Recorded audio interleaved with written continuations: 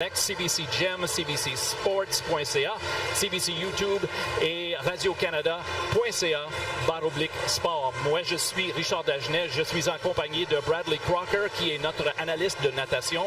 Bradley a nagé avec les Dinos de l'Université de Calgary avant de transférer à l'Université de McGill, où il a nagé un an avec les Redbirds. Bradley a gagné 3 médailles aux championnats nationaux de natation U-Sport, incluant une médaille d'or en 2015 dans le 100 mètres d'eau. And very quickly, before we get to our special guest, Bradley, just a few words to describe yesterday. Oh, yesterday's session was an electric start. The depth of this league and U-Sport swimming right now was on display. We saw fast swims coming to A, B, and C finals of really every event we saw. So all schools came to play, and those big are kind of big dogs. UBC, University of Toronto, Calgary, and McGill kind of creeping in that conversation definitely came to show up. We're seeing some tight battles already for the banners on both sides. Here at our table, representing one of the big dogs, is Sierra Moore. She is the assistant head coach of the UBC Thunderbirds. Thank you so much for making time for us. Is every day equally busy at a 3-day meet? It is for us. At a championship meet, when you're fighting for a banner, every single swim counts, every single swim matters, and we have 18 women fighting for a championship, 15 men battling it out, so it's a lot of swims every day and keeps us on our toes. McGill hosting for the first time since 1979 this National Swimming Championships. Thoughts on how the hosting has impressed you or not? University of McGill has done an outstanding job. The hype leading into this meet is the best I've ever seen as far as publicizing and promoting university swimming in Canada. It's been so cool to see the growth and the value that the university has put into this as far as U-Sport as a whole goes, and our athletes are really feeling valued and supported, and that provides a fantastic environment for them to give their best and to do what they do best, is swimming fast. UBC Thunderbirds are a powerhouse. I'd love for you to explain how you managed to be a powerhouse so consistently, or at least help me explain it to the viewers. Oh man, it's really intentional. It takes a lot of work to come year after year after year, but I will say, when you have legacy and generations coming behind you, there is a culture of excellence and a culture of hard work and perseverance and fun that first years get to step into, and they see, UBC, they see them showing up year after year, and that gets them excited, and when they show up as first years, they know that that's what they get to participate in year after year. We have an outstanding staff. Year after year, some amazing coaches have come through the UBC program and are currently at the UBC program, and so I think the two of those things together lend to a history of success, and I'm really excited to get to be a part of that continuing success. And Sierra, after a day and a half of competition yesterday and then this morning, thoughts on how your team is shaping up and how the meet is going? I'm so crazy proud of them. They battled deep from the get-go. We started out with the 200, and it just hasn't slowed down since then. I think we counted this morning, we've had 68 best times, which at a university level, it's hard to get faster, right? You're squeezing out the last 0.1% of your times, and so to have that many of our athletes stepping up like that is so cool. It shows you the power of team, and when you're competing for more than just a time on the clock, you're competing for your team, you're able to dig to a level that's harder to get to on your own. So I'm crazy proud of them. Our girls are right in the thick of it. We're really excited to be in the position that we're in, and the guys are a couple men short, but we're not going down easy, so we're going to see what the rest of the meet brings to us, and I'm really excited. I think we're going to put on a great show. My only other question to you, Sierra, before we let you go here, to build off of what Richard was saying, so you guys are a very historically strong program, and I know you guys have the National Center there, and that kind of brings in a certain amount of stars, but what your program does especially well is take pretty good swimmers. People like Bridget Burton, a minute 0.6 out of high school, you turned her into a 58.8 backstroker within a year. Ethan Heemian from the Canada West absolutely exploded that championship with some huge breaststroke PBs. How do you take these swimmers who are already pretty good and elevate them to that level of excellence where they can compete on this stage and get into the conversation for medals?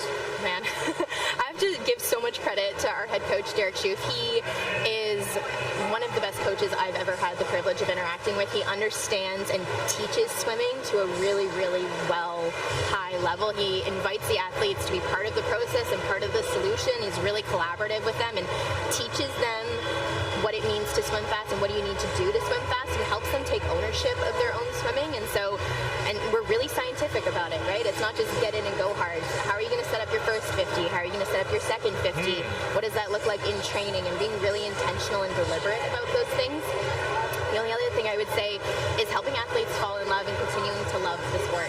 And the team environment is huge for that. Athletes coming in, maybe struggling to finish high school, or, they had a good high school experience but are kind of on the fence with their swimming career, and helping them fall in love with a different part of the sport, which is the team component of it. And like you said earlier, that's what brings out the best in people. So I have to give a lot of credit to that. Hearing you talk like that, it makes me think magic's involved. It really is, to be able to make somebody care about swimming, even though maybe their career up to then has been floundering or not impressive at all, or they haven't been impressed by themselves, and then you were able to turn them into beasts. Sierra Moores is assistant head coach of the UBC Thunderbirds. Being who you are, doing what you're doing, do you have a message to viewers on International Women's Day?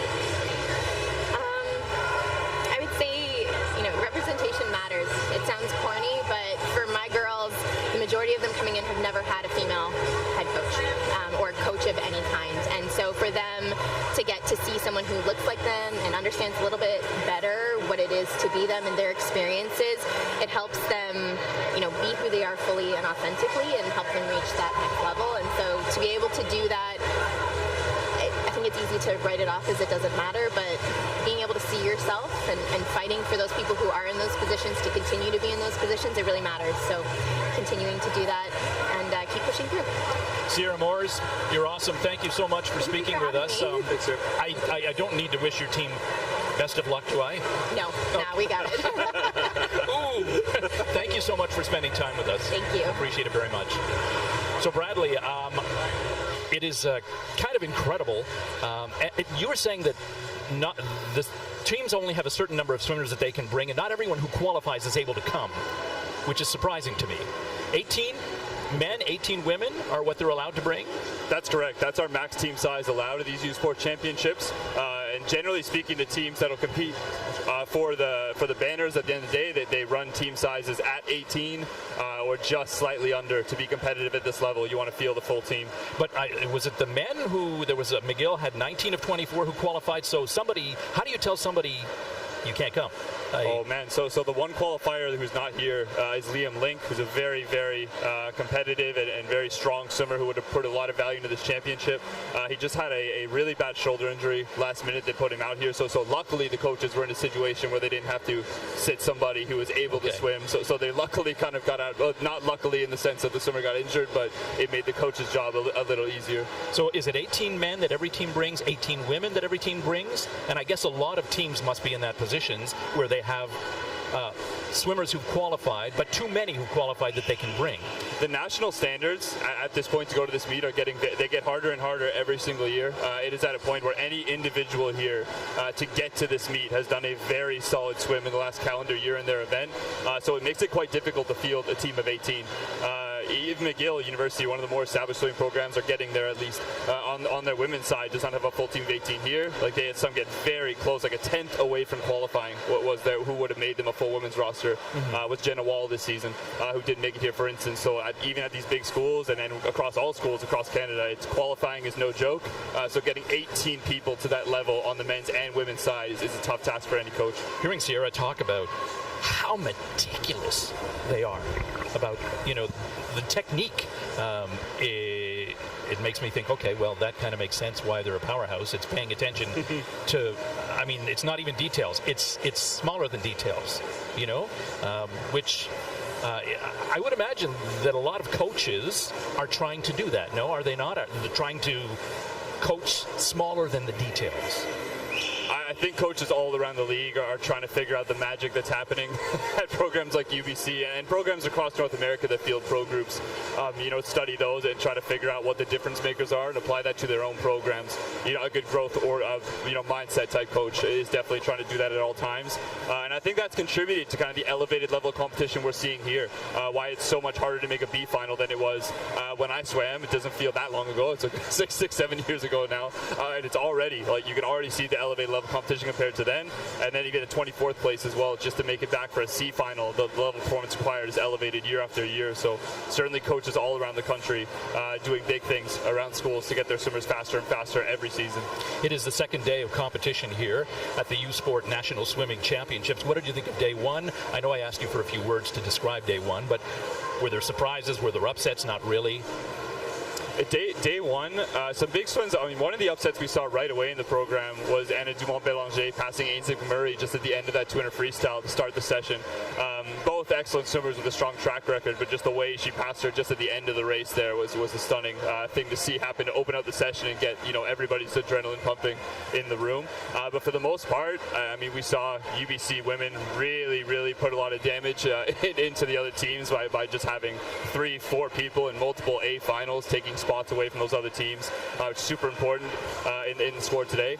This morning we saw the University of Toronto women kind of answer back. You'll see that as we go through today's program. They, I believe, have 5 swimmers in an A final tonight in the women's 100-meter backstroke. So they've answered back, and we'll see where the point total stand at the end of the meet. But yeah, big performances through one day. That was what I was going to ask you. I was going to say, are there races you're going to be watching, swimmers you're going to be watching this afternoon and this evening? A lot of solid, talented athletes doing events they're very good at. Once again, Andrew Herman, we remember, broke the U Sports record in the 50 back yesterday. Right. He came 15 100ths away from breaking the 100 backstroke record this morning in short course. That's a record that has stood. It's held by, I believe, Kelly Aspinall right now. It's a record that stood past Marcus Thormeyer, excellent backstrokers like Russell Wood, Callum Ing back in the day. My teammate Joshua Dow, just backstroke legends in this league, have come and gone, and that record has stood. So for him to get that close in his first year signals to me it's a record that's on borrowed time. So Andrew Herman, you mentioned short course. Did you get a sense yesterday of whether he's a short course swimmer or a long course swimmer, whether he prefers one over the other, and what difference will it make that he's going to be doing long course? Yeah, his preferences you'd have to ask him, but I can tell you objectively. So you weren't able to look and say, objectively, as a spectator, I can tell you he's better in short course. The notion, he was very far ahead of those men in the morning, and that night he was out-touched for that gold medal in the final. So I'm sure if it was short course finals, his medal count would be even higher than it's probably already going to be on the long course pool here. But certainly he's no slouch at the swimming component as well. I mean, the silver medal is a good performance in itself. Yeah. Before we look at the points, the team points, maybe about the coaching again. Maybe talk about the differences, because I'm sure that coaches are evolving and always looking for new ways to motivate, train, whether it's dry land or in the pool. Are there things that, because you were an assistant coach for a while, are there things that you can point to where you can say, all right, this is what it takes to get to this level. This is what it takes. Because to hear Sierra talk about how meticulous they are, I'm kind of floored that it's to that point where, I don't know, she said very scientific, which I don't know many sports. Well, maybe there are. Maybe baseball you could call scientific. Maybe the throwing of the ball and all that kind of stuff. But to hear it, said so plainly, I'm kind of amazed. Yeah, it really shows the passion and intensity that just ripples through that program and how they approach the sport. In terms of how you kind of start that process with any swimmer, I think it comes down to trying to figure out their weaknesses, like what separates them most notably, from a world record performance or from, the top performers in their league, and then trying to get them better at their weaknesses. That's generally the quickest way to get better, is take what you're not great at and make yourself better at it. So I'm sure that's a process they go through with all their athletes. So ultimately, the hope is at the end of the day you have very few weaknesses, your specialty events, which we certainly see at this level in these final sessions at U Sports. You're not seeing a lot of mistakes being made technically across the pool. 340 swimmers from 28 schools across the country. Maybe talk about the point totals. Where are we at? The powerhouses are where the powerhouses should be? Yes, so I can mention on the women's side right now, we have a pretty tight battle for third. McGill University sits in fourth right now with 223.5 points. University of Calgary in third with 272.5 points. For perspective, 50 points is about 2 A finals separating them at this point. So pretty close, and I expect that to close based on the prelim results this morning. University of Calgary looks like they should be able to stay slightly in front, but anything can happen depending how the touches go. And then in the front, for the banner on the women's side, we have a battle between UBC and University of Toronto. UBC leads with 550 points right now on the women's side. University of Toronto 441.5. 100 points is further back, but based on the prelims this morning, I expect Toronto to potentially even pass them, but at least we'll close the gap significantly based on their performances this morning. So we are going to see a heated battle on the women's side of this meet for sure.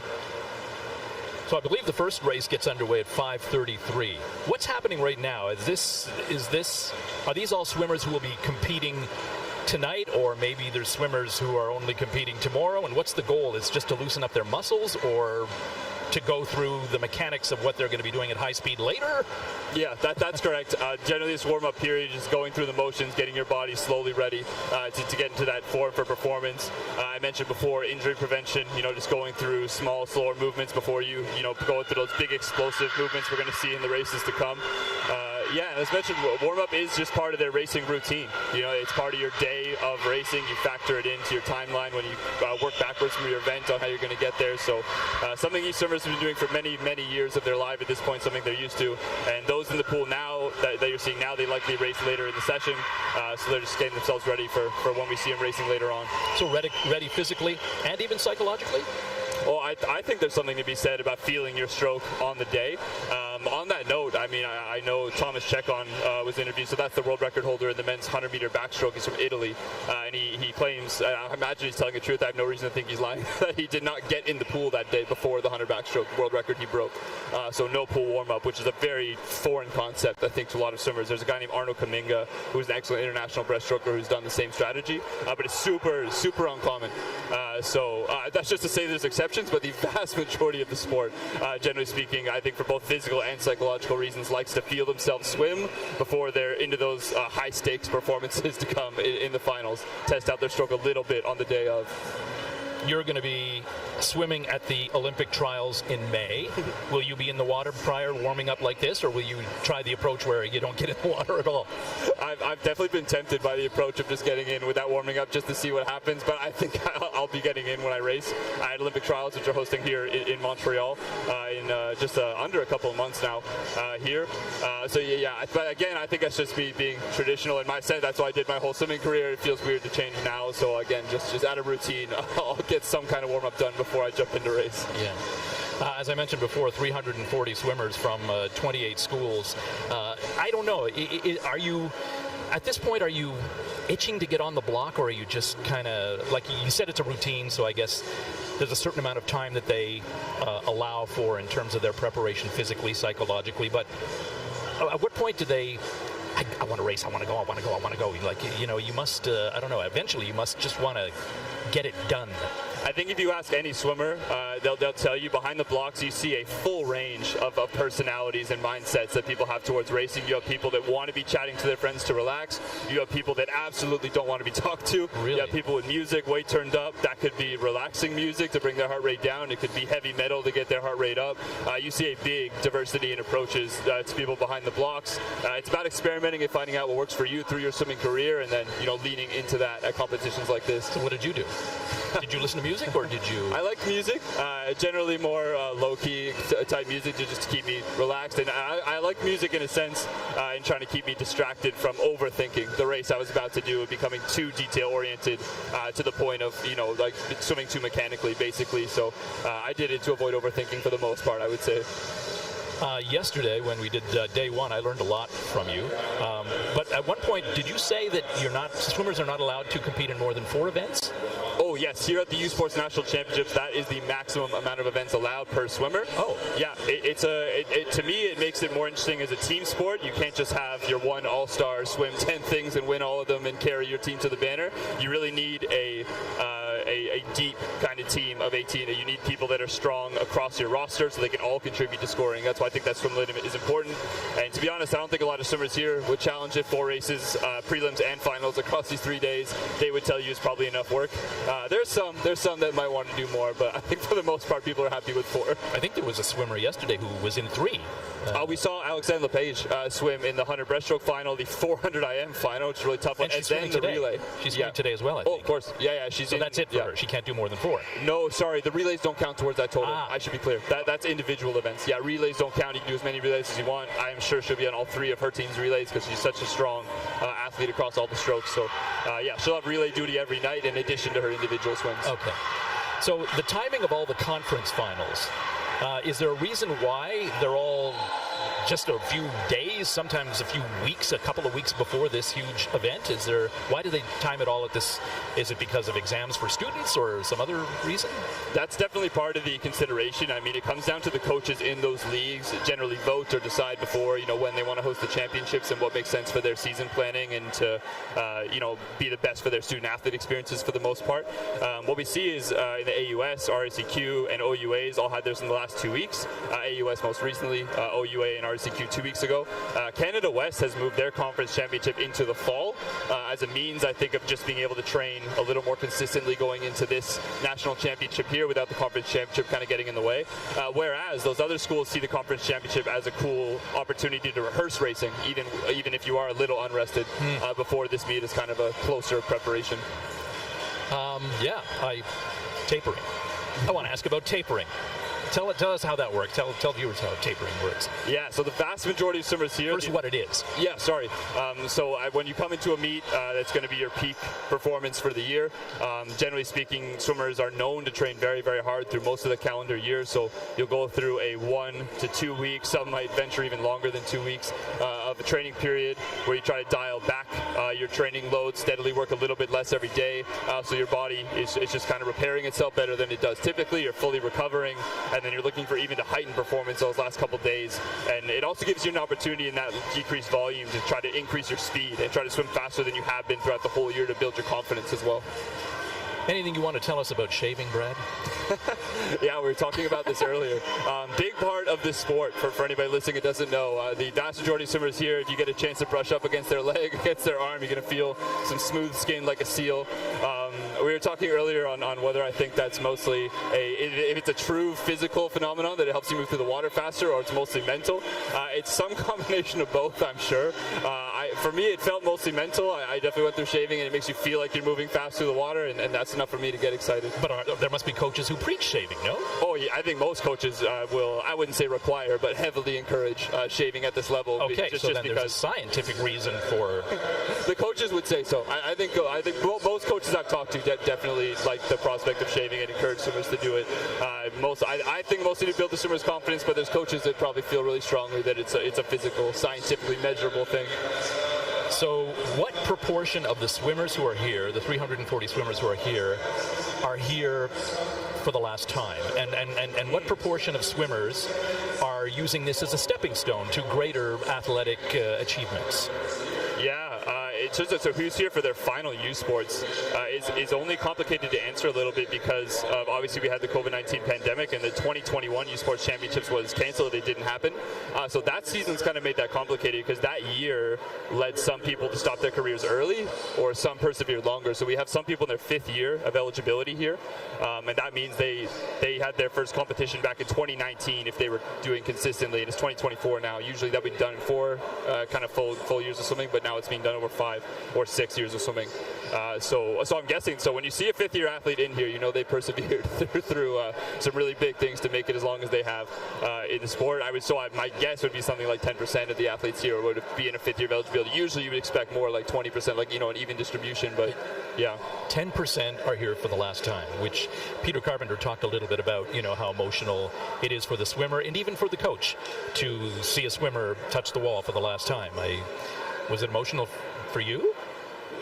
Or have you not touched for the last time because you're going to be at Olympic trials in May? Yeah, well, I guess I still dabble in racing a little bit myself. But as I said, the U Sports, it's a very special stage. And using that last year of eligibility and going through your last races with the varsity team, cheering you on behind you and being that environment is very special. It was very cool for me to come to McGill. Like at Calgary, I had to sit out a year due to a bad back injury, basically. And so it was very cool to come to McGill and still be able to get kind of the closure and the experience of having that one more year to really feel the specialness of this meet and to go out appreciating that for sure.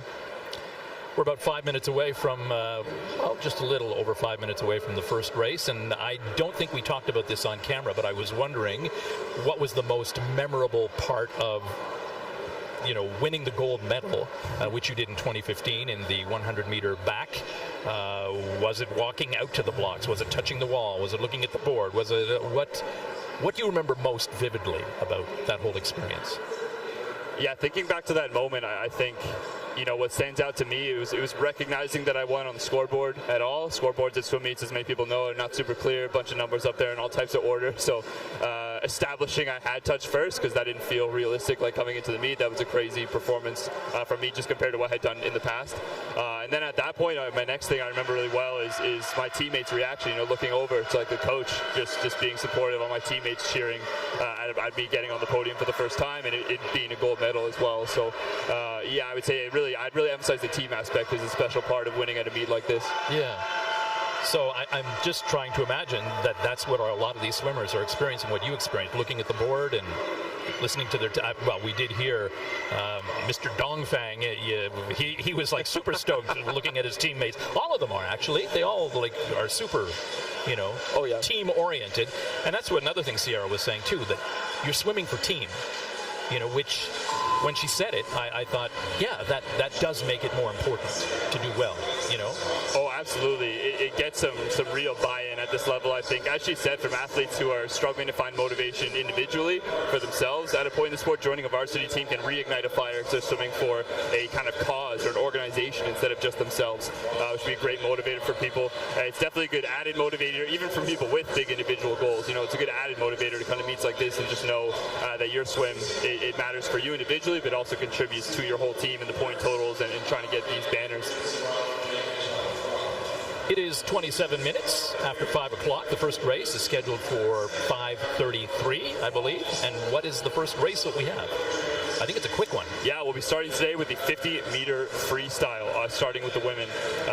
The shortest, fastest event in the pool that we do is that one length of front crawl down the pool. Some fast swimmers on both the men's and women's sides we'll see tonight. It was very difficult. We had the two alternates on the men's side, to give the audience a picture, were 22.97 and 22.98. So a 22-second 50 free needed just to land in the C final in today's section, which is a very, very quick swim. And on the women's side, their first alternate, Gabriela Casasanta from Western University, just out with a 26.54 this morning. So again, that's just to get 24th place. You had to be under 26.5 seconds on the women's side. So yeah, field's tight, fast swimming needed in the morning to represent yourself here. The swimmers are already standing behind the blocks. So this will be the C final? Yes, we will be starting things out with the C final. I haven't heard the national anthem yet, unless I missed it, so we'll be getting that, I think, before Maybe we that's start. Just for the opening ceremonies, for the start of the whole definitely meet. Definitely could be. Not every meet does it every session. That's very true. So let's just go through the swimmers who are going to be competing in the C final. Alicia Larchevêque from UBC. Delaney Lehman is going to be in lane 2. Alicia is going to be in lane 1. Eve Landry from Université de Sherbrooke is going to be in lane 3. Sarah Corson in lane 4 from University of Calgary. Eliza Hausman in lane 5, University of Calgary from McGill. In lane 6, Greta Zapparoli. Rayleigh Carey in lane 7 from U of T. Maya McGann of McGill in lane 8. Yeah, just 3/10 separating those swimmers from lane 4 to lane 8 this morning.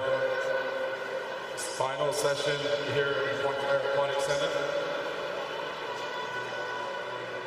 Nous allons débuter dans quelques minutes la deuxième soirée. So the record, 24.25. Sandrine Mainville from Université de Montréal. And it was set in Toronto, is that correct? So that's what's on our paper, but I am 95% confident that is the short course record in U Sports. I will try to get our hands on the long course records just so we can keep an eye on those throughout this session.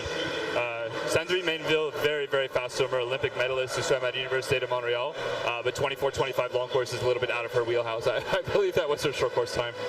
So I'll get her hands on. But yeah, she's definitely a very prolific swimmer in this league, won many, many titles in the 50 and 100 meter freestyle for Université de Montréal. You said yesterday that sometimes the faster times are set in short course pools because you're pushing off a wall more often. But I'm thinking for crawl or for freestyle that a straight line might be better, no? Because would you slow down to do a flip turn? At this level, with the amount of training they do, these swimmers definitely train not to hesitate going into the stern at all, to flip and just use that momentum. So vast majority of swimmers at this meet would have better times in short course. You'll occasionally get that rare swimmer who struggles with getting their body around the mechanics of the turn compared to others, and is actually better without the turn to interrupt their swimming. They just stay in rhythm and they can just keep chugging down the pool. But at this level, with the amount of training these athletes have done, most of them built up their proficiency in turns to be able to use those to their advantage well.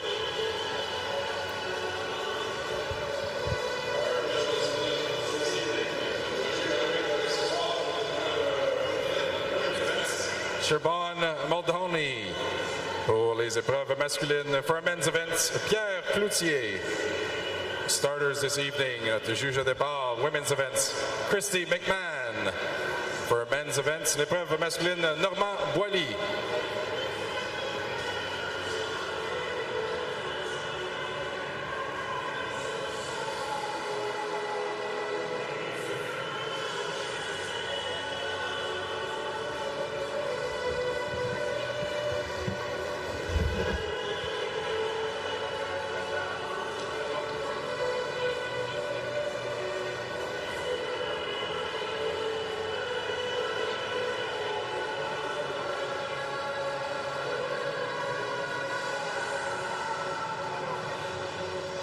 Seems to be a bit of a delay. Yep, slight delay to the session here, but we'll see. The swimmers look ready. I'm not seeing any officials running around panicking, so they seem to be under control. And we'll get underway in just a minute here with the C final. Do we often see officials running around panicking at events like this? When you start to get behind schedule, they like to keep people happy, so sometimes. But okay, I see all the officials are down at the other end, because this is a one. Yep. That's correct. Okay. Yep. Yeah, we'll be finishing at the other end of the pool.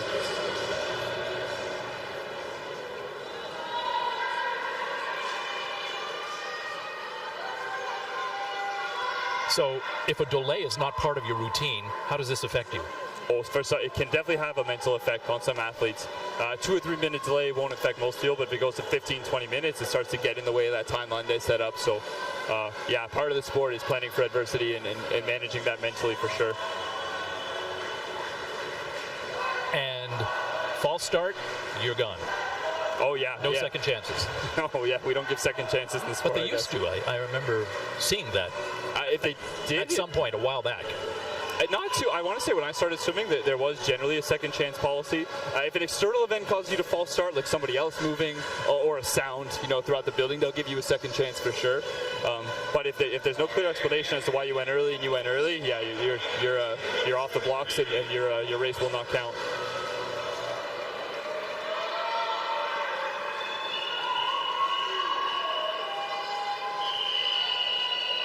Here we go.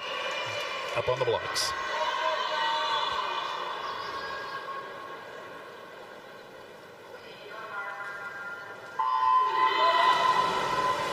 And we're underway in our first final of the night here. Women's C final, the 50-meter freestyle. Again, such a tight field this morning by seed. This race could go anywhere. Anybody can be touching the wall first in this field.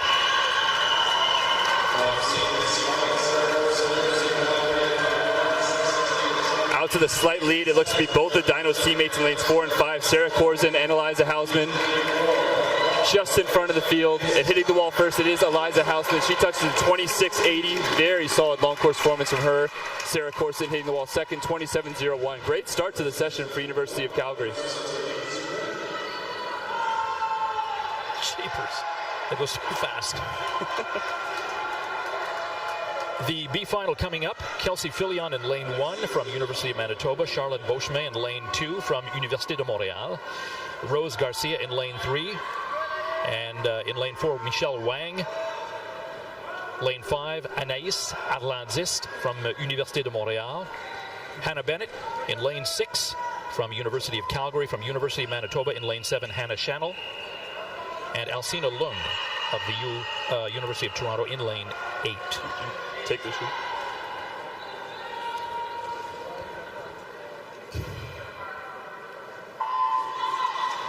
And then we go underway in our B final now, the women's 50-meter freestyle. These are our 9th through 16th place finishers from this morning. Out to the early lead, it looks to be Rose Garcia from UBC sitting out of lane 3. Really, really hot off the blocks. Also moving well in lane 6, it's Hannah Bennett from Calgary. she's moving through well, but it does look to still be Rose Garcia with a slight lead. Hitting the wall first, it will be Rose Garcia from UBC, 26-68. 1/100th ahead of University of Toronto's Alcina Lung in lane 8. Great swimming.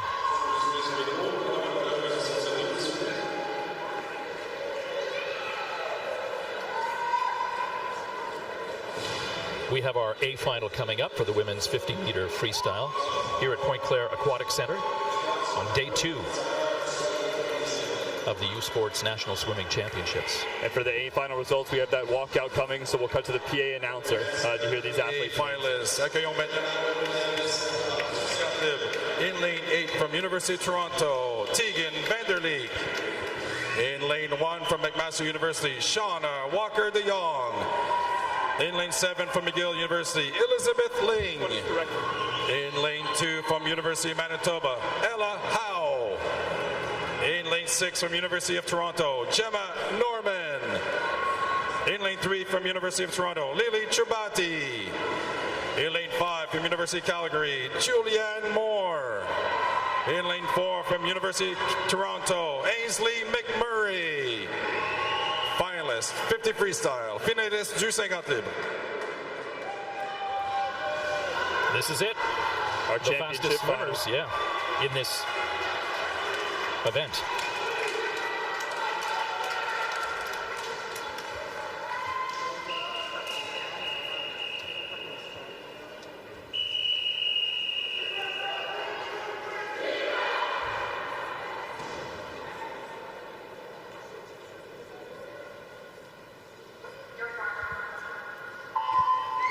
And we're off the blocks in our championship final, the women's 50-meter freestyle.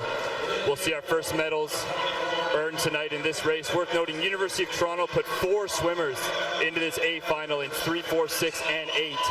I'm sure they'd like to land 1 or 2 of those on the podium. Out to the early lead, it's Ainsley McMurray, veteran athlete from University of Toronto. Ainsley is the 2-time defending champion in this event, and she looks good to make it 3. She touches first in 25.68. Wow. 3/100ths away from the U Sports record in this event held by Sandrine Mainville, but an excellent swim. Unofficially touching second, Julianne Moore from the University of Calgary in lane 5, and unofficially in third, that is Shauna Walker de Jong from McMaster University. That was a fast swim to start off this night's racing. Do they even breathe? I'm sure they breathe less frequently in this event than any other. Oh, that's exactly right. Yeah, there are some athletes that will not breathe all the way down the pool, and even if they do, it's very quick, so it can be hard to spot who's taking a breath and who's not. And now we'll go poolside for the interview with the winner. To Shauna Walker de Jong from lane 1, second place, Julianne Moore, University of Calgary. Ainsley McMurray with a 25.68, winning the gold for University of Toronto. The next event is event 14, the men's 50 freestyle. This is the C final.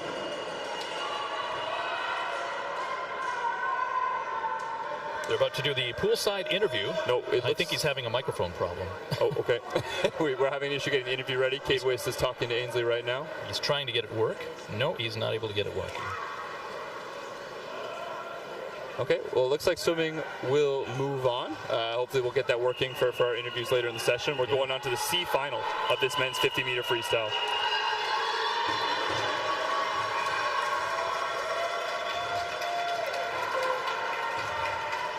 We'll let them get started before we tell you who's in what lane, although in lane 1, Gibson Black. Lane 2, Noah Maskell Gomez. Liam Dennett in lane 3. Matthew McDonald in lane 4. Alam Kurji in lane 5. Pablo Collin in lane 6. Misha Bagriansky in lane 7. And Parker Brown from University of Lethbridge in lane 8. That's Richard Dagenet showing off some really impressive verbal dexterity there to get those names out in under 20 seconds. We are almost done this race already. The winner came all the way out of lane 1. University of Calgary's Gibson Black winning the lane from the outside in 23.52 to take the C final for the University of Calgary Dinos. B final set to go. Ricky Milnes in lane 1. Kent Goni Avila, lane 2. Ethan Fast, lane 3. Eric Ginsberg, lane 4. Ahmed El Tatawi in lane 5. Lane 6, Addison Butler. Chris C. Weeks in lane 7. And Min Nguyen in lane 8. B final.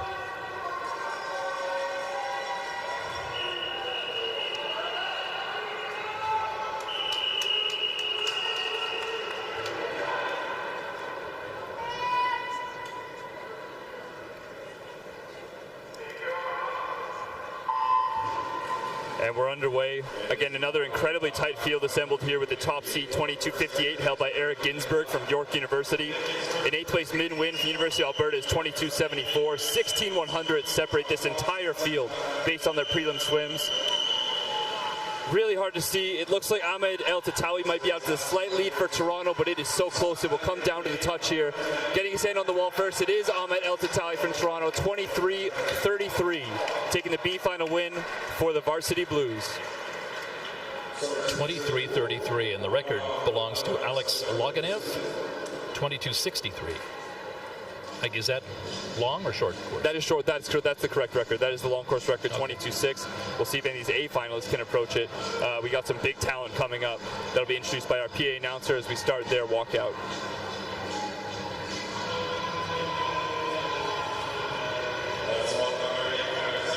Nos finalistes A du 50 libre in lane 8, University of British Columbia, Siu Lun Ho.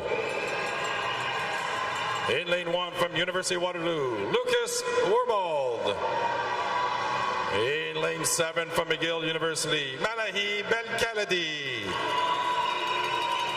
In lane 2, University of Waterloo, Alan Zhang. In lane 6 from McGill University, Hazem Issa.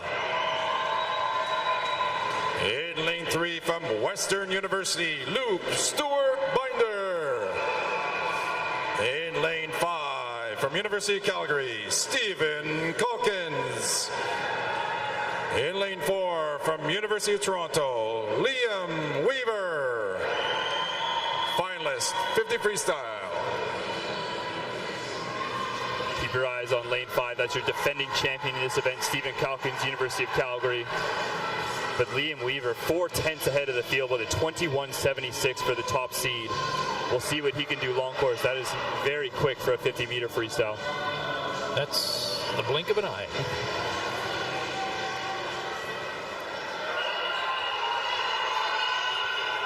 You know, yesterday you said for one of the events, I feel a storm coming. I feel a storm coming here.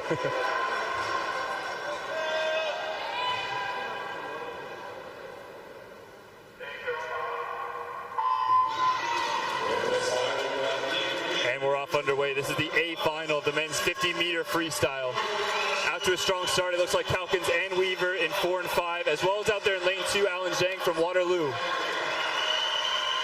Building well looks to be Belkaladi in lane 7 from McGill. That's Malachy out there, but Weaver looks to be slightly in front of this field.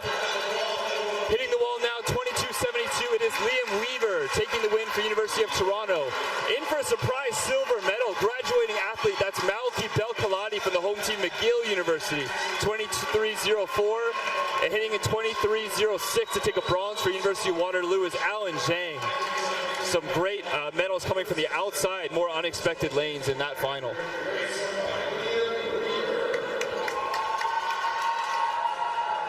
Swimmers, please clear the pool. On demande aux nageurs de sortir de l'eau, s'il vous plaît. Now we'll see if we got that microphone working for the poolside interview with Cade Wist. So Liam, congratulations. How does it feel to get your hand on the wall first there in such a tight race? Yeah, I mean, it feels great. Last 2 years I went into this first and I ended up second, so finally able to get my hand on the wall first. Super happy. Awesome, and a very loud Toronto team supporting you here today. What does that support and just noise mean to you? Yeah, I mean, it's great. We got a great group of guys. It's like it's family over there, and we all have the same goal, and we're just gonna keep pushing.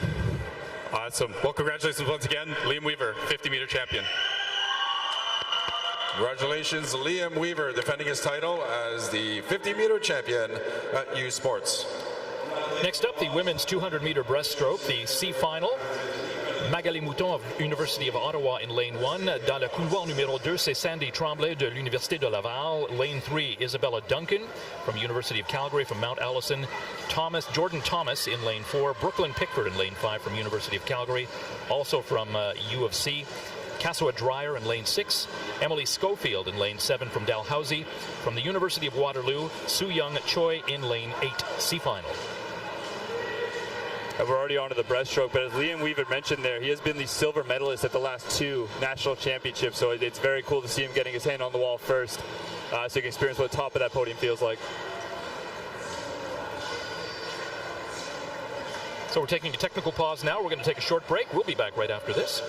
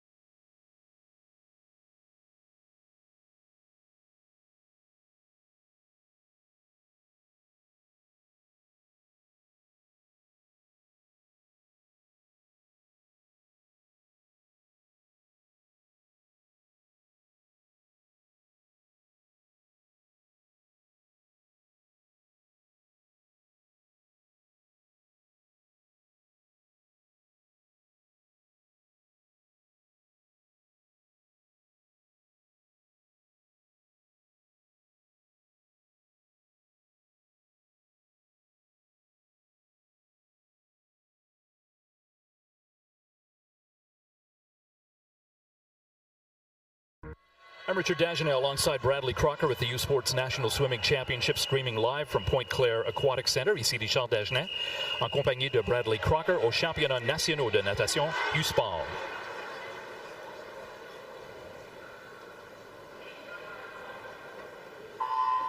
Those are our swimmers in the C final, the women's 200-meter breaststroke, just getting underway.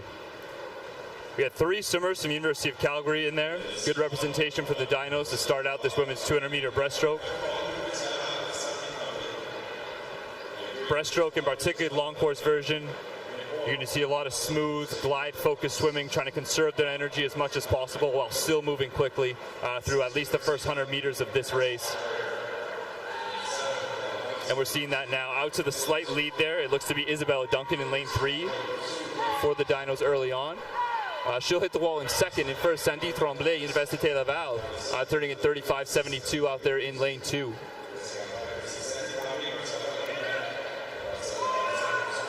C'est Sandy Tremblay qui mène en ce moment dans le couloir numéro 2 pour l'Université de Laval. Mom, would she benefit from less pushes up the wall? Still Isabella Duncan and Sandy Tremblay, stroke and stroke right now next to each other as we approach the halfway mark of this women's 200-meter breaststroke. Currently running third, it looks to be Jordan Thomas from Mount Allison University. But turning first at halfway, still Sandy Tremblay from Université Laval, 1:16.43 with 2 lengths of breaststroke to go. Toujours Sandy Tremblay en tête de l'Université de Laval en couloir numéro 2. Mais c'est très serré. Très serré entre Duncan and Tremblay. Those two have distanced themselves a little bit from this field. Duncan seems to be edging a little bit far ahead, but they are so neck and neck as we get into this 150 mark. Indeed, Tremblay now surging a little bit as we get into this turn. See who touches the wall first. And it is Tremblay, 1:59.51 with just 50 meters of breaststroke to go, half a second ahead of Isabella Duncan. Still Jordan Thomas from Mount Allison University in third. Quelle bataille.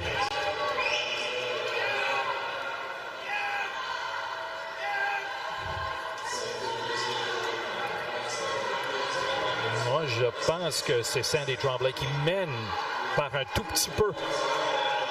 Encore mène dans le couloir numéro 2. Oh, wow. Une très bonne performance à Sandy Tremblay. We're under the flags, 5 meters to go. And la gagnante, Sandy Tremblay, couloir numéro 2. Wow, félicitations. 2 minutes, Wow. 42-38. Excellent. Toute une course. Excellent pour l'Université Laval.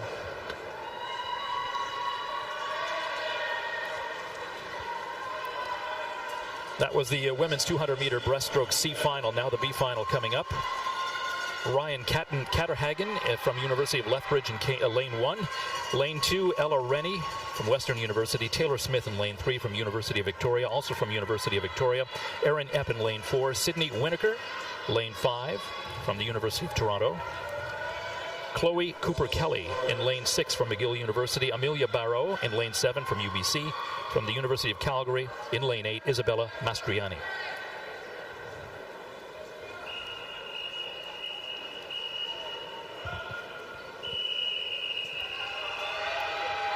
They're up on the blocks.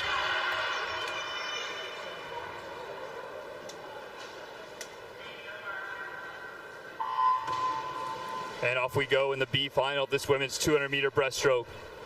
In lane 4, Erin Epp from University of Victoria. She was just 4/100ths of a second from being in the A final in this event this morning. A really agonizing margin, but she'll do her best to get as many points as possible as she can in this B final for the Vikes. She does look to be solidly at the front of this race right now, along with Sydney Winokur from the University of Toronto. Winokur looks to be extending slightly in front there in lane 5 for the Blues.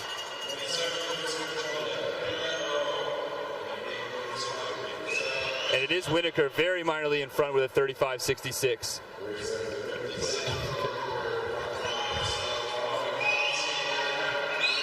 Erin Epp following very closely behind. Again, these swimmers have a lot of breaststroke left to go as they just approach the 75-meter mark. So, of course, everybody always wants to be swimming fast, but they also need to be conservative. There's a lot of swimming to go, so you see some good gliding there, trying to get as much distance out of their strokes as possible.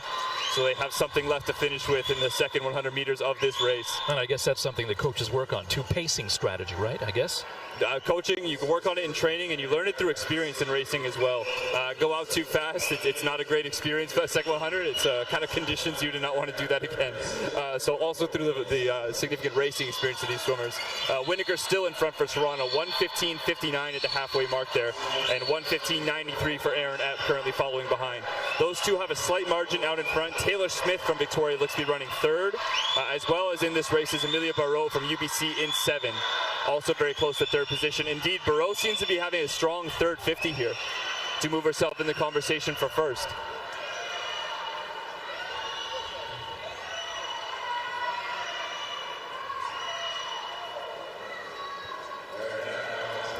But holding on to the lead, it's still the middle of the pool. Erin Epp from Victoria, 1:56.31. Winokur 2/10 behind her in 1:56.52.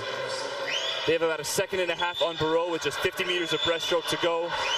This is where you'll see those swimmers start to pick up that stroke rate, stroke a little faster, worry less about gliding, and just try to get their hands on that wall. Erin Epp really picking up the tempo here, extending a body length out in front of Winokur, making sure she gets that maximum points for University of Victoria in this B final. Winokur hustling to make sure she stays in second. She's being challenged a little bit by Barrow in 7. But hitting the wall first from University of Victoria in a time of 2:37.13, it is Erin Epp.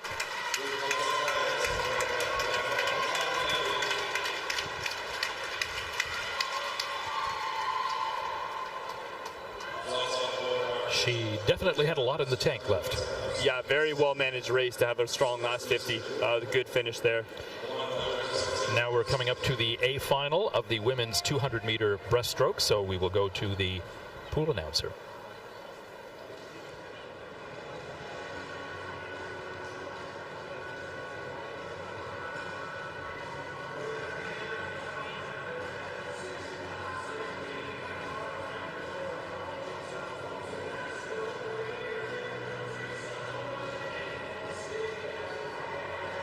We're ready now to welcome our A finalists in the women's 200 breaststroke. Accueillons maintenant nos finalistes du 200 brasses. In lane 8 from McGill University, Marianne Senishin. In lane 1 from University of Toronto, Tina Guan. In lane 2 from Acadia University, Ella Collins. In lane 2 from University of British Columbia, Emma Spence. In lane 6 from University of British Columbia, Amaris Pang.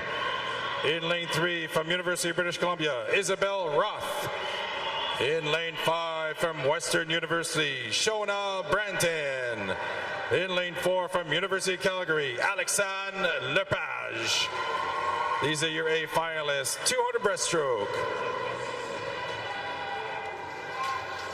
And we're set up for quite the championship final in this women's 200-meter breaststroke. We'll see Alexandre Lepage and Shona Branton again go at it in lanes 4 and 5, just like we saw in the 100 breaststroke last night. Shona Branton got her hands on the wall first in that one. We'll see what happens in the rematch. And as well, of course, they could be challenged by a number of these swimmers from around the pool. UBC has 3 swimmers surrounding them, getting a lot of points for their team in this A final. And I'm sure they'll want to challenge for spots on this podium as well. Bradley Crocker, are you expecting a storm in this race? Oh, this is a tough one to predict. 2 great breaststrokers. Yes, yes. Lepage maybe a slightly better demonstrated history in the 200, but it's nationals. We'll see.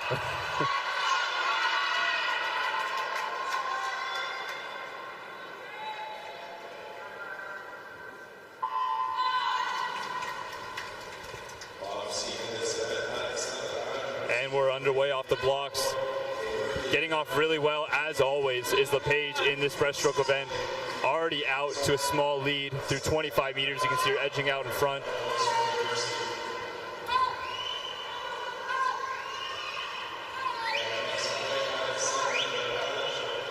Branton swimming very, very solidly to try to make up the lead that Lepage got on that dive.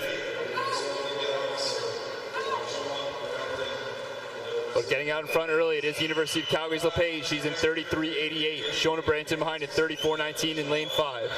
Currently running third, it's UBC's Emma Spence. Emma Spence is the defending champion in this event. So don't count her out of this event for the podium either. And just so our viewers know, it is pronounced Lepage, even though the announcer is saying Lepage, and it does look like a French name. It is pronounced Lepage. That's what I've been told by her teammates. So that's what I'm going with.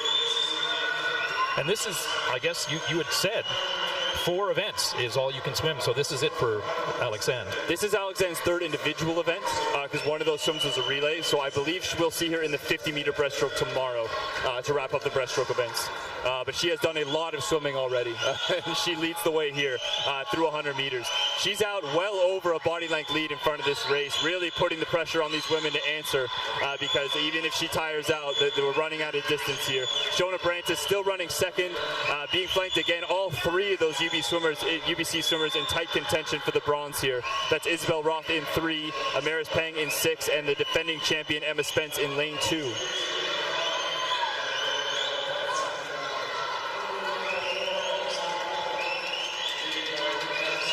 1:49.04 for Lepage. 50 meters to go. She's nearly 3.5 seconds out in front of Branton.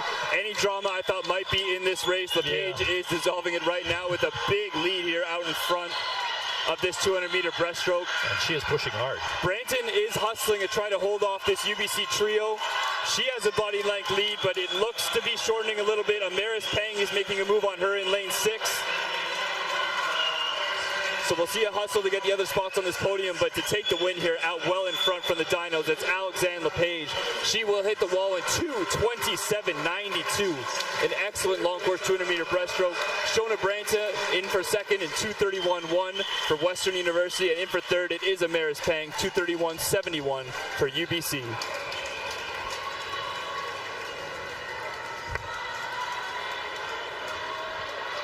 Excellent swim there for Lepage. 2:26 short course this morning, and then coming back to go 2:27 long course at night. A very strong lift in performance. And we should be getting an interview with Alexandre in a matter of moments. Thunderbirds, second place, Western University, Shona Branton, and gold medalist, University of Calgary, Alexandre Lepage. Les swimmers, please clear the pool. On demande aux nageuses de sortir de l'eau, s'il vous plaît.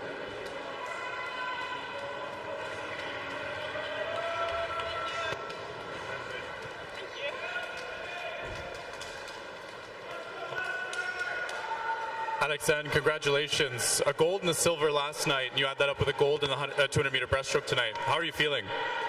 Good. You know, I'm having a lot of fun racing with the team, so. Awesome. And is there anything you'd like to say to them for the support this weekend? Thanks for being the best team ever.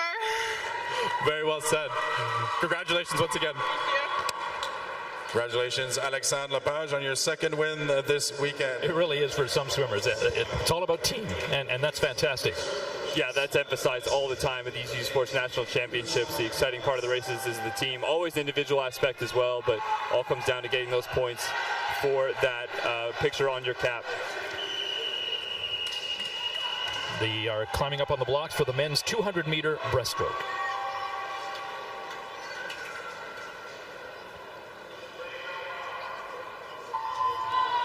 This is the C final that is underway. Alejandro Gigi in lane 1 from McGill University. In lane 2, Jake Gu from University of Toronto from UBC. Joshua Kim in lane 3.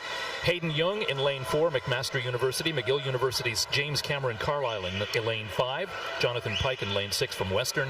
From UFC, Jet Vergi in lane 7 and Matthew Ketchen in lane 8 from Western. So we're off underway in the C final of this men's 200-meter breaststroke. I definitely want to mention that Matthew Ketchen this morning had to swim off. That is to say, he tied for 24th place in the 200 breaststroke, and he had to swim off against the other 24th place finisher to get a spot into this final. So he did a 2:16 200 breaststroke, then a 2:15 200 breaststroke to be where he is tonight. We'll see if that fatigue from doing 2 races this morning instead of 1 affects him in the final. But so far, he's looking really good out there in lane 8 for Western University. So it's just the 2 of them in the pool for a swim off. That's correct. Wow. That's correct. Yesterday we saw one team all by itself, Laval University's team. The swim-offs are not uncommon in the 50-meter races where they're shorter and ties statistically are not that unlikely. In 200-meter events, very, very uncommon, I would say. Very exciting to see when they happen. And speaking of Ketchen, he is out in the lead, 108.54 out of lane 8 for Western. Swimming off to get in this final and then leading it from the front. Currently running second is Cameron Carlisle from McGill in lane 5. And it looks like running third, that's Jet Vergi, first-year swimmer for the University of Calgary Dinos in lane 7, also putting on a great race here.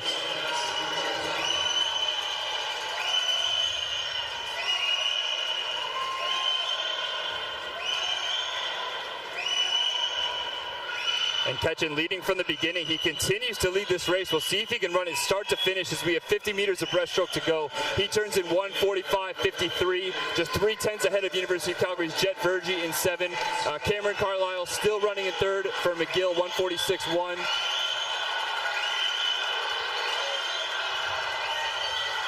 And Ketchen's looking strong for now. His teammate Jonathan Pike in 6 looks to be making a move, as well as Cameron Carlisle is having some kind of lift in lane 5. We're seeing a tight race on this side of the pool. Ketchen still hustling, and he looks to be out in front with 5 meters to go. I apologize for having any concern about this man's fatigue because he took the win there, 2:22.19 to win the C final out of lane 8 for Western University. An excellent swim for Matthew Ketchen. Taking second there, Jonathan Pike, his teammate from Western University over there in lane 6. And rounding out third is McGill's Cameron Carlisle in lane 5. B final coming up, men's 200-meter breaststroke. En couloir numéro 1, c'est Marcus Sainton from l'Université de Laval. Jeremy Kouke in lane 2 from McGill University. Brody Young in lane 3 from UBC.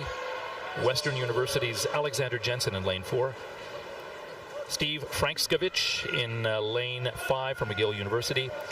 University of Waterloo's Aiden Iapiko, I guess, lane 6. Tristan Chance in lane 7 from McGill University. And in lane 8, Dawson Zhu from Western.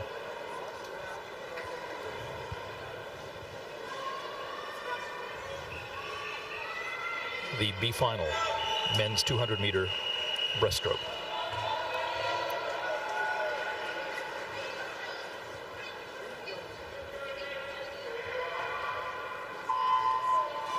And we're underway in our B final, the men's 200-meter breaststroke. I think a great event to again illustrate the depth of this meet. Lane 4, Alexander Jensen, 2:13.55 this morning. A very strong 200-meter breaststroke, but relegated to the B final just because there were 8 swimmers who went even faster than that. So some real talent we see here in this B final. Keep your eye on lane 5, Steve Frankskovich. He is known as a long course specialist in the breaststroke. Really good at the stroke, not as proficient at the turns and pullouts. So I expect to see him leading early on. And indeed he is. He turns at 30.93 for McGill in lane 5. Currently running ahead of UBC's Brody Young in lane 3.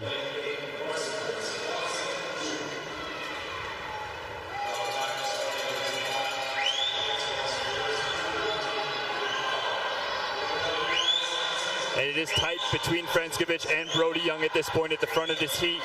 Again, this first 100, you want to go fast, but you also need to conserve. So we're seeing a mix of pacing going on so far. But as they hit the 100-meter wall, it is still Franskovic out in front, 106.2, 2/10 ahead of Brody Young again. He's in 106.4.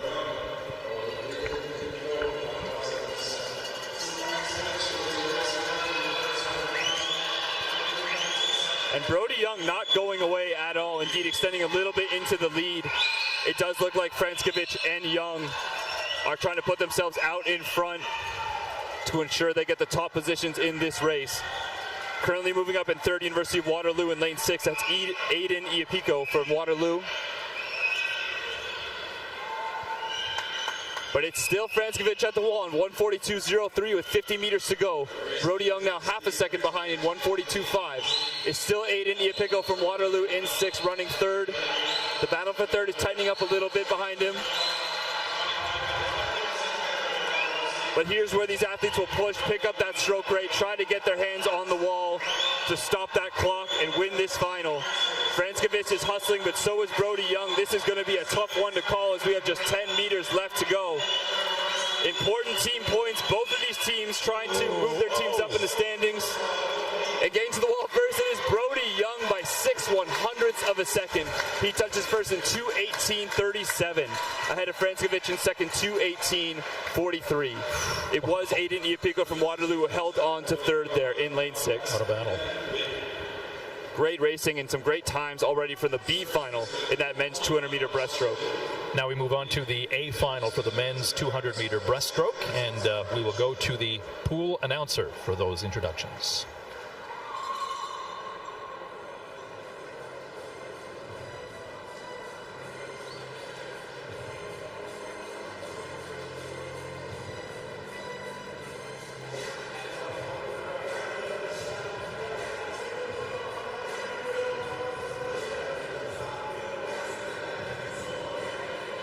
Let's now welcome our A finalists of the men's 200-meter breaststroke. Accueillons maintenant nos finalistes A, 200 brasses. In lane 8 from University of Toronto, Gabe Mastromateo. In lane 1 from University of Alberta, Frederick Kaminga. In lane 7 from University of Calgary, Aiden Lucunar. In lane 2 from University of British Columbia, Ethan Emion. In lane 6 from University of Toronto, Graham Elward. In lane 3 from McMaster University, Cameron Johnson. In lane 5 from University of Toronto, Jacob Gallant. And your top seed in this final, in lane 4, University of Ottawa, Hugo Lebel. A finalist, 200 breaststroke. Finaliste A, 200 brasses. This is our championship final, the men's 200-meter breaststroke. As you heard those names, you might have realized, just as I did, quite a stacked field of breaststroke here. A lot of talent. Really hard to call what lane is going to lead and take this race at the end. 3 Toronto swimmers, including a former Olympian, Gabe Mastromateo.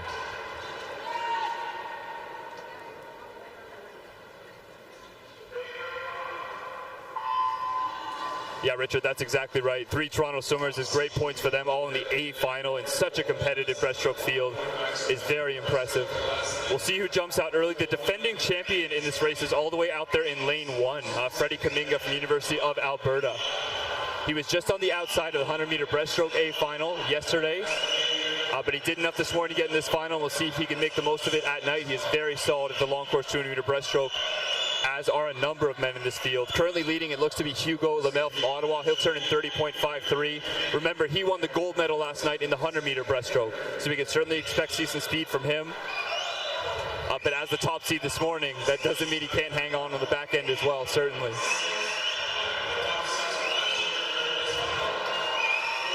So, I mean, if you're a leader now and you look over and you're still out front, but not, too much, you can say, okay, I'll save something, and then you pull away on the last lap. Definitely we see that type of tactics. A guy well known for that is Bobby Fink from the United States in the distance freestyle events. I'll point out in breaststroke, you only really get to see your competition at the turns. Their head is facing forward throughout the swimming here. So they likely don't know where each other are until they're actually hitting the wall and turning around and go the other direction. I say Hugo Lamel turning there in 103.1. He is out to a very strong start in this race. Currently running second is Cameron Johnson for McMaster in lane 3.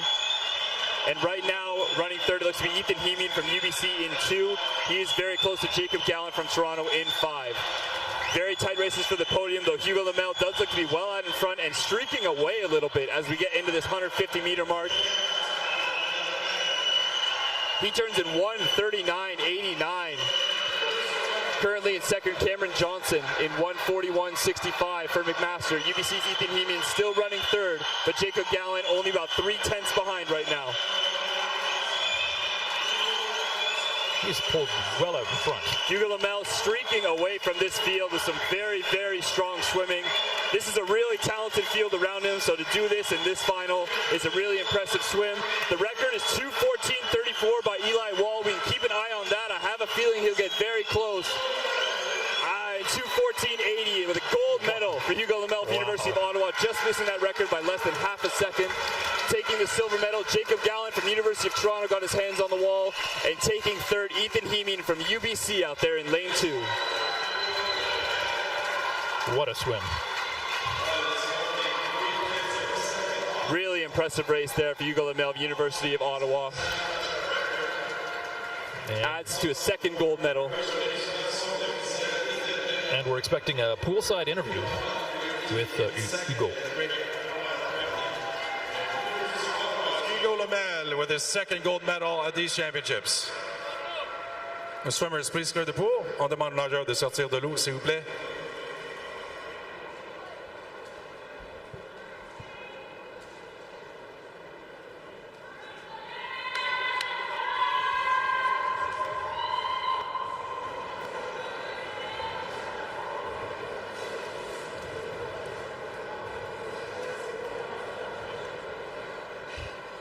Hugo, congratulations. Led that race from start to finish. What was going through your mind on that last 50 there?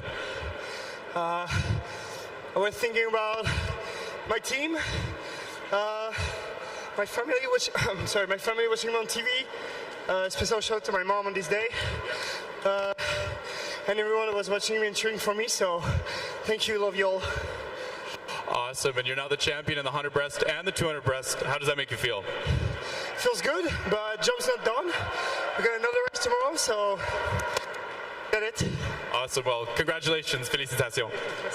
Congratulations, Hugo Lamel, on your second gold medal at these championships. Next event is event 17, the women's 400 freestyle. Prochaine finale, la finale C de l'épreuve 17, le 400 mètres libre. Next up, women's 400-meter freestyle C final. In lane 1 for McGill, Mia Desjardins. Emily de Chazal in lane 2 for McGill.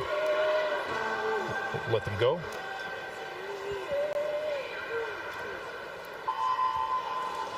And they are off. Isabel Landridge in lane 3 from University of Ottawa from UBC. Laura Willer in lane 4. Claire Bennett in lane 5 from University of Calgary. From the University of Alberta in lane 6, Gabrielle Dunn.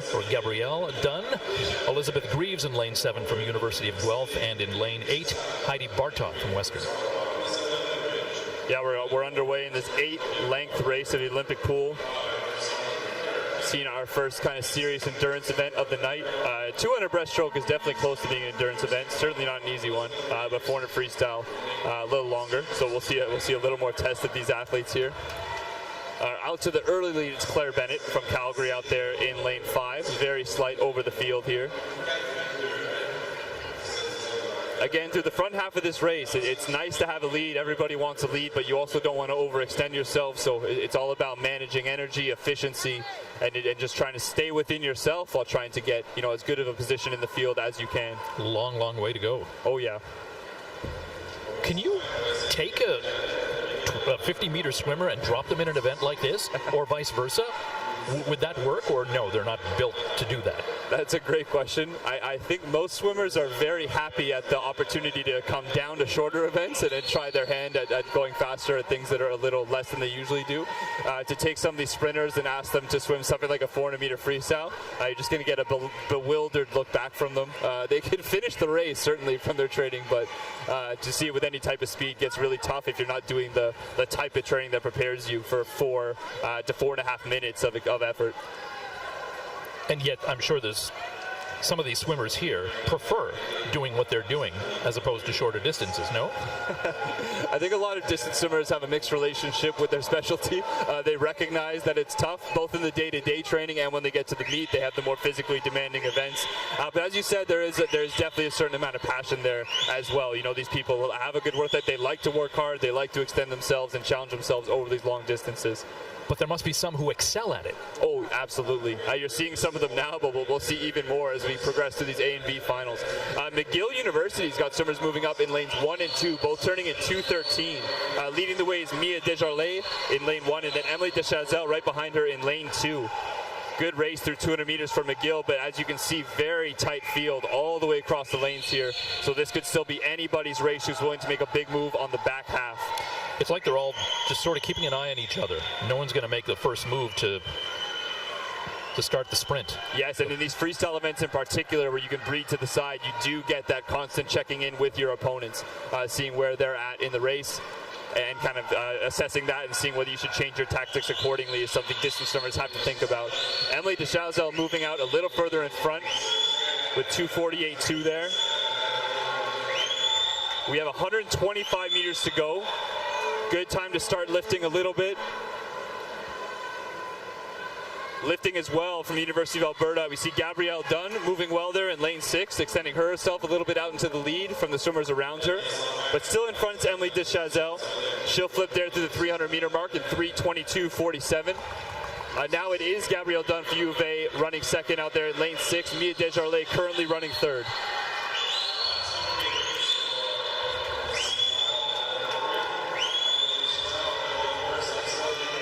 And Gabrielle Dunn in 6th, really doing a good job of elevating her stroke rate to finish this race well. Deschazzelle's got a little more movement in her legs than some of these swimmers, like leading her to finish well.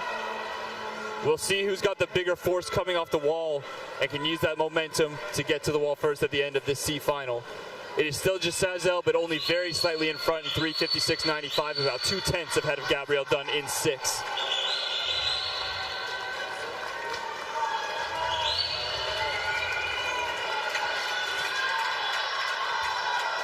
And we do have a great race shaping up from across the pool. Emily Deschazelle really upping her stroke rate now. She's breathing towards her teammate Mia Desjardins for motivation. They charge towards the wall. Gabrielle Dunn also moving fast. Deschazelle, though, looking good. She will hit the wall first in the C final, 4:29.36, followed by her teammate Mia Desjardins from lane 1 in 4:29.87. A great finish there for the McGill swimmers. And rounding out in third, that's Gabrielle Dunn from the University of Alberta.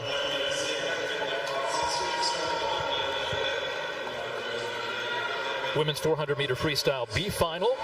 Lane 1, Shane Bowie from University of Alberta. Lane 2, Daniel Treasure from Western.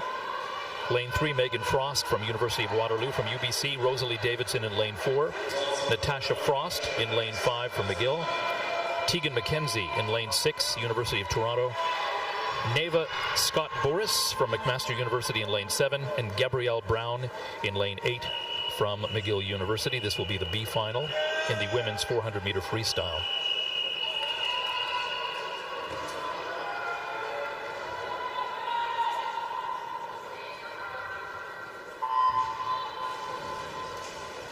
So you heard the name there, Frost, twice in lanes 3 and 5. They are not just sisters, they are indeed twin sisters who compete at Waterloo and McGill University. So we will see what the result is of those two going up against each other. UBC's Rosalie Davidson is the top seed there in lane 4. Seems to be jumping out well. She was a 4:18.71 this morning to grab that middle lane. Most of the siblings whose names have come up seem to be competing at different schools. Might be something about childhood psychology to say about that, but I'm not exactly sure what to infer. Danielle Treasure jumps out to the lead there from Western University in lane 2 in 30.1. Very tight field, though, of course, as we still have a long ways to go.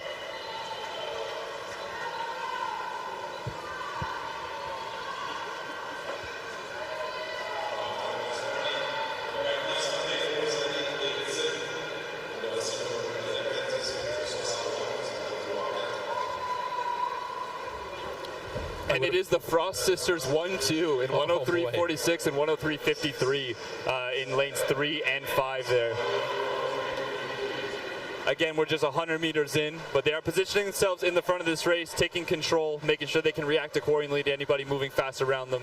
But again, staying within themselves to pace this race well, as we're just approaching the 150-meter mark of this 400-meter freestyle.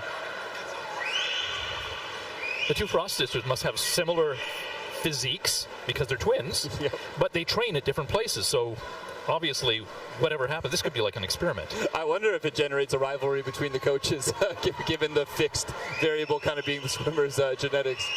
Funny concept there. I'll have to ask them later. It's still Natasha Frost in the lead there in lane number 5 there for McGill. But again, only a very slight lead, and we have very, very tight racing from lanes 1 all the way to 5 there.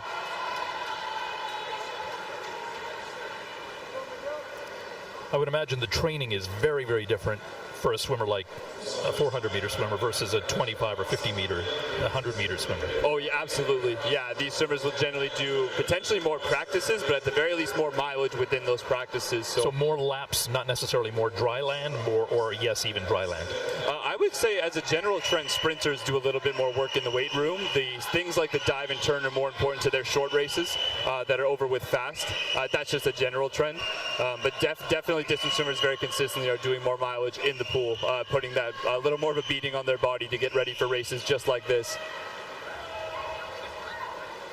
And now taking over the lead, back the lead, who led in the first 50 of this race is Danielle Treasure from Western University. She's in 2:44.64.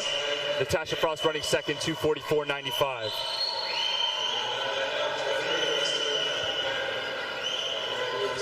And as they approach the 300-meter mark, we are seeing a bit of a move here by Treasure. She's about a body length ahead of the swimmers next to her now. Frost following at her hips at the moment.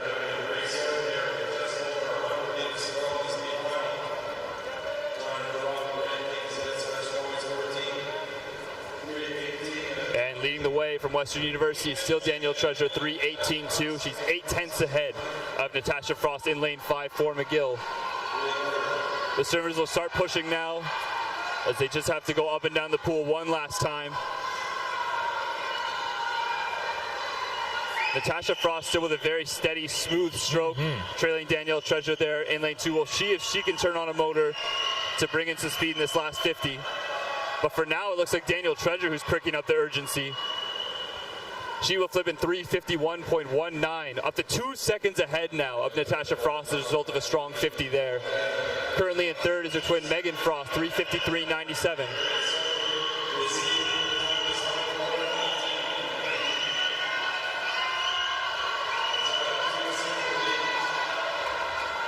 And Danielle Treasure, a body length out in front with 15 meters to go. She is well in control of this B final in the women's 400-meter freestyle. Frost still running second. Natasha Frost, I should say. Megan Frost making a bit of a move on her.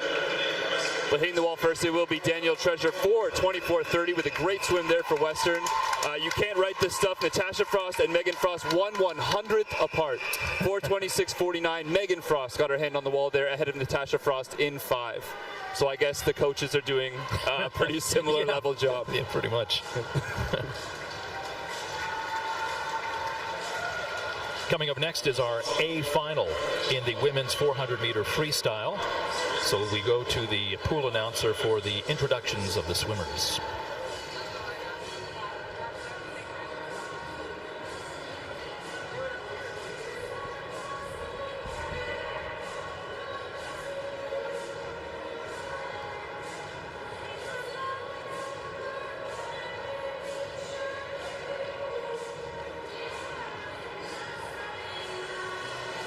Let's now welcome our A finalists of the women's 400 freestyle. Accueillons maintenant nos finalistes A du 400 libre. In lane 8, University of British Columbia, Bryn Leroy. In lane 1 from Dalhousie University, Reagan Crowell. In lane 7 from University of Calgary, Emily DeHager. In lane 2 from University of Toronto, Anna Hine. In lane 6 from University of Toronto, Mahalia Detars. In lane 3 from McGill University, Iris Tinmouth. In lane 5 from McGill University, Naomi Lowe. And in lane 4, your top seed in this event, University of Calgary, Merritt Anderson. A finalist, 400 free.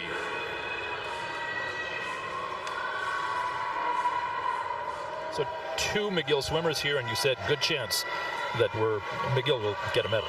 Some very strong swimmers there in 3 and 5. We'll see how they fare long course against this field, but I do feel the odds are in their favor. Be very cool to see both of them get on the podium, but we'll have to see what the rest of this field has in store for them. The athlete in lane 4, our top seed from University of Calgary, that's Merritt Anderson. She was the silver medalist in this event last year. She's in her 5th year of eligibility. She's been in the A final in this event every year she swam it, but has never touched first. I'm sure that's what she's hoping to rectify in tonight's A final in this women's 400-meter freestyle.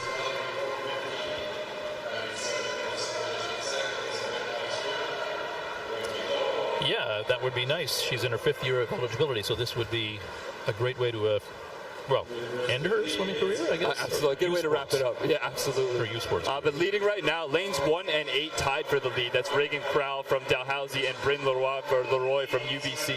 They turned in 30.1, 50 meters into this 400-meter race.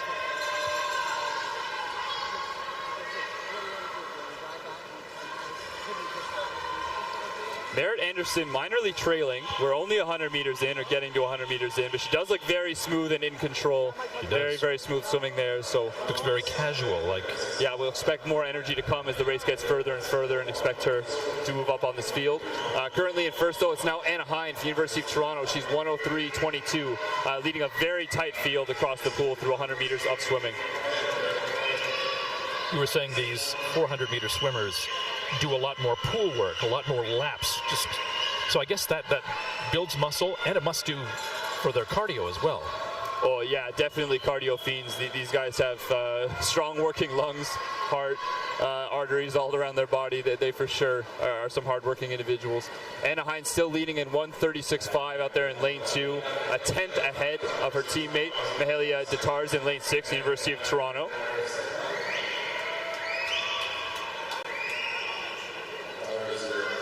And we are starting to see a bit of separation. Those University of Toronto swimmers putting themselves about a body length in front of the middle lanes. Going with them right now, Iris Tinmouth in lane 3 looks to be pushing hard to keep herself in 3rd. Naomi Lowe for McGill in 5 is known to have quite strong back halves on the majority of her races. We'll see if she can have a strong one here as we hit the 200-meter mark. Anna Hine 209.98 in the lead for Toronto, ahead of her teammate Mahalia in lane 6.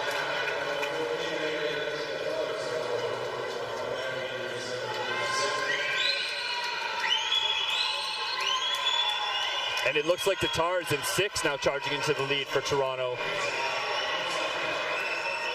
Again, they are in a tight battle for this women's championship against UBC, so every point counts. They want to get their hands on the wall as early as possible in both these finals. Detars does flip first, 2:43.29. Leads the way over Anna Hine there in lane 2. Running 3rd, it is still Iris Tinmouth from McGill, 2:44.7. As much as you're trying to pace yourself, at the same time, you don't want to see somebody get so far ahead that you can't make it up later. That's exactly right. You sometimes see some reactive swimming or tactics in these swimmers when they start to realize they're getting pretty far behind.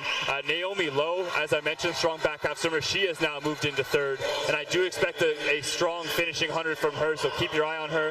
Right now, Detars in 6th, though, out in a pretty good lead in this race, about a body length. She's out in 2:16.88, ahead of her teammate Anna Hine in lane 2. Hine and Detars going at it hard, and it is Naomi Lowe charging now in lane 5. There is still 75 meters of swimming left, a lot of time for Naomi Lowe to make it up on this field, and she has already closed it to a half body length behind Detars. Yeah, the leaders seem to sense the challenge from each other now. Yeah, Merritt Anderson also picking up the energy in lane 4 there for Calgary. We'll see if she can move up, but this race is running out of time. Detars does lead, but her lead is now down to 0.06 of a second of Anna Hine, who is 100th ahead of Naomi Lowe. We're set up for a big finish here in the A final, the women's 400-meter freestyle. Naomi Lowe from your home team University. Oh, boy. Just in her 3rd year of study, she's been on the podium before, but never the top, and never in this event. She charges to the wall. Detars trying to answer, and Anna Hine over there in lane 2 also looking good. It's under the flags. Getting to the wall first from University of Toronto. 4:22.48. Naomi Lowe taking the silver, 4:22.71, and a great swim for her. And from Toronto, Mahalia Tatars in for the bronze, 4:23.09.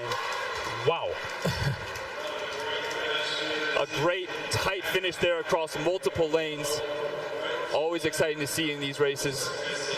So exciting, yeah, that's the right word. That was amazing. And I can't imagine how they would do an interview after all of that, but they're going to be expected to. Yeah, we'll see how University of Toronto's Anna Hein manages to talk to Kate Wist at the end of this race. We'll cut over to the interviewer now.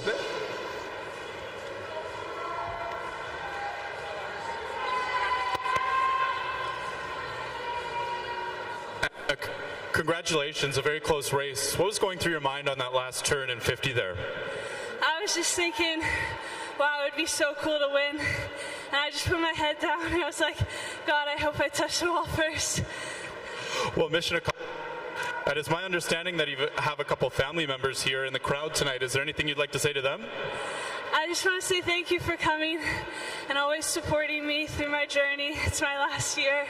And I'm really happy you guys are here, so thank you. Well, a great way to end it. Congratulations.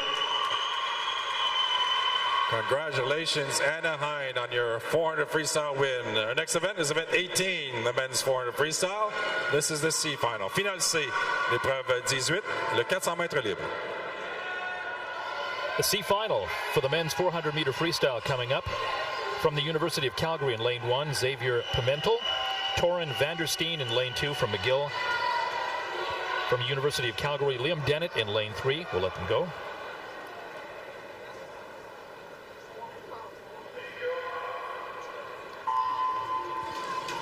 In lane 4, Aiden Erickson from the University of British Columbia. William Risk in lane 5 from the University of Victoria. From Western University in lane 6, Isaac Allen. Dans le couloir numéro 7 de l'Université de Montréal, je veux dire, c'est Jean-Félix Pelletier. And in lane 8, Patrick McCloy from the University of Calgary.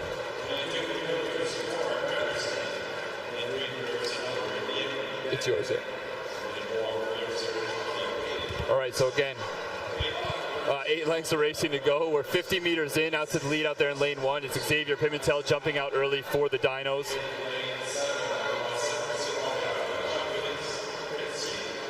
Patrick McCloy, actually the first alternate this morning. He was scratched into this final, so we'll see if he can maximize the opportunity there being lane 8 in this C final for the Dinos, who are definitely looking for points to contribute to their quest for the team banner here. Xavier Pimentel still out in front in 57.5 through 100 meters now. Bradley Crocker used to swim for the University of Calgary before he started swimming for McGill. So who do you cheer for? Man, I get that question a lot, and as you can imagine.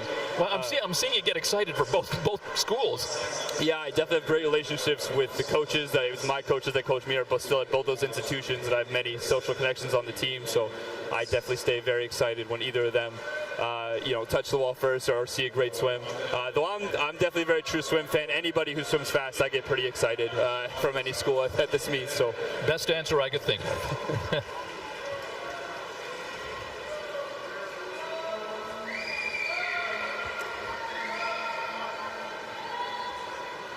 And it's still Pimentel from Calgary. He's swimming all the way out there in lane 1.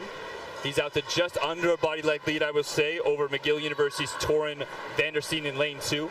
He will flip through the halfway in 1:59.41. A pretty strong first 200 there for Xavier from the Dinos. Torin behind him at 2 minutes, 0.4. And then a bit of a ways back from UBC right now, running third is Aiden Erickson. He turns in 2:02.4, but those two men have put themselves out in front of this race. We'll see if they have the energy to hold on through the back half. Is it a thing that a school can specialize in long-distance swimmers? An example of that a while ago was University of Victoria had quite the collection of distance talent in particular. In addition to other one, Ryan Cochran, one of Canada's most notable swimmers, multiple-time Olympic medalist in distance events, was training there at the time. Not necessarily on the varsity team all the time, but was at the school. So I think a group kind of congregated around him to try to, by osmosis or some way get kind of fast swimming at distance. So it's happened historically, but if you want to be a school that's competing for the win at these meets, you need to be good across all of the events, for sure. So at any of these big programs, you'll see swimmers specializing in across the event spectrum. Xavier Pimentel still in the lead, 3:01.75 for the Dinos. Torren Vandersteen 3:03.3 behind him for McGill, currently in lane 2. Aiden Erickson's moved up quite a bit, challenging for second now for UBC in lane 4. Next to him, William Risk from University of Victoria, also going well in lane 5. We'll see what kind of finish he can bring out and the rest of these men in the last 100 meters.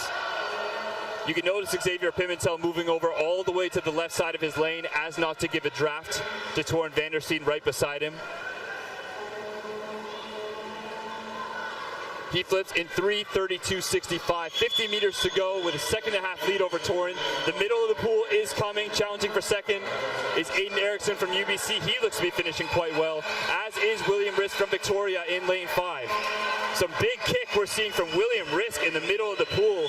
He is definitely going to challenge for second here. We'll see if they can get to Xavier in first, but he built himself up a nice lead. And you can see on your screen right now, big movement from the middle of the pool, but Xavier Pimentel will hold on after leading the whole race. 4:03.31 for Calgary out of lane 1. Hitting the wall in second was Aiden Erickson, 4:03.57, just 4/100ths ahead of William Risk from the University of Victoria. B final coming up for the men's 400-meter freestyle. Logan Sparks in lane 1 from Dalhousie University. Olivier Risk in lane 2 from UBC. In lane 3, Noah Maskell Gomez from Dalhousie. In lane 4, it is Elijah Agostinelli-Stull. Le couloir numéro 5, c'est Hugo Janvier de l'Université de Laval. On va les laisser partir.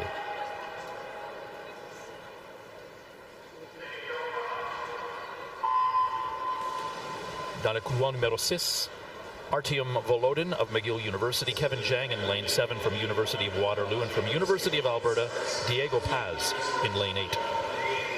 This is the B final of the men's 400-meter freestyle. Yeah, again, these swimmers get a little faster in each final we get to, at least by seed time. These are the 9th through 16th seeds from this morning's prelim session. Jumping out there in front from McGill looks to be Artyom Volodin. He's out in 27.04 in lane 6. A pretty aggressive start to this 400-meter freestyle. We'll see if he can settle in and hold on to that lead. And all of these swimmers in all of these B final, C final, A final, all these points add up, and that's what determines which team walks away with the trophies, right? That's exactly right. Every swim you see here at night in all of these finals ultimately contributes to the banner. So the big challenge of the morning, or the task all these teams have, is just getting yourself into as many A finals, and if not the A, the B final, and if not the B, the C final, as much as possible. So when we see, 5 swimmers from U of T in one final, that's just gold. Exactly. Those are the type of events that win banners at meets like this, is when you can put multiple of your swimmers into the A final in particular. Artyom Volodin still leading. He was 56.6 through 100 meters. Still has a healthy lead over this field as he approaches the 150-meter mark here. And he will flip first, 1:27.06. Holding on to that lead for McGill University. Currently running second, it's Kevin Zhang from Waterloo. He's in lane 7.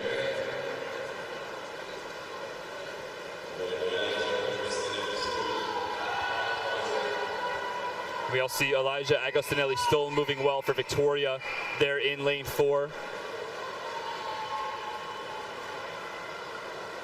But right now, Artyom, he seems to be kicking hard, but he's holding on to the kick so far through 200 meters. 1:58.09. He turns about a second in front of Agostinelli-Stull from Victoria in 4.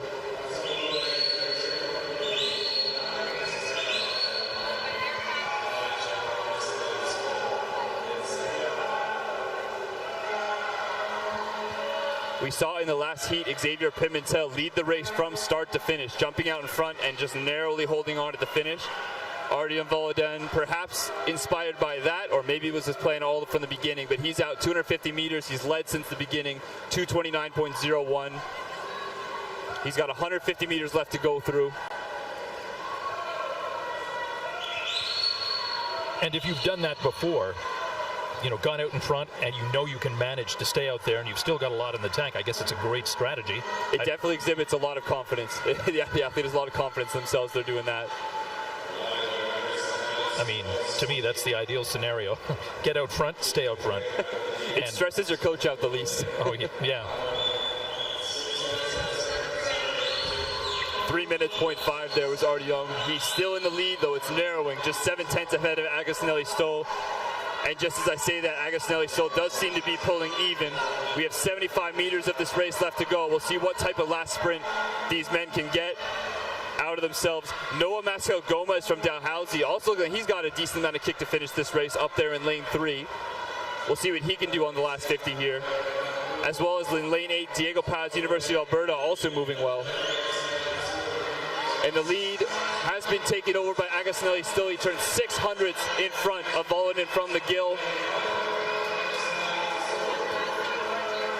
Agostinelli-Stoll managing his race very well. He's got some kick left. Artie Young still pushing, not completely fading away. We'll see if he can hold on for second. He's being challenged by Diego Paz as well as swimmers Olivier Risk in 2 and Noah Mascal-Gomez in 3.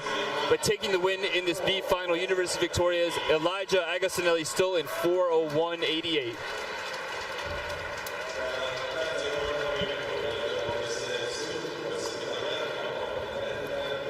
Coming up, the men's 400-meter freestyle A final. So we will go to the pool announcer for the presentation of those athletes. Yeah.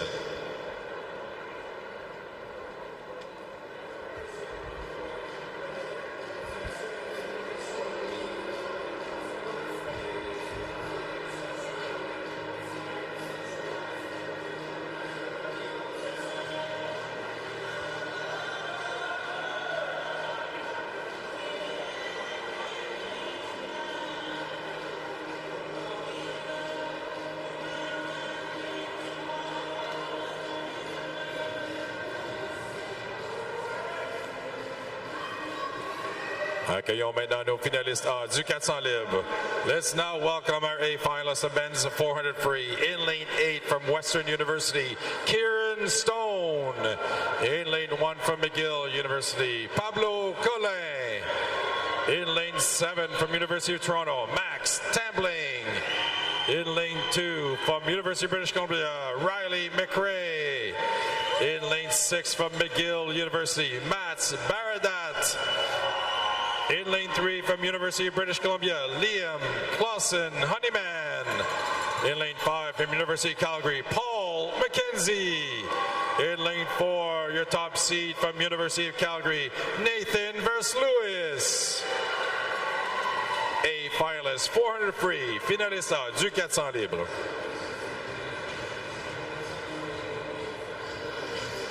All right, we got the championship final coming up in the men's 400-meter freestyle. Your top 8 seeds from this morning's preliminary session about to dive into the pool.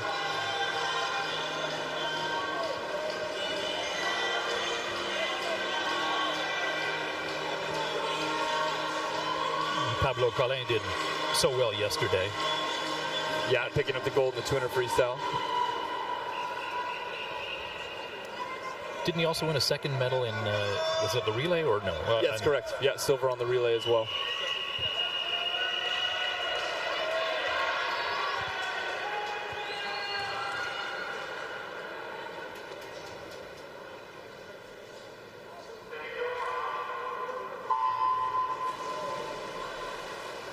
And you had mentioned that Pablo Collin had overcome a problem, an ear infection of some kind, and then the wrist problem. And yeah, he broke his wrist falling off a bike. He's quite active in triathlon as well as swimming. So in training for that, he fell off his bike and broke his wrist, which will definitely interrupt your training when you can't use your arms during that fall semester. So he's navigated quite the adversity to get where he is now, and he's jumping out to the lead early, 27.14. Pablo Collin is the defending champion in this event, taking the gold last year in the 400-meter freestyle. I'm sure he would love to repeat here. We'll see what he has in the tank. In the middle of the pool, we got 2 swimmers from the Dinos, Nathan Verslice and Paul McKenzie, both in their 4th year of eligibility for the Dinos, both with rock-solid prelim swims in this 400-meter freestyle. We'll see what they can do to help the Dinos score. Pablo Colin is staying in front in lane 1, 56.98. Looking well in control of this field, and he'll try to stay out in front for as long as he can.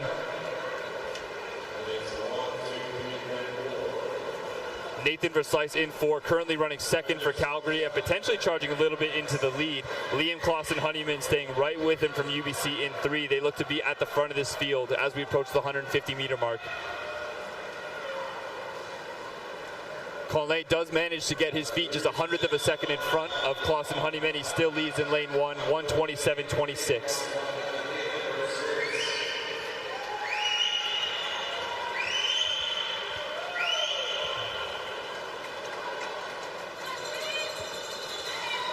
Who will blink first? Yeah, we're just getting to the halfway mark here, so swimmers still need to be mindful of how much effort and distance there is left to go as they try to push themselves here. 1:57.47 by Clausen-Honeyman for UBC in 3. He's now trailed by Nathan Verslice from Calgary, 1:57.94. You get the feeling they're keeping their eyes on each other. Certainly looks that way as they breathe towards each other, alternating kind of depending on what length they're going down the pool. Pablo Colin still holding on to third there for McGill. They're now approaching a 250-meter mark of this 400-meter freestyle. 2:27.5 for Clausen-Honeyman. He turns in front, about a second in front now of Nathan Verslice.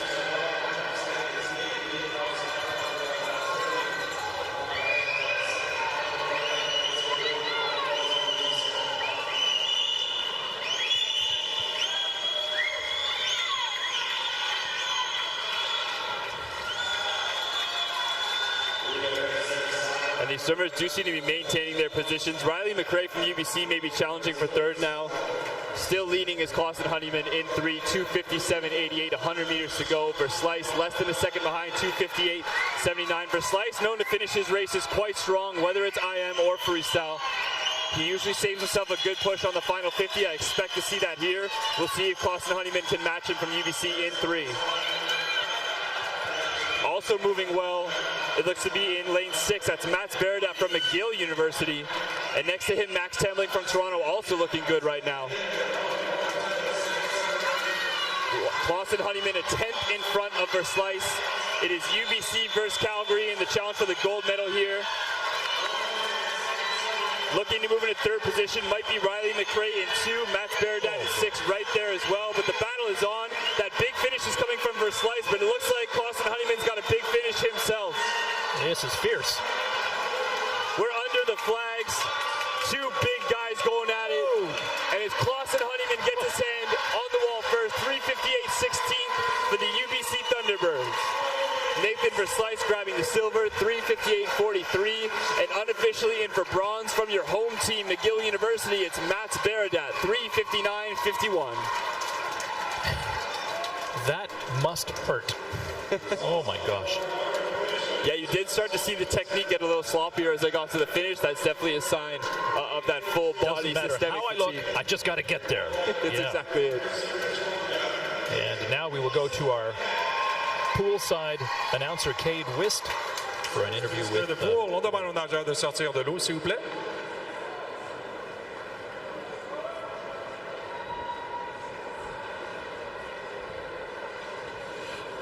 Liam, congratulations. Very close down to the wire, down to the finish there. How does it feel to get your hand on the wall first? Oh, it's just like awesome. I can't believe it. I raced without any expectations, so to see myself like first, that's really great. Awesome. Well, congratulations. What else can we see you swimming this weekend? Mile tomorrow. Mile tomorrow. Well, best of luck and hope to see you here back soon. Thanks so much. Congratulations, Liam Clausen-Honeyman, on your fantastic win here this evening. I'd like to now draw your attention to the south end, or the shallow end of the pool. We'll be presenting the medals for the 50 freestyle, 200 breaststroke, and 400 free.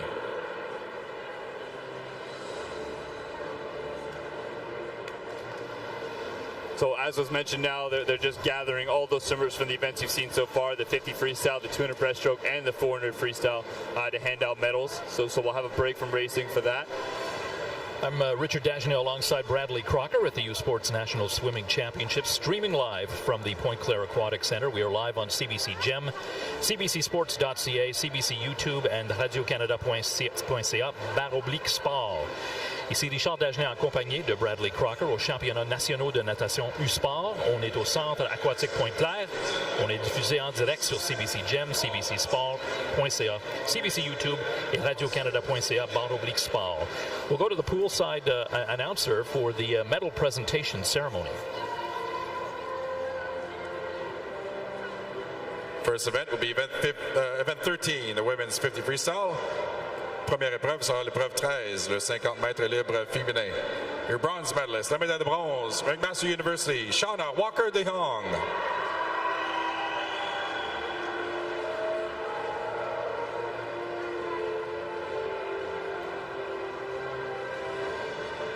Silver medalist and second team All-Canadian. La médaille d'argent, la deuxième équipe toute canadienne. From University of Calgary, Julianne Moore.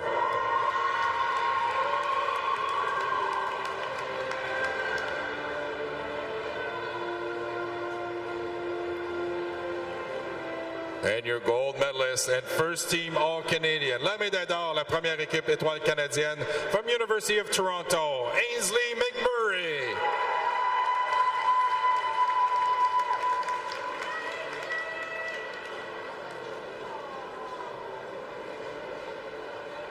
Congratulations to our medalists. Félicitations à nos médaillés.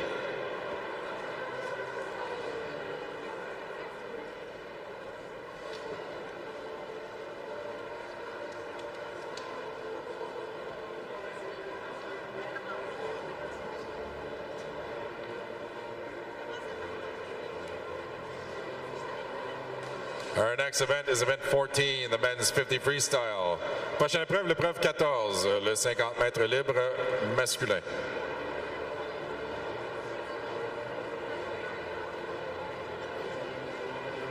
La médaille de bronze, bronze medalist, University of Waterloo, Alan Zhang.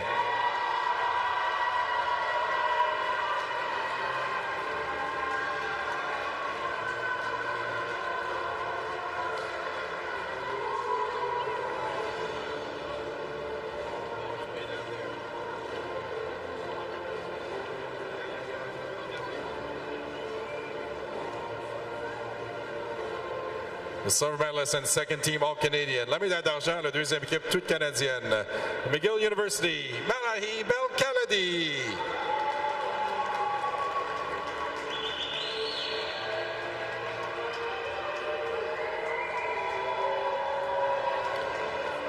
And your gold medalist and first team All-Canadian. La médaille d'or, première équipe étoile canadienne from University of Toronto, Liam Weaver.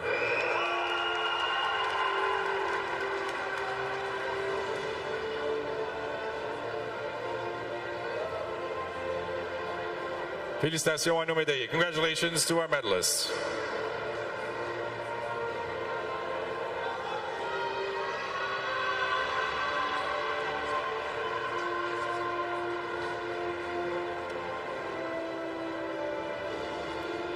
Prochaine épreuve, l'épreuve 15, le 200 mètres à brasse féminin. Our next event is event 15, the women's 200 meter breaststroke. The bronze medalist, la médaille de bronze. From University of British Columbia, Amaris Pang.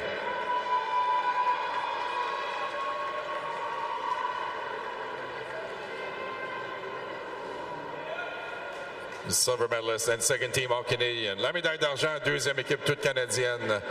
From Western University, Shona Brenton.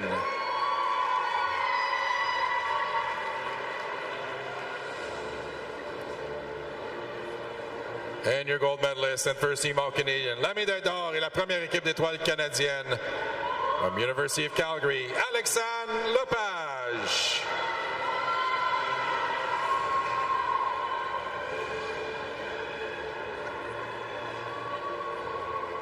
Congratulations to our medalists.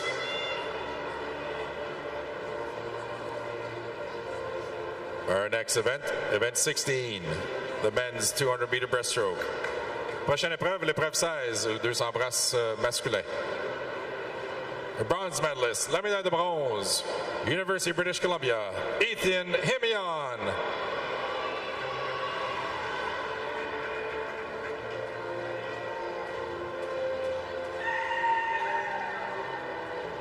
La médaille d'argent, deuxième équipe toute canadienne, silver medalist and second team all-Canadian from University of Toronto, Jacob Gallant.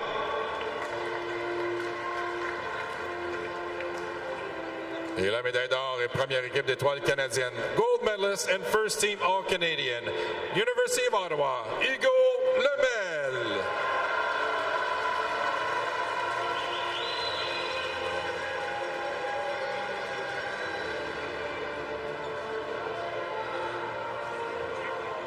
Congratulations to our medalists. Félicitations à nos médaillés.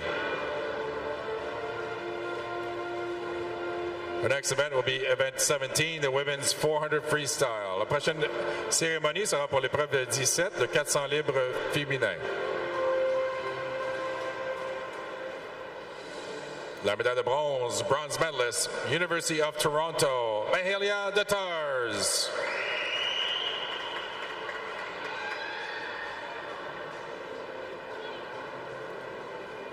Silver medalist and a second team all-Canadian. La médaille d'argent, la deuxième équipe toute canadienne from McGill University, Naomi Lowe.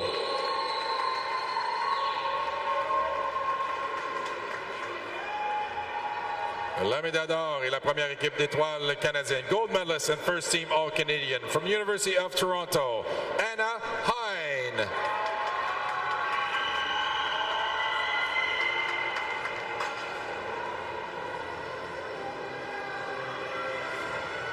Félicitations à nos médaillés. Congratulations to our medalists.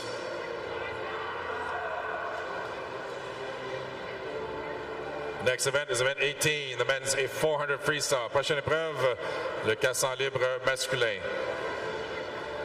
Bronze medalist, la médaille de bronze from McGill University, Mats Baradat.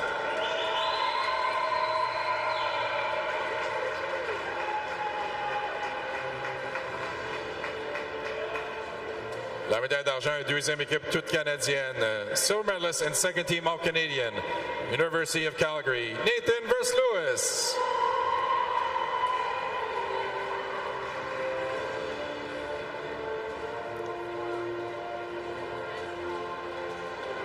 And your gold medal winner and first team all-Canadian. La médaille d'or et première équipe d'étoiles canadienne. University of British Columbia, Liam Clausen-Honeyman.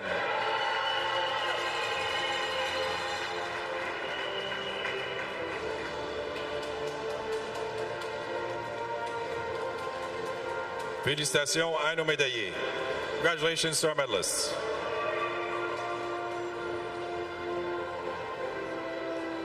Avant de débuter la prochaine épreuve, nous aimerions vous mettre à jour sur le classement des équipes. Before starting our next event, we'll put you up to date on the total points for our women's and our men's teams. For women's teams, in 5th place with 175.5, Western University. In 4th place with 384.5, McGill University. In 3rd with 442.50, University of Calgary. In 2nd place with 678.5, University of Toronto. And in 1st place with 711 points, University of British Columbia. Our men's team in 5th place with 218, University of Ottawa. In 4th place with 404, McGill University. 29 points ahead of them in 3rd, University of Calgary. 37 points ahead of Calgary in 2nd, University of British Columbia. And in 1st place, 85 points ahead of British Columbia, University of Toronto. Our next event is event 19, the women's 100 backstroke. This is the C final. Prochaine épreuve, l'épreuve 19, le 100 dos féminin, la finale C.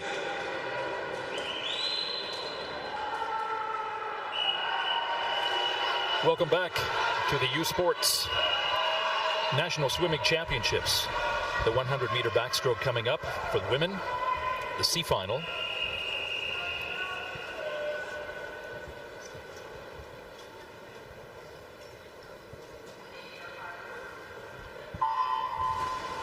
they are away. From the University of Alberta in lane 1, Bryn Firth. Mauli Beauchemin dans le couloir numéro 2 de l'Université de Sherbrooke. Leah Butler in lane 3 from Western University from University of Ottawa. Isabelle Melançon in lane 4. In lane 5, Georgia Pengilly from the University of Manitoba. From McGill University in lane 6, Amiko Talwalker. In lane 7, Michaela Blake from McMaster. And in lane 8, Lily Sheridan from the University of Victoria. Yeah, we're already halfway through this race. It is Isabelle Melançon turning first, University of Ottawa. She's through in 31.79, just 2/10 in front of Leah Butler from Western in 3. Just a 2-length race here of backstroke. That opening speed super important, but so is this last 25 meters. They'll try to keep those arms and legs moving fast. Right now, Isabelle Melançon from Ottawa doing a great job of that. Leah Butler trying to chase her down from Western. It'll be those two to the wall. Butler now with a slight margin in front. And it will be Leah Butler taking that C final 106.07, 15/100ths ahead of Isabelle Melançon from Ottawa in 4. Great win there for Western. The B final is next, women's 100-meter backstroke. Melissa Adelman in lane 1 from the University of Regina. Hannah Estabrooks in lane 2 from Western. From Brock, Tatum O'Connor in lane 3. Lauren Crisp in lane 4 from the University of Victoria. Sophie Rooney in lane 5 from Acadia. University of Alberta's Cameron Leslie in lane 6. Nadine Daoud from the University of Calgary in lane 7. Abigail McKinley in lane 8 from the University of Ottawa. Yeah, worth noting in lane 4, Lauren Crisp from Victoria is our defending champion in the 100-meter backstroke. She just missed out on getting into the A final here this year, being the top seed in the B final. Again, she'll try to get as many points as she can for her team out of this B final by hitting the wall first here, so keep your eyes on her in lane 4.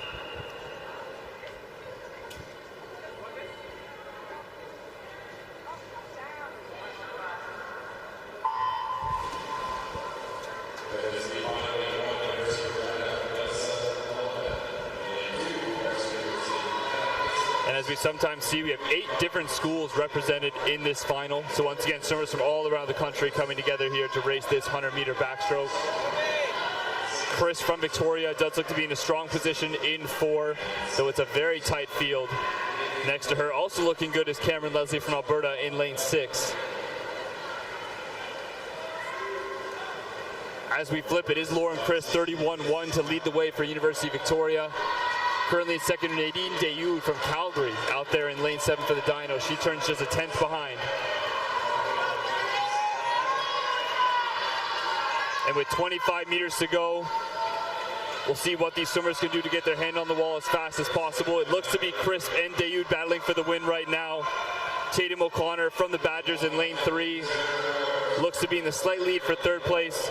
But as we come under the flags, finishing very strong is Lauren Crisp in a 104.32 to take the win there for Victoria.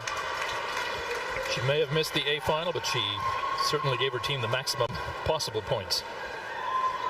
Yeah, great night swim there from Lauren Crisp. So the A final is coming up in the women's 100-meter backstroke, and there's 5 swimmers from the U of T. Yeah, huge performance from University of Toronto this morning to take over half of the spots in the A final, the women's 100-meter backstroke. You heard their scores. They're about 40 points behind before this event started, but by the time this event is over, they will be solidly in front of the UBC Thunderbirds, and we'll see if they can hold on to that as the night goes on. So let's go to the pool announcer for the swimmer introductions. Let's now welcome our A finalists to the women's 100-meter backstroke. Accueillons maintenant nos finalistes du 100 mètres d'eau. In lane 8 from McGill University, Emilia Mastromateo. In lane 1 from University of Toronto, Gemma Norman. In lane 7 from University of Calgary, Hannah Johnson. In lane 2 from University of Toronto, Angelica Bath. In lane 6 from University of Toronto, Riley Carey. In lane 3 from University of Toronto, Caitlin Schroeder. In lane 5 from University of Toronto, Haley Klink. And your top seed in lane 4, University of British Columbia, Bridget Burton. A finalist, 100 backstroke. into this championship final of the women's 100-meter backstroke. See UBC's Bridget Burton. She was 58.8 short course this morning to grab that middle lane, but she is surrounded on her left and right by all 5 of these U of T A finalists in the 100-meter backstroke. We'll see if she can get her hand on the wall in front of all of them. That would certainly be a good mental lift for the UBC team after seeing 5 A finalists for the Blues here. Good ever.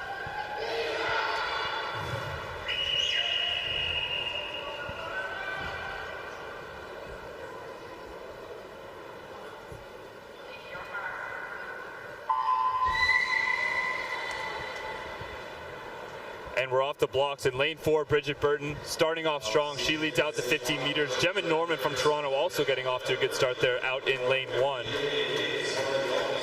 Bridget Burton won the 50-meter backstroke last night for UBC, so we expect to see her show off some speed here early on.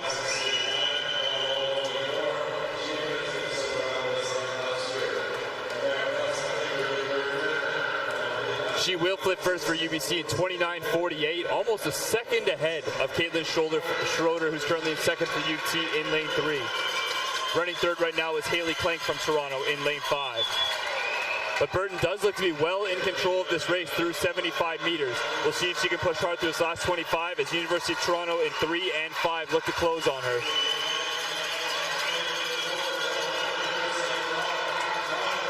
Hannah Johnson from 7 also doing well for Calgary, but it does look like the podium will be decided in those middle 3 lanes. Burton takes the win in 1:02.16, getting the gold medal there for the UBC Thunderbirds. Touching in second for the University of Toronto is Caitlin Schroeder in lane 5, and unofficially touching third is Haley Clank from the University of Toronto. Gold medal for U of T? Not tonight. Bridget Burton has spoken. What a race. Nice race. Yeah, great job by her to get her hand on the wall first. The best thing she can do, you know, in that situation when you've got your lone school representative surrounded by your competitor. Really great performance. And we'll now go poolside to hear from her, from our interviewer, Kate Wisk.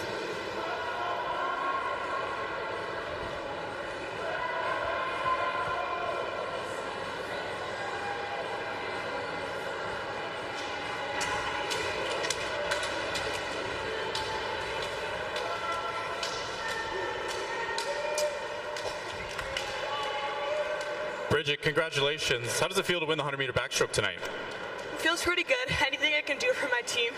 I know they're all there supporting me, so I'm happy to represent them well. Awesome. And 50-meter backstroke champion yesterday, 100-meter backstroke champion today. What does that mean to you and to the team? I've been working really hard all season, so to do the 50 yesterday and the 100 today, I'm pretty proud of it. Perfectly said. Congratulations, Bridget. Congratulations, Bridget, on your second win of these championships. We're moving on to event 20 now, the men's 100 back.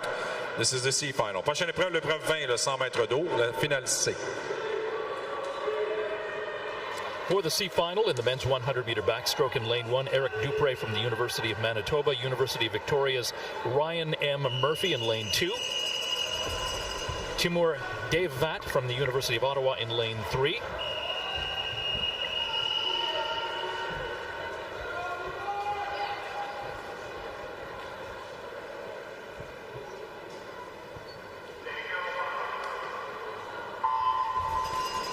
In lane 4, Liam Ferguson from Dalhousie, University of Ottawa's Noah Wagner. In lane 5, Parker Cameron from University of British Columbia in lane 6. Jacob Rambo in lane 7 from University of Victoria. From Mount Allison, Sebastian Carriega in lane 8. And in the C final, we have a very, very tight race in terms of their C times in the morning. 56.3 in the top seed and 56.6 at the bottom. Just 3/10 separating these 8 men this morning. We'll see how that translates into long course swimming. Flipping first right now, it's Ryan Murphy from Victoria out in lane 2.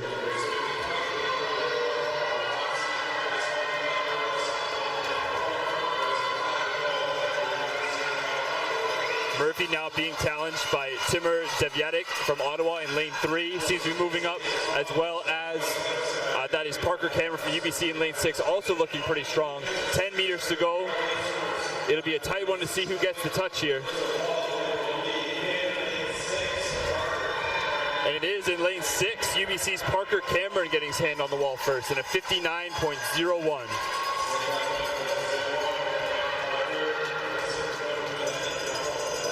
again, grabbing some important points there for a team trying to move up in the banner conversation. B final coming up. The men's 100-meter backstroke.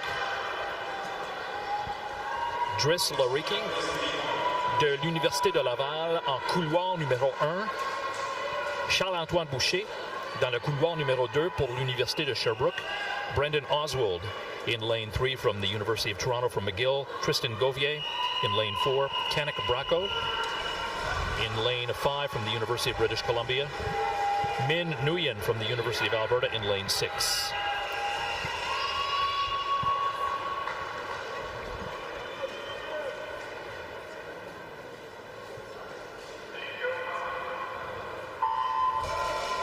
In lane 7, Alam Kurji from the University of Ottawa, and from the University of Calgary, Mark McKenzie in lane 8. A great underwater kick to start this race by Kanik Bracco in there in UBC in lane 5. He's followed by Tristan Gauvier in lane 4. Gauvier from McGill missed out on the A final by just 900ths this morning. Once again, we'll push as hard as possible to see how many points he can get out of this B final. But right now, it's UBC's Kanik Bracco leading the way in 5 with about a half body length lead. He flips in 27:45, showing off some great speed to start this 100-meter backstroke final. 28:0 is Brendan Oswald from U of T, currently running second.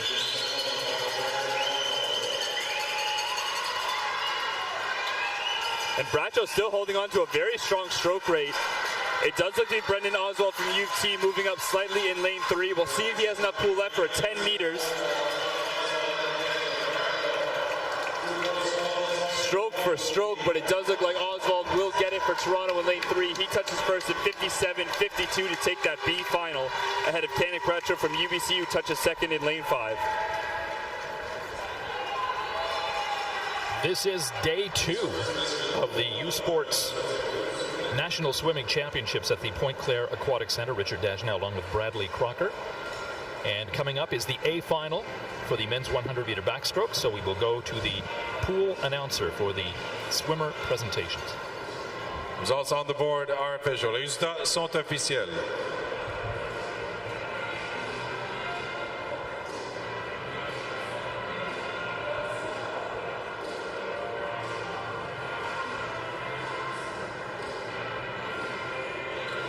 Accueillons maintenant nos finalistes du 100 mètres d'eau. Now let's welcome our A finalists in the men's 100 backstroke. In lane 8 from University of British Columbia, Alexander Lakovich. In lane 1 from Carleton University, Finn Tuck. In lane 7 from University of Ottawa, Ethan Fast. In lane 2 from University of Ottawa, Evan Aguiar Winter. In lane 6 from University of Toronto, Carter Buck. In lane 3 from University of Calgary, Richie Stokes. In lane 5 from University of British Columbia, Hugh McNeil. And your top seed from University of Toronto, in lane 4, Andrew Herman. A finalist, 100 back.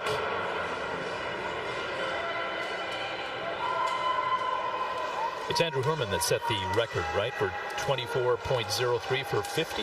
Yes, he did yesterday in the 50-meter backstroke. Yeah, and today he missed this one by just 0.15 this morning in the 100-meter backstroke. So it was close to that one as well. We'll see what he can do long course. He got a silver medal last night in the 50. Dude, this is your event. You won a gold medal here in 2015 in this event. Yeah, 100 backstroke was definitely the event I saw the best results in when I swam, so I'm always a little extra excited when that final hops in the pool.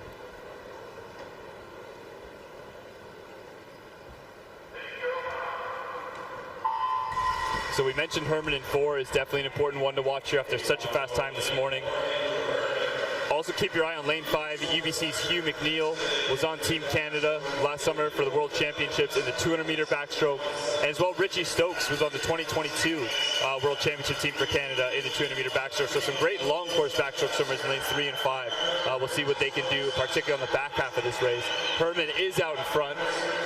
He will flip in 26.84 to take out this 100 back. 27.2 from Hugh McNeil, just 4/10 back. And 27.4 for Richie Stokes from Calgary.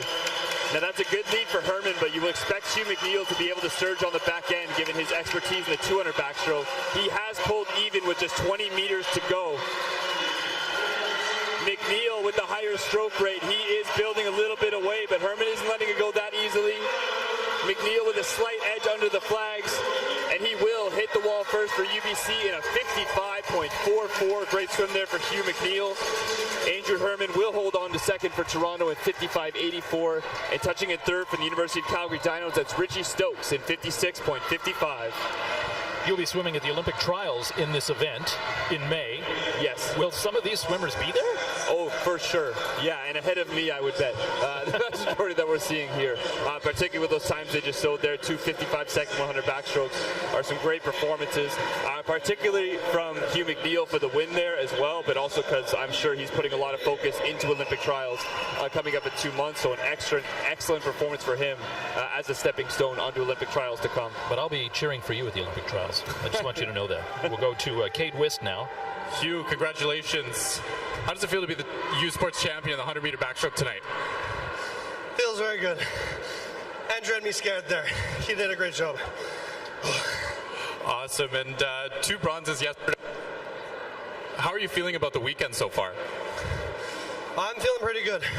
I think it definitely went better than last year for me, and I didn't think it would go this well this year. Awesome, fantastic stuff. Again, on a huge swim.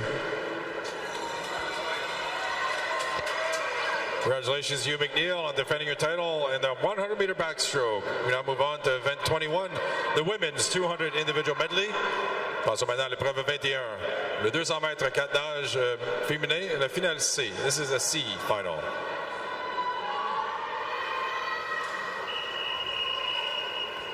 Well, what did you think of that race, having swum it yourself?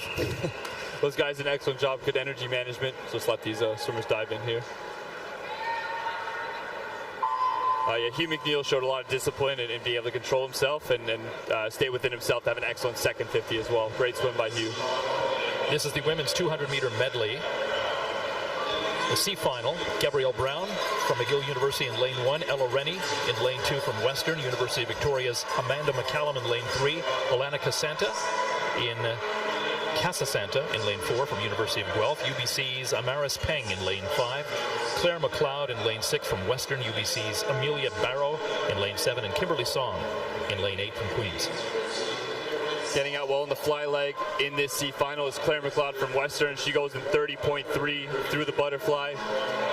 Just like we saw last night in the 400-meter individual medley, leads here can change, can dissipate quickly depending on specialty.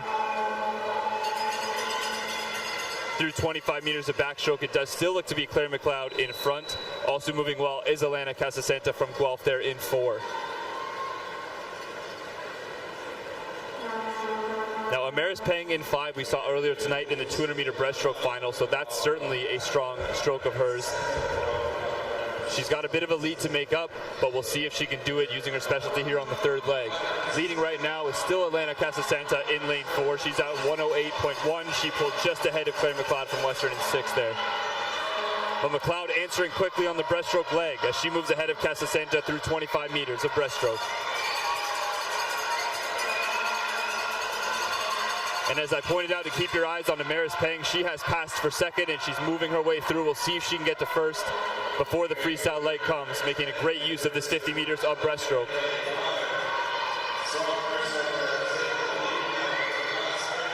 And Amaris Peng did get all the way back in front there, 149.88. She turns at the 150 with 50 meters of freestyle to go. Claire McLeod just 0.5 behind, 150.47.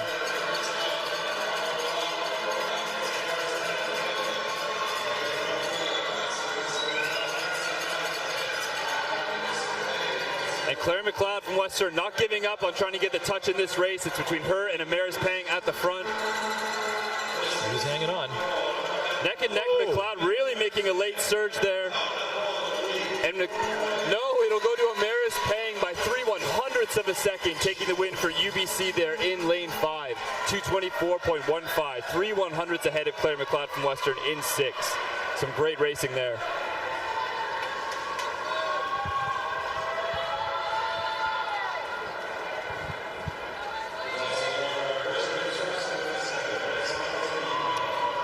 The B final coming up for the women's 200-meter medley.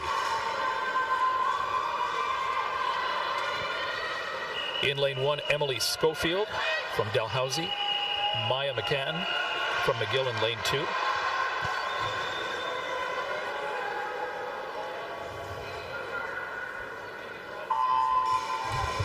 Mackenzie Wallach in lane 3 from University of Calgary. Also from the Dinos, Isabella Mastroianni in lane 4. Tina Guan in lane 5 from U of T. Dalhousie's Kate Tuck in lane 6. Ryan Catterhagen from the University of Lethbridge in lane 7. And Olivia Brenzen in lane 8 from the University of Alberta.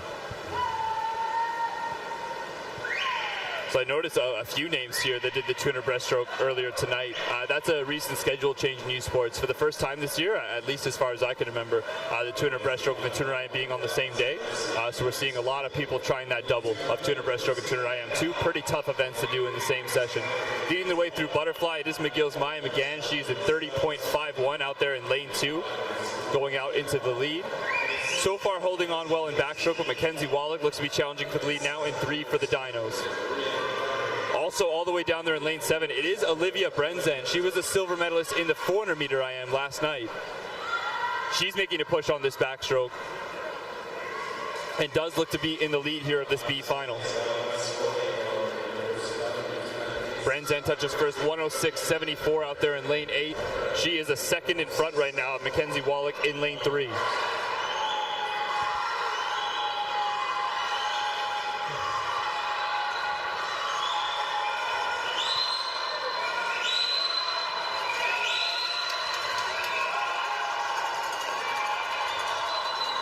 Brenzen still holding on strong. About 15 meters of breaststroke left to swim here.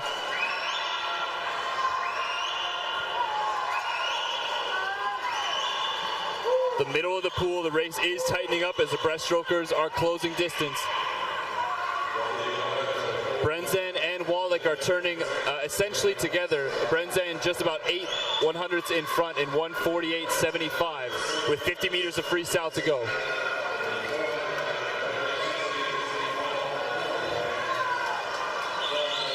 Wallach in 3 and Brenzen in 8. Likely can't see each other from that distance, but they'll just race their hardest to the wall to try to get the touch here. Brenzen does look to be closing well. She did the 400 IM super well last night, so she definitely has the stamina, and she will touch first, 2:22.39 to take the win out of lane 8 for the University of Alberta. Getting second, it was Mackenzie Wallach from Calgary in lane 3, 2:23.89. Followed by Maya McGann from McGill taking third there in lane 2.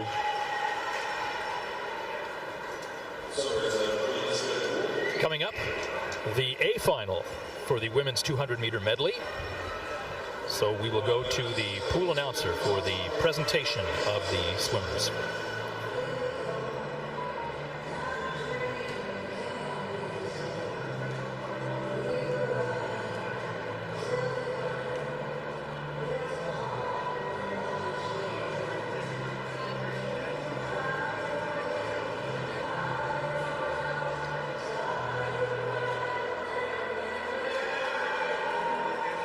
Accueillons maintenant nos finalistes du 204 nage. Let's now welcome our A finalists. The women's 200 medley. In lane 8, University of Toronto, Tegan McKenzie. In lane 1 from University of Toronto, Shannon Russell. In lane 7, University of British Columbia, Jade Lowe. In lane 2 from University of British Columbia, Cameron Stannard. In lane 6 from University of Calgary, Hannah Bennett. In lane 3 from University of British Columbia, Emma Spence. In lane 5 from University of British Columbia, Anna Dumont-Bélanger. And your top seed in lane 4 from University of Toronto, Nina Mullen. A finalist, 200 IM.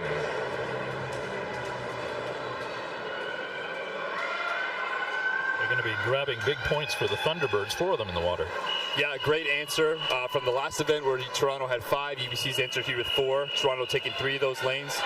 So just one lane that's not UBC or Toronto, which is held by Calgary in lane 6. Yeah, should see a great race here. Nina Mullen, your top seed in lane 4. She was the silver medalist last season at U Sports. She got a bronze in the 400 meter IM last night. So expect to see her factoring in throughout this race. Anna Dumont-Bélanger is your defending champion in this event, representing UBC in lane 5. We saw her win the 200 meter freestyle last night to open up this meet. So she seems to be swimming well. out to the early lead on Butterfly.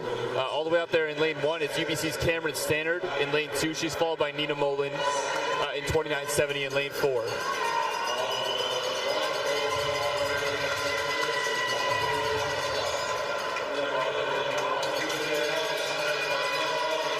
Hannah Bennett looking strong through this backstroke leg. She might have the slight lead for Calgary there in lane 6. But we have a pretty tight field through the halfway mark of this race. Emma Spence definitely in good striking distance in lane 3. She's the defending champion in the 200-meter breaststroke from last year's U Sports Championships. So being this close at this point of the race makes her dangerous with the breaststroke leg to come. It is Calgary's Hannah Bennett that touches first there at the 100-meter mark, 105.52. She's followed by Jade Lowe from UBC in 7.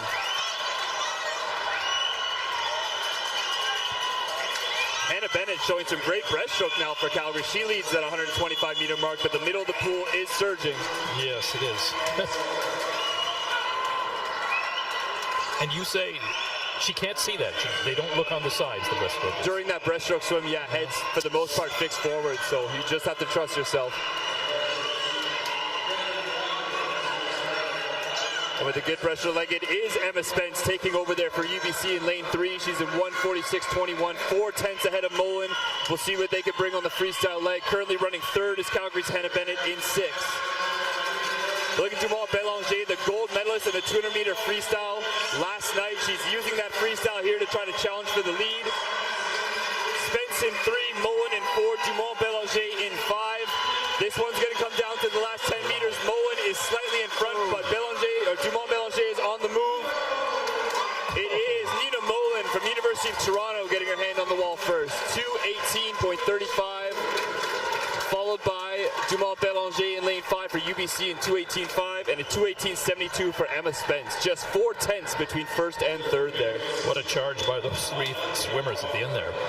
Really strong freestyle like we saw there from all of those swimmers. Former McGill swimmer Cade Wist is taking care of the interviews poolside.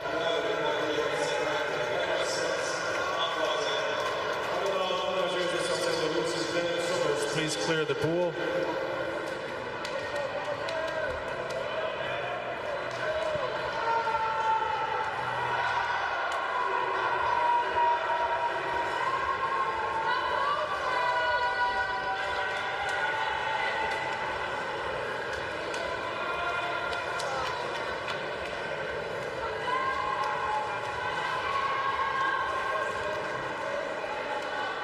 Results on the board are official. Third place, Emma Spence. Second, Anna Dumont-Bélanger. And a gold medal winner from University of Toronto, Nina Mullen.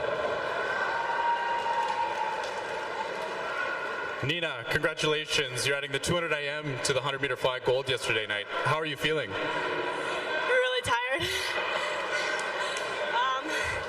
I'm just really happy because last year I kind of fumbled in the bag, but I just really wanted to make sure I come back really fast because I know the 2 girls next to me are really great at freestyle, so. And could you sense how close the race was today? Yeah, oh my God, I feel like my legs are gonna fall off right now. During the freestyle, I was like, last year, I died towards the end, so I needed to make sure I finished to the very end, even if I am gonna hurl. Well, very well done. You finished on top. Congratulations. Thank you. Congratulations, Nina, on your gold medal performance in a 200 individual medley to go along with your gold in the 100 fly. We now move on to event 22, the men's 200 individual medley. This is the C final. Passons maintenant à l'épreuve 22, le 200 mètres Q&E, la finale C. You heard the pool announcer say men's 200-meter medley. Lane 1, Jeremy Powacki from McGill University. Matthew Sirijanis in lane 2 from the University of Calgary. Just getting up on the blocks.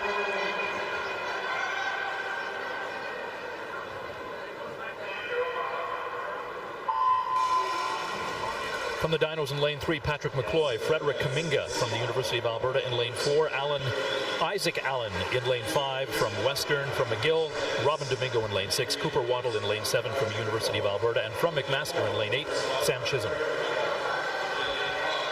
And we're underway in our men's 200-meter IM here. Some really strong swimmers ending up in this C final. We'll see what points they can get tonight. Leading the way, it looks to be lane 6. That's Robin Domingo, butterfly specialist from McGill University. McGill University had 9 men swim this event this morning, 8 of which found a lane in the finals tonight. So this is a big event for them on the point sheet. I expect to see them move up in the team rankings after this event. Powered by a swim like this from Robin Domingo. Look at him trying to power forward on the backstroke leg as well. You might notice he's trying to get a lot of power from his arms, trying to keep those legs relaxed. That's energy conservation to try to give him some leg power on the breaststroke. We'll see if that works out. Taking over the lead, though, it is the other side of the pool. Matthew Ceremonies from the Dinos slightly in front in 2, followed by Domingo in 6.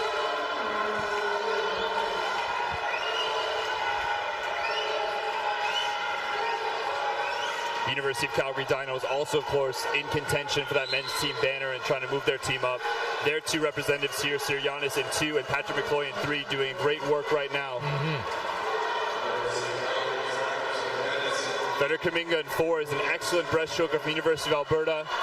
He did move up well on that leg, but he might have left too much of a lead. Sirianis turns first in lane 2 for Calgary, 138.39. It is now Sam Chisholm move up to second for McMaster, 139.34. Solid breaststroke from him.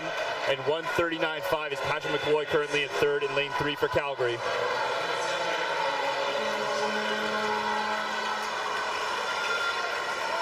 And Sirianis for Calgary with a really, really strong freestyle leg here, his power away from this field. Just surging. He has come out to a full body length, well in control here. He will touch first at 2:08.39 to take the win of this C final for Calgary. It's a 1-2 finish for the Dinos as Patrick McCloy comes in 2:09.90 in lane 2. Followed by University of Alberta's Cooper Waddle in lane 7, touching in 3rd. Oh, excuse me. Oh, no, that's correct, yeah. Cooper Waddle in for 3rd, University of Alberta. B final coming up next, 200-meter medley men. James Cameron Carlisle from McGill in lane 1. Kieran Stone in lane 2 from Western. Also from McGill, Ricardo Camuso in lane 3. From the Dinos, Ian Cameron in lane 4.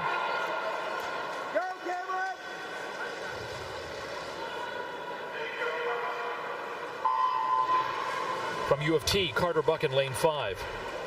Malaki Belhalati from McGill in lane 6. Gordon Short in lane 7 from Acadia, and UBC's Brody Young in lane 8.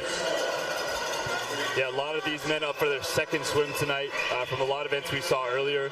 Malaki Belkalati, you might remember, got the silver medal earlier tonight in the 50-meter freestyle. We saw Carter Buck in the 100 back final. So a lot of guys managing some fatigue from races they've already done tonight. We'll see how that translates in their swimming here. University of Calgary's Ian Cameron leads the way in a very strong 26.5 first 50 butterfly for him. Would an athlete who swam earlier eat something before racing again in the same night? I can say I would. Generally simple sugars to try to get that muscle glycogen replenished as fast as you can.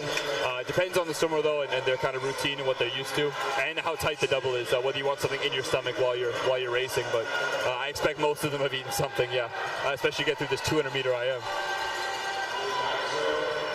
And leading the way now, it's Ricky Camuso from McGill. He's in 59.17. Just down in front, a backstroker Carter Buck from Calgary. Great backstroke leg from him to get involved in this race. But earlier into the breaststroke, it is University of Calgary's Ian Cameron. He is an excellent breaststroker.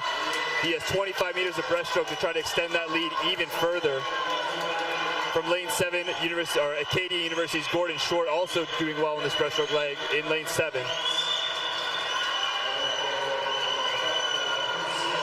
Cameron Carlisle in lane 1 also moving up on the breaststroke, but right now in the lead it is Ian Cameron well out in front, 135.0. 136.9 is Gordon Short from Acadia, currently running second. Currently in third, Ricky Camuso from McGill.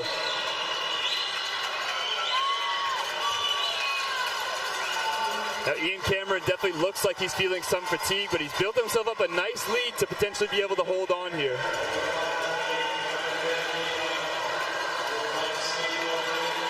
And even with the other swimmers charging at him, he built up a nice lead on breaststroke, and he will touch first. 2:06.54 by Ian Cameron there.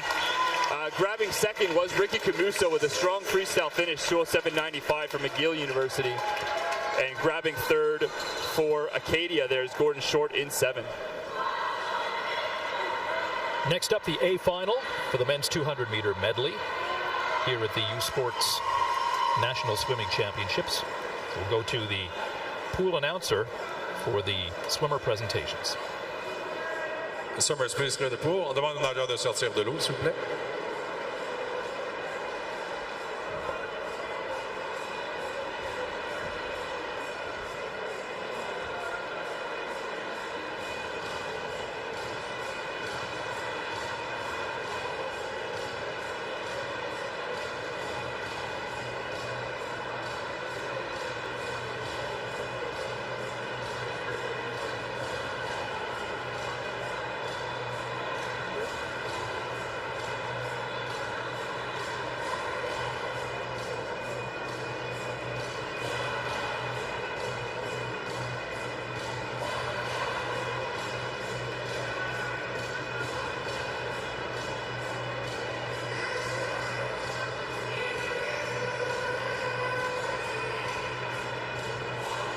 Results on the board are official. Let's now welcome our A finalists at 200-meter individual medley. Accueillons maintenant nos finalistes A du 200 mètres 4 nages. In lane 8, McGill University, Alexandre Younes. In lane 1 from University of Ottawa, Colin Shearer. In lane 7 from McGill University, Eric Linsenstein. In lane 2 from University of Calgary, Charlie Scalenda. Dans le couloir 6 de McGill, Mathieu Ionescu Tremblay. In lane 3 from University of Toronto, Jacob Gallant. In lane 5 from University of Ottawa, Brendan Van Herk. And in lane 4, your top seed from University of Toronto, Benjamin Lowen. A finalist, 200 IM.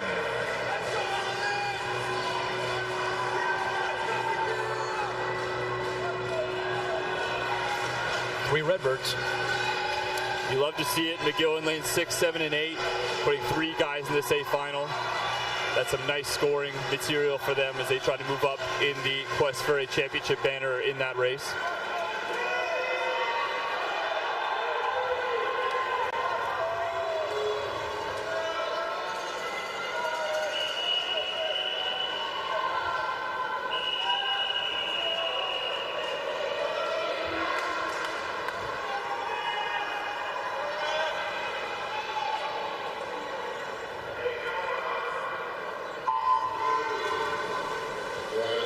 These guys are off the blocks.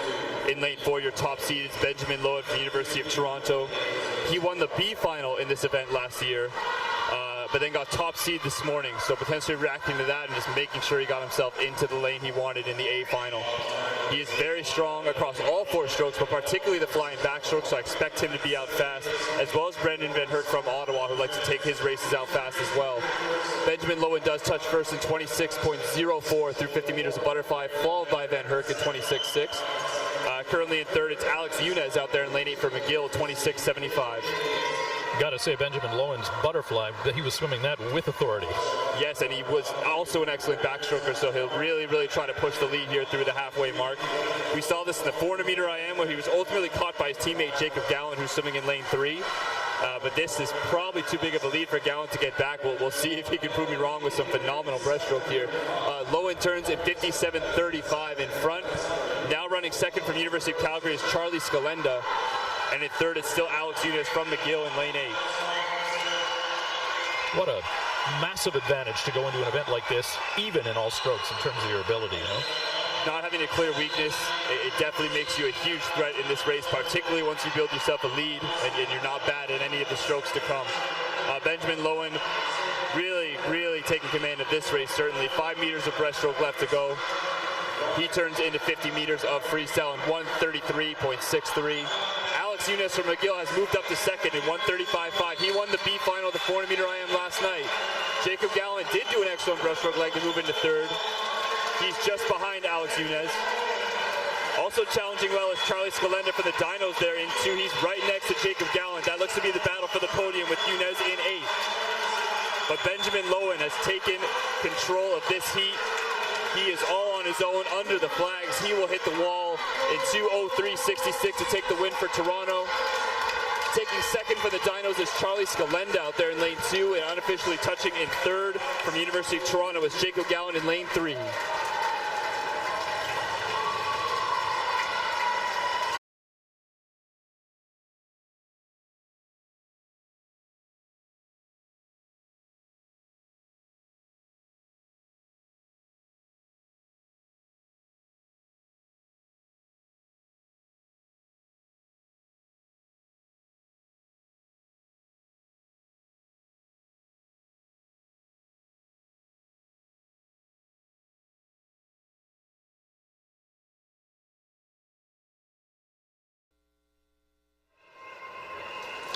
The C final is getting ready to go for the women's 50-meter butterfly.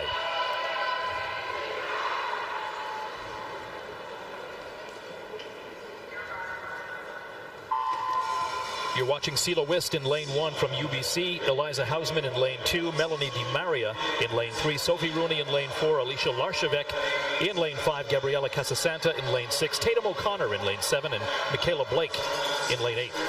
Yeah, we're back to these 50-meter races. They dive in, and the race is over fast. Looking to be out to the lead, it's Alicia Larchevek from UBC out there in lane 5, out to the slight edge with a good dive.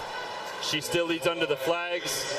But taking the win all the way out there in lane 1 for the UBC Thunderbirds, it's Sela Wist who gets her hand on the wall first, just ahead of Larchevek in lane 5. Great 1-2 finish there for UBC. B final coming up now.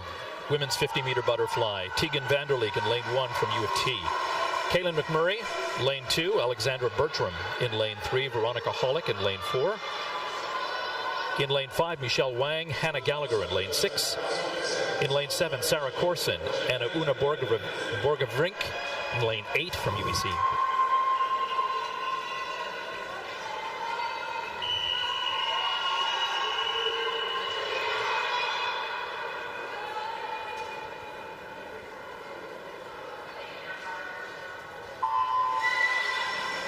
And we're off the blocks already in this B final, the women's 50-meter butterfly. Taking full advantage of that underwater in lane 5, Michelle Wang from McMaster looks to be out in front already. Lane 1, Tegan Vanderleek from Toronto also moving very well through the first 25.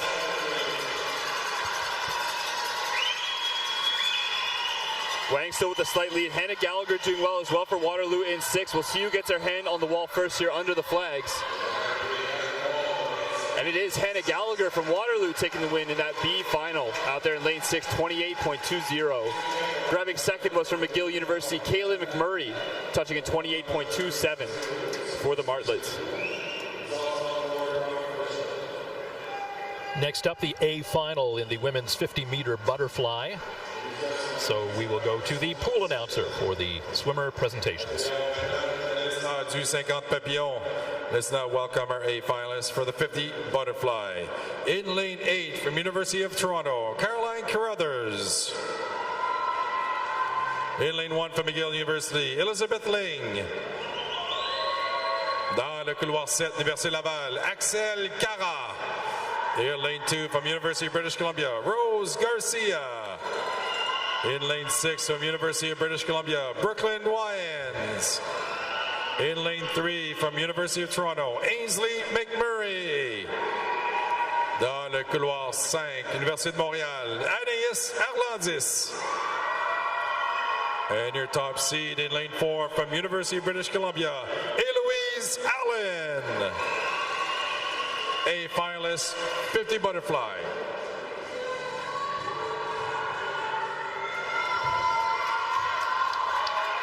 Well, this should be something, Bradley. And here goes our championship final in the women's 50-meter butterfly. A lot of big names in this one.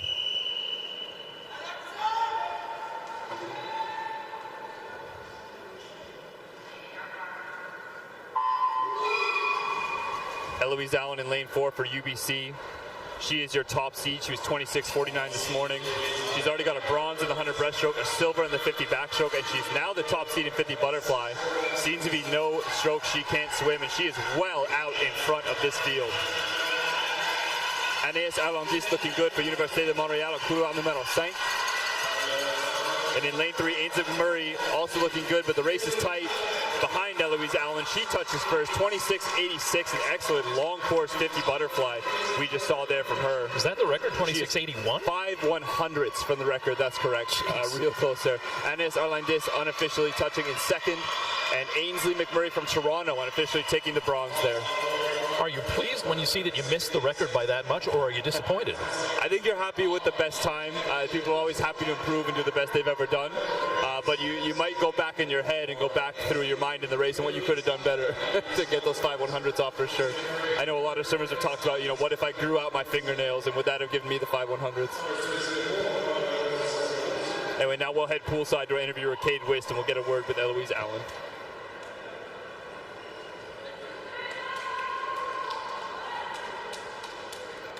Eloise, congratulations, your third individual medal of the weekend. How are you feeling after the 50 fly here tonight? It's been a tough year for me, but my team with me the whole time, and I'm for them. Awesome, and a very loud cheer at the end there. What does that support mean to you throughout the course of the weekend? It means a lot to me, but not as much as my ladybirds. Awesome. Well, congratulations once again. Congratulations, Eloise, on your gold medal performance. Great time at 26.86. Our next event is event 24, the men's 50 butterfly. This is the C final. Prochaine épreuve, l'épreuve 24, les 50 papillons, la finale C. For the C final for the men 50-meter butterfly in lane 1, Stephen Moore, Gabe Mastromateo in lane 2, Andre Usan in lane 3, Jack Hayhoe in lane 4, Addison Butler in lane 5, Brandon Lacroix,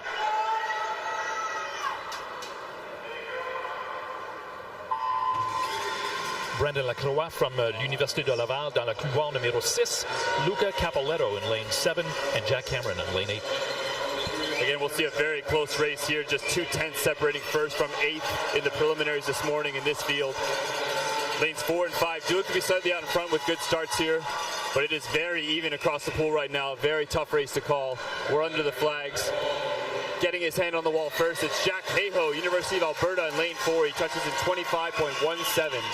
Stephen Moore from Calgary touches in second in 25.20 out of lane 1. B final, men's 50-meter butterfly coming up next. Ziad Salouz in lane 1, Misha Bragianski in lane 2. Dans la couloir numéro 3 de l'Université de Montréal, Ryan Benadad. Lucas Warmald in lane 4. In lane 5, Liam Weaver. Ahmed El Tatawi in lane 6. Andrew Herman in lane 7. And Kier Priswit in lane 8.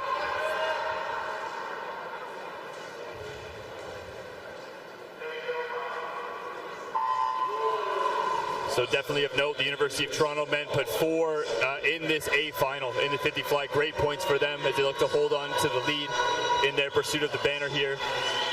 Really tight field again. This race is starts and ends so quickly. Liam Weaver, your gold medalist in the 50 freestyle, looks to be off to a good start. Lucas Wormold of Waterloo also swimming well in lane 4. They come under the flags. The touch will go to Ahmed El Tatawi from Toronto. Out there in lane 6, got his hands on the wall ahead of Lucas Wormold from Waterloo in 4.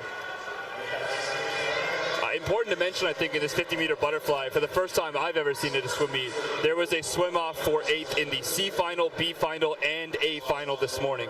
So everybody swimming in lane 8 through these 50-meter butterfly sessions had to win a swim-off this morning to get the spot they did. That does sound unusual. 3 ties. That can't happen often. Yeah, it's statistical improbability, to be sure. A final is next for the men 50-meter butterfly. Let's go poolside for the swimmer presentations.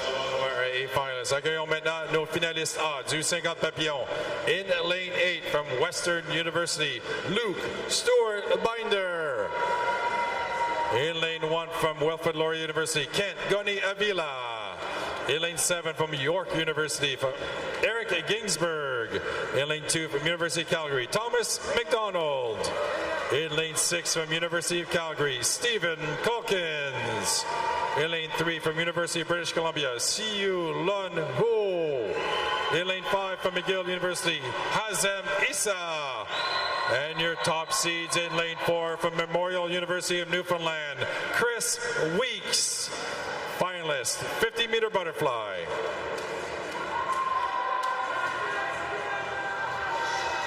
Andrew Herman set a record of 24:03 in the backstroke and this is 24:04. It's like almost as... Oh, in the butterfly stroke. Yeah, it's very similar. Crazy how fast. Yeah, for sure.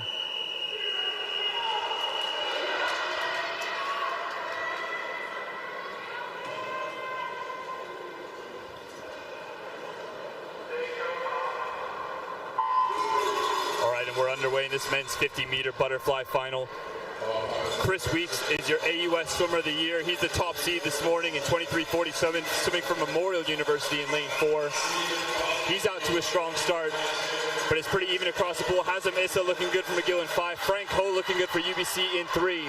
Though Chris Weeks is maintaining his edge from Memorial University, and he will hit the wall first in 23:90 to take the win for Memorial University in lane 4 as a first-year athlete. Big moment for Chris Weeks. Hitting the wall in second, Frank Ho from UBC for the silver, and hitting the wall in third, Hazem Issa taking the bronze from McGill in lane 5. You got 23. And I should mention, as Richard's pointing out to me on the sheet right now, that looks like a new U Sports record for Chris Weeks, taking out the record by Coleman Allen of 24:04 from back in 2015. Amazing. A U Sports record in his first year of eligibility. Massive performance there. We'll go poolside to get a word from him.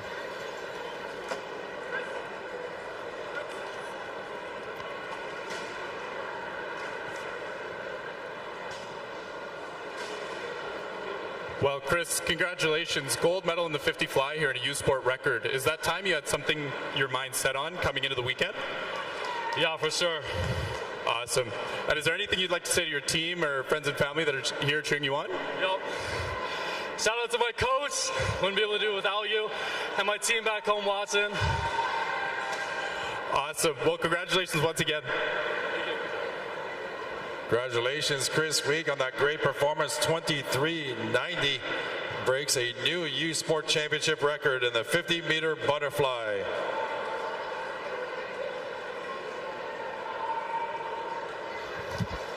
Is that the first record that we've seen? In tonight's session, I believe so. Yeah, excellent performance there. Coleman Allen, a big name in U Sports swimming, won a whole heap of medals when he swam for UBC back in the day. So very cool to see his record go down from this new phenom from Memorial. And that record was set in 2015 when you were swimming, so you must have saw that firsthand. Oh, for sure. I've seen Coleman Allen win a lot of races firsthand. A really, really excellent butterfly specialist as well as other strokes. And just a really well-rounded athlete from UBC. Now it is time for the medal presentation. So we'll go to the PA announcer.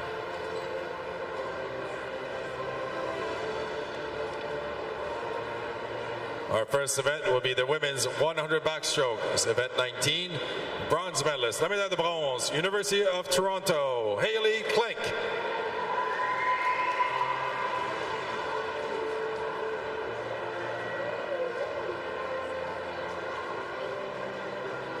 Silver medalist and second team All-Canadian. La médaille d'argent, deuxième équipe toute canadienne, University of Toronto, Caitlin Schroeder.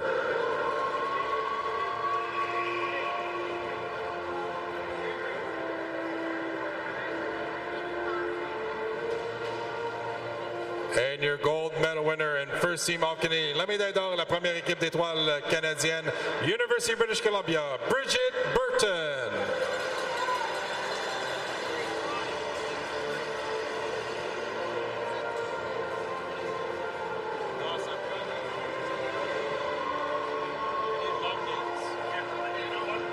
Congratulations to medalists. Félicitations aux médaillés.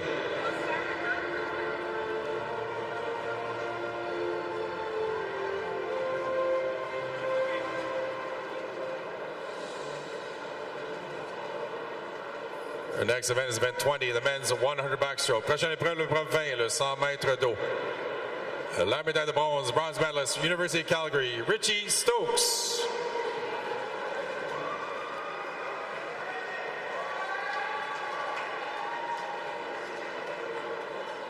Silver medalist and second team All-Canadian. La médaille d'argent, deuxième équipe toute canadienne, University of Toronto, Andrew Herman.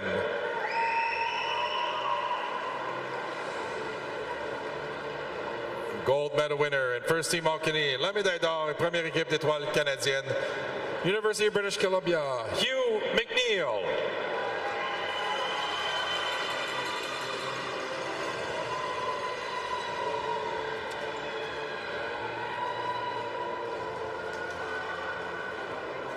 Congratulations to our medalists. Félicitations à nos médaillés.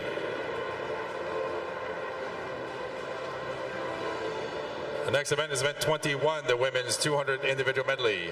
Prochaine épreuve, l'épreuve 21, le 200 mètres, 4 nages individuels féminin.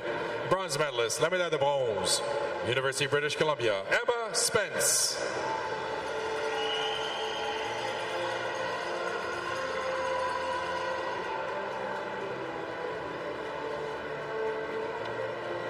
La médaille d'argent et deuxième équipe toute canadienne, the silver medalist and second team all Canadian. From University of British Columbia, Anna Dumont-Bélanger.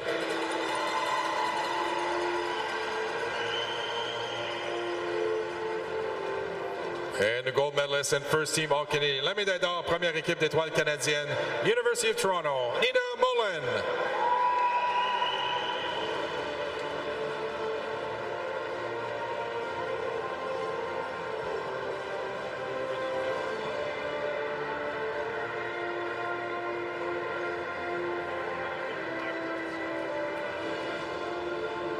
Félicitations à médaille. Congratulations to our medalists.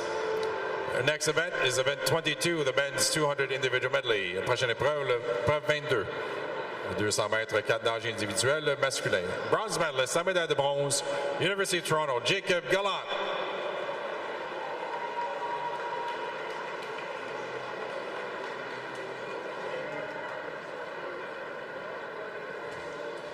Silver medalist and second team all Canadian. La médaille d'argent, la deuxième équipe toute canadienne, University of Calgary, Charlie Scalenda.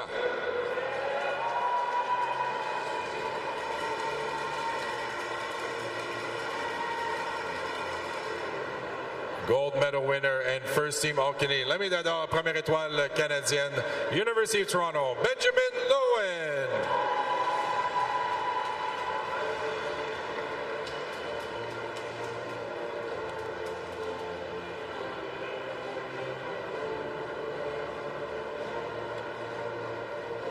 Congratulations to our medalists. Félicitations à nos médaillés.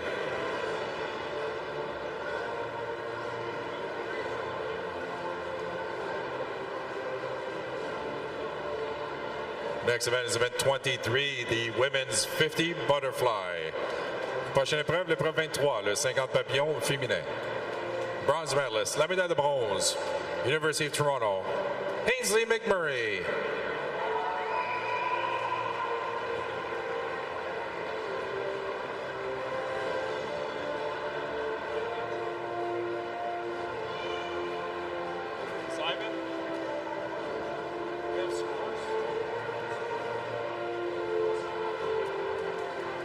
La médaille d'argent et deuxième équipe toute canadienne. Silver medalist and second team all Canadian.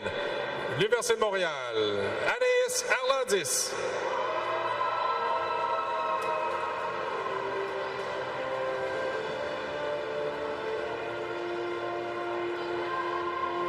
Et la médaille d'or et première équipe d'étoiles canadienne. Gold medalist and first team all Canadian. University of British Columbia, Eloise Allen.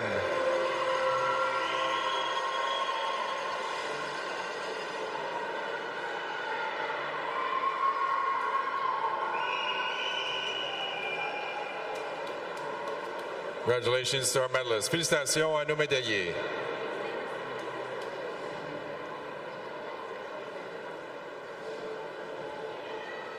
Passons maintenant à la remise de médailles pour l'épreuve 24, le 50 mètres papillon masculin. Now for event 24, the men's 50 butterfly. Bronze medalist, la médaille de bronze from McGill University, Hazem Issa.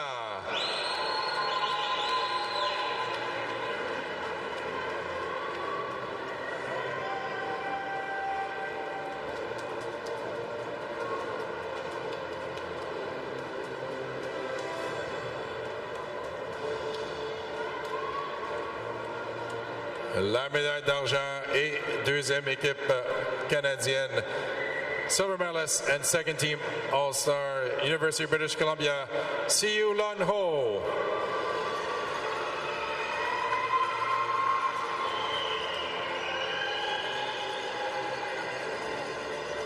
And gold medalist and first team All-Canadian. La médaille d'or, la première équipe étoile canadienne, with a new U Sport record of 23.90 from Memorial University of Newfoundland, Chris Weeks.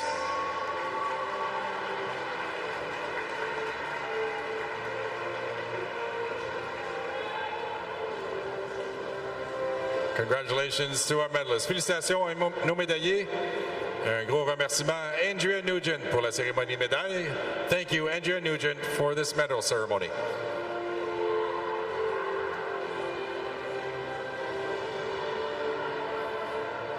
I have an update on the women's scoring through 24 events. Western is in 5th. McGill in 4th with 471. University of Calgary in 3rd. University of Toronto with 938.5 points in 2nd. And 32 points ahead, University of British Columbia. The males ranking in 5th, University of Ottawa. McGill is in 4th. Only 17 points behind University of British Columbia in 3rd. 12 points ahead is University of Calgary in 2nd. And 163 points ahead of them, University of Toronto in 1st.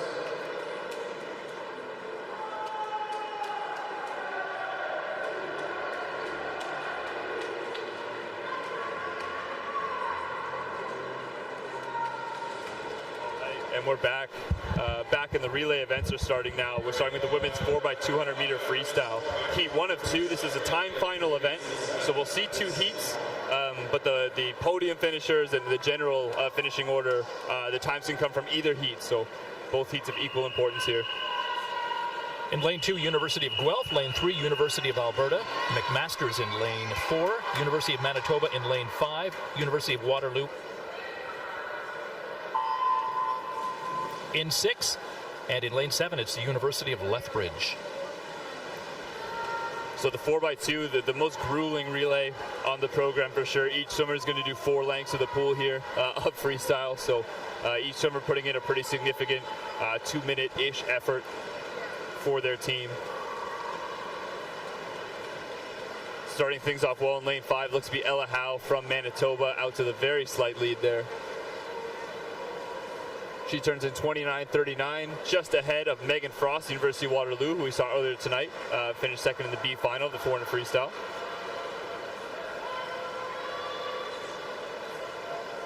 For swimmers, and most of them seem very team conscious, it's all about team. So these kind of events must be so much fun for them to swim, because it is all about team, performing your best for the team. Swimming together as a team, it must be like the penultimate experience for team-minded swimmers. Yeah, absolutely. I think that mindset is how they're able to get big efforts out of themselves, especially in relays like this. We're at the end of the night. A lot of these swimmers will have had at least one other race in this session. So to get another 200-meter race done at night, it's a very exhausting thing when your body's already fatigued for the other races you did, as well as yesterday's whole day of racing. Fatigue starts to add on your body. So big ask here, and a big motivator for them is certainly doing it for their team. What happens? I mean, I'm sure diet is such a key part of what they do in the pool. And they're in a different city. They're not living at home. So how do they make sure, who looks after the nutrition part of what they need? On most of these teams, the athletes are facilitated by the coaches taking them to the grocery store and things, but they're largely making those decisions themselves and what takeout restaurants eat at and things like that. So they build up experience themselves, training, competing year-round on what works for them, and they just try to mimic that the best they can at nationals. I should mention, keeping up with the race here, Megan Frost is touching first, handing over the lead to Hannah Gallagher from University of Waterloo there in 6th. She started in 2:08.51. McMaster currently running 2nd in lane 4. That was Neva Scott Burris, and she hands over to Emma Jane Fowler for McMaster. The way Sierra was talking, and we had Sierra Moores on the show at the outset today at 5 o'clock, and we will be back tomorrow at 5 o'clock. But she made it sound so scientific, so meticulous, so very controlled that I'm surprised they let the swimmers look after their own nutrition when they're away. Yeah, at a point, I think it's a logistics thing as well. Programs only have so much funding to get staff to take care of things like that, so they're almost forced to put the onus on the athlete. Certainly there's training environments with the type of funding and the type of staff to be able to take care of all those needs of the athlete. But these are student athletes as well, so I mean, on top of managing all those things, they have their academics. It's a busy life and a lot of, can be a lot of stress, but also a lot of fun at competitions like this. So no team so strong, so many sponsors that they travel with their own chef. Here in the Canadian context, unlikely. NCAA Div 1, potentially. I don't have as much experience in that league, but from what I've heard. Georgia Pengele now leading for University of Manitoba out there in lane 5 with 100 meters left to go in her leg. Pretty tight race here through 300 meters. From McMaster in 4, Manitoba in 5, and now University of Alberta in 4, creeping up with Cameron Leslie putting in a great leg for them so far.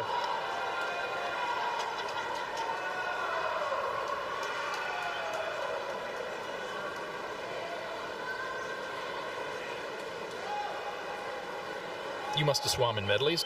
Were you more motivated because that whole team sort of approach, mentality?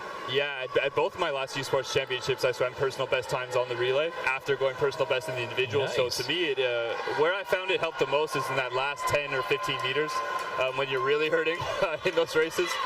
You just put in your mind that you have your teammate waiting for you on the blocks to take over, and that just gives you that extra bit of adrenaline to get to the wall. That's how I saw it as a bit of an advantage compared to the individual swim.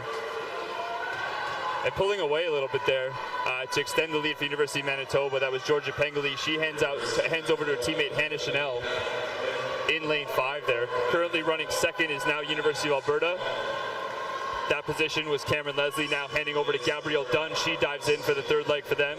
McMaster has Michaela Blake on their third leg in lane 4. I mentioned Sierra Moore. I don't know if Sierra Moore is, she is the assistant head coach of the UBC Thunderbirds. I might not have mentioned who she was there when I was referring to her. Yeah, I was really impressed with her insight. Not surprised by any means, but impressed as always as her insight into the culture over there and why things are going as well as they are for so many years at UBC.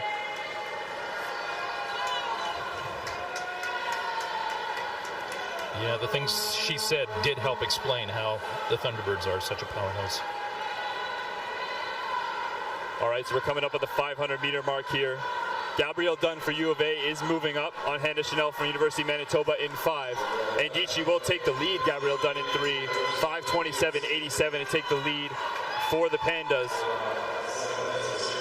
Holding on to third, it is still Michaela Blake from McMaster in 4, and she is closing the gap on University of Manitoba as well.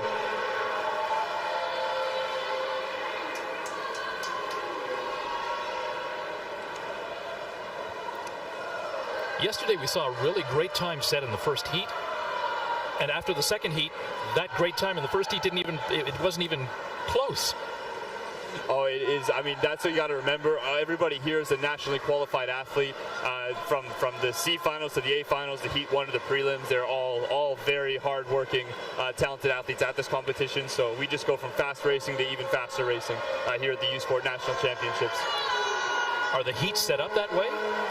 Yes, exactly. Generally, the Heat 1 is the slowest seeded swimmers, and they get a little faster as you go throughout the morning. Okay, I wasn't sure about that. I thought it was just sort of random.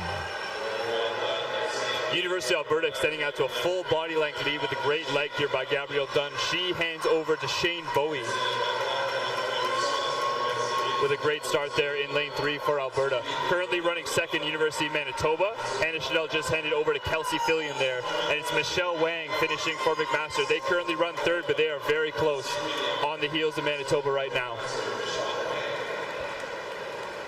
I asked you this yesterday. You said it depends on the coach's strategy, I guess, but do you put the strongest, 200 meters freestyler at the end or at the beginning?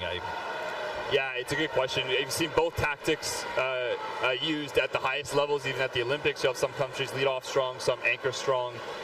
Depends on the swimmer's maybe mentality of whether, their best swimmer likes to start far behind and use that as motivation to catch up, or whether they'd rather just try to get as big a lead as possible for their teammates. So those conversations go on between swimmers and coaches to see what the best kind of tactics are, just for how they mentally approach the race. At the end of the day, it's 4 times added together. You can break it down that simply, but there definitely is a mental difference to where you're placed on the relay. Still in the lead is University of Alberta there, 7:37.81.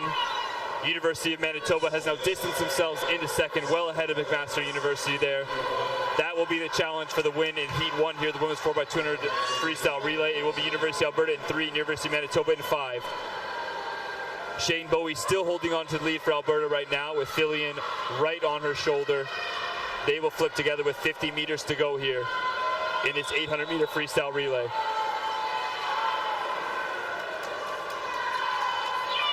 Shane Bowie flips with a 1 second lead over Kelsey Thune from Manitoba. We'll see if that's enough.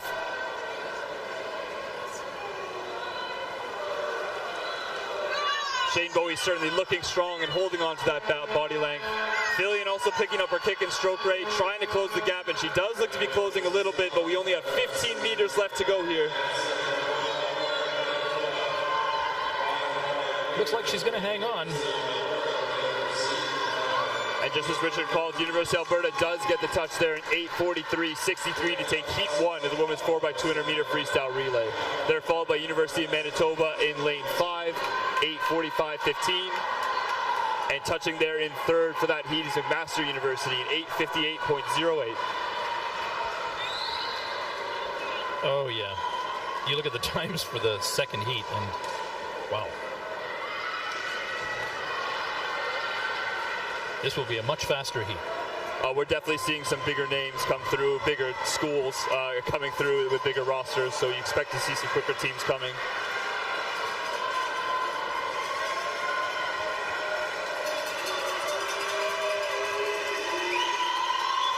Getting ready for Heat 2 of 2 in the women's 4x200 freestyle. Lane 1, Dalhousie University. Lane 2, University of Ottawa. Lane 3, McGill University. Lane 4, University of Calgary. UBC is in lane 5. U of T in lane 6. University of Victoria in lane 7. Western in lane 8.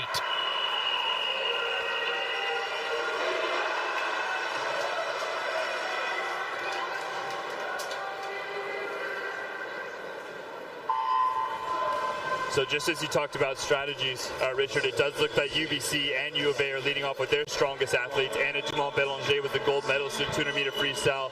Alexandre Lepage is a threat in any race she dives in on, and Calgary's getting her to do battle with the gold medalist in the lead out here, and they're 4x2. Yeah, you look at the names, and these are all have been performing terrifically all through the whole meet. Yeah, absolutely. Dumont-Bélanger, also we saw her, of course, with an excellent 200-meter IM there. Earlier tonight, just behind Nina Mullen. And it will be Dumont-Bélanger flipping first there, 28.99. Danielle Treasure currently running second for Western all the way out there in lane 8. Well, Ainsley McMurray is going to be swimming the anchor for U of T, so look out. Yeah, oh yeah, they've got a strong anchor coming. She was a silver medalist in the 200-meter freestyle. Haley Clank doing a great job at the University of Toronto right now to keep pace with Dumont-Bélanger. But Dumont-Bélanger does hold on to that lead, 1 minute, 0.9 through 100 meters. Haley Clank right at her shoulder, Alexandre Lepage at her hip.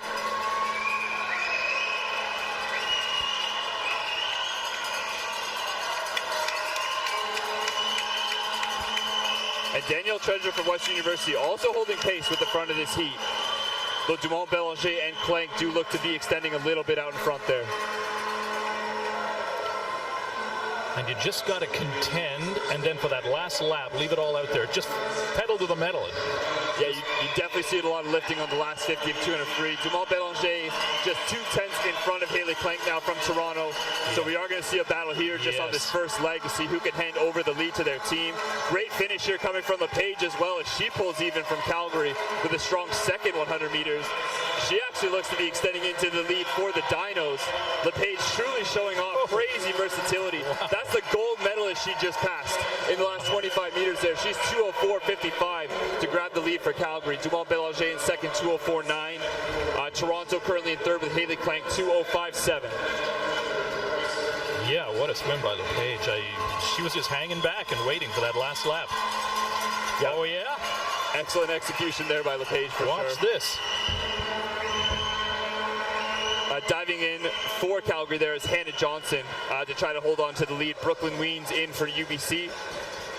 That's Tegan McKenzie diving in for Toronto, an excellent freestyler as well.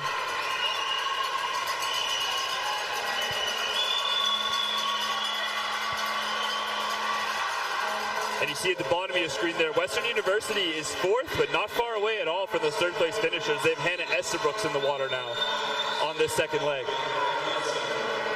But extending out in front now for UBC, that is Brooklyn Weens in there in lane 5, taking over the lead for the Thunderbirds. She will turn in 3:04.84 with 100 meters to go. Currently 3:06.0 is second for University of Toronto. Calgary just behind U of T.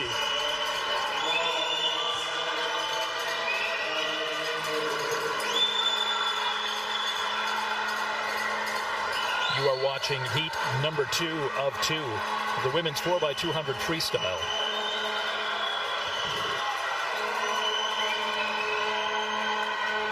Brooklyn Weens extending further into the lead, really using this leg to get UBC comfortably out in front. 3:36.2 is where she flips with 50 meters to go. 3:39.0 for Calgary, 3:39.1 for Toronto at this stage. So they are neck and neck battling for second. Hannah Esterbrook's again still not too far behind for Western right now on their second leg. They are comfortably in fourth. McGill University trying to move up on them with Naomi Lowe, who's always known for a fast finish, as we saw earlier in the 400 free tonight.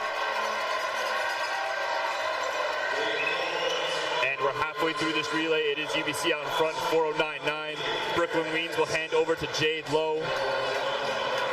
Calgary currently running second. Merritt Anderson will dive into the water for them, an excellent freestyler. And University of Toronto will have Mahalia Datars, a very strong leg I expect from her as well. It looks like McGill University has moved into fourth position just ahead of Western. They have Natasha Frost diving in for them, and it's Heidi Bartok diving in for Western down there in lane 8.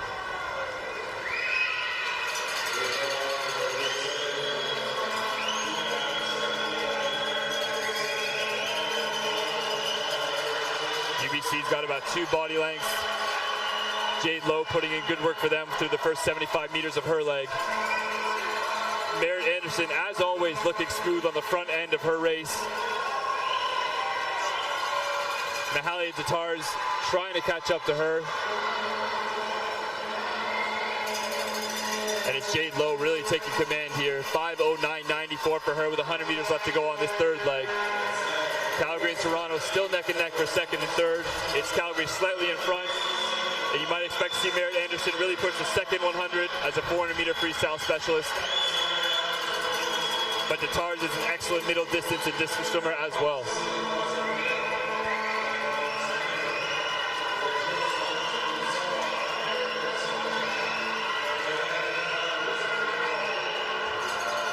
Jade Lowe with 50 meters to go now, 5:42.09. Am I wrong? She's just opening up the lead. It's looking pretty tough for anybody to catch up at this point with just one leg of 200 freestyle to go. Just 8 separated Calgary and Toronto at the 550 meter mark there. So the race between silver and bronze looks to be very tight. No faltering, man. Just what a swim.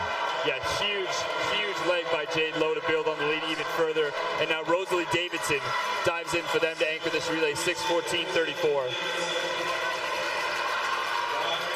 Calgary has almost a second lead for Emily DeJagger. She dives in, but she will be hunted down by Ainsley McMurray, the silver medalist in the 200-meter freestyle.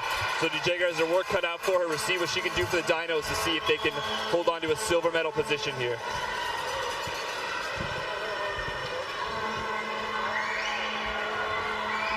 McGill University currently running fourth. They have Kaylin McMurray, Ainsley McMurray's younger sister, diving into the water for them to anchor their relay. So they're in the water competing against each other. Yes, as they were this morning in their 50 fly preliminary. They've had a couple races against each other here this weekend. Rosalie Davidson doing great work for UBC, still holding on to that lead, nice and comfortable. Emily DeJagger doing a great job holding off McMurray so far as she approaches the halfway leg of this anchor leg. Rosalie Davidson 7:15.0. It doesn't look like Murray's made up any ground through 100 meters yet on the Jagger. She goes through in 7:20.58. Indeed, she might have extended the lead. Ainsley McMurray 7:23.3. This is McMurray's third swim of the night. We saw her in the 50 free final and the 50 fly final. We might be seeing some signs of fatigue. We'll see if she can make anything happen in chasing the Jagger, securing the bronze here for the University of Toronto. She's definitely not looking like her usual self right now. 50 meters to go for UBC's relay out there in front. Rosalie Davidson, 7:48.3, clearly out in command. Calgary has distanced themselves out for second with a great anchor from Emily DeJagger so far. UT is holding on to third in 7:56.9. They are being chased down by Kayla Murray from McGill University. But she's got a lot of distance to close, and Ainsley McMurray, who is picking up her stroke rate a little bit to finish this race. But out in front, the gold medal all alone is the UBC Thunderbirds. With Rosalie Davidson hitting the wall, they touch at 8:21.95. In for the silver medal, University of Calgary Dinos 8:25.42. And in for the bronze, it's University of Toronto in 8:27.95.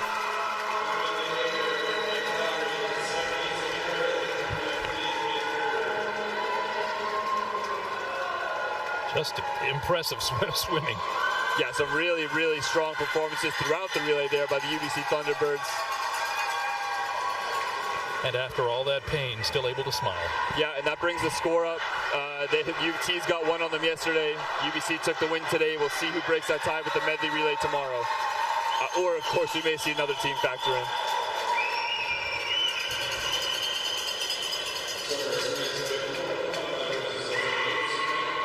And I believe we will now go poolside. Yesterday they did relay interviews. I expect the same thing. Yes, I do see Kate Wiss down there, so we'll throw it to the poolside interviewer.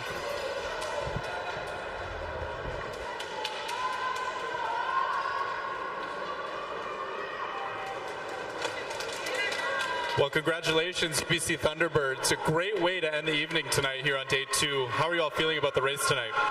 A really cool relay, and as you can tell, we're all super happy with it. Yeah, and a big roar from the Thunderbirds bench over there. Anything you'd like to say to your team supporting you? Go Birds! Congratulations. Congratulations, UBC, on that fantastic win. We now move on to event 26, the men's 4x200 free relay. There's 2 heats in this event. This is heat 1. Prochaine série, la série de preuve à 26, le 4x200 libre. Heat 1 of the men's 4x200 freestyle. University of Manitoba will be in lane 1. University of Waterloo in lane 2. Western University in lane 3. Acadia in 4. L'Université de Laval dans le couloir numéro 5. McMaster in 6. And University of Lethbridge in 7.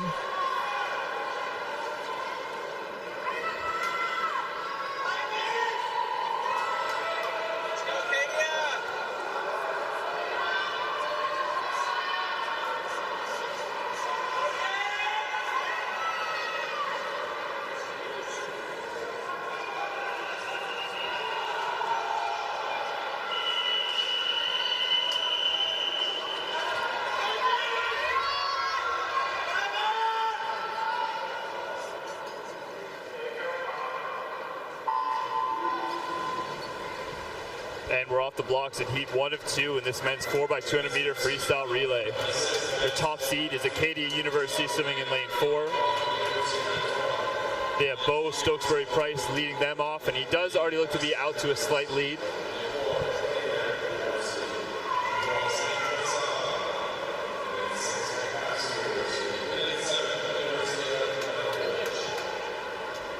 And it is Stokesbury Price flipping first in 26.05. Leading the way for Acadia. Currently running second, Kevin Zhang from Waterloo in lane 2.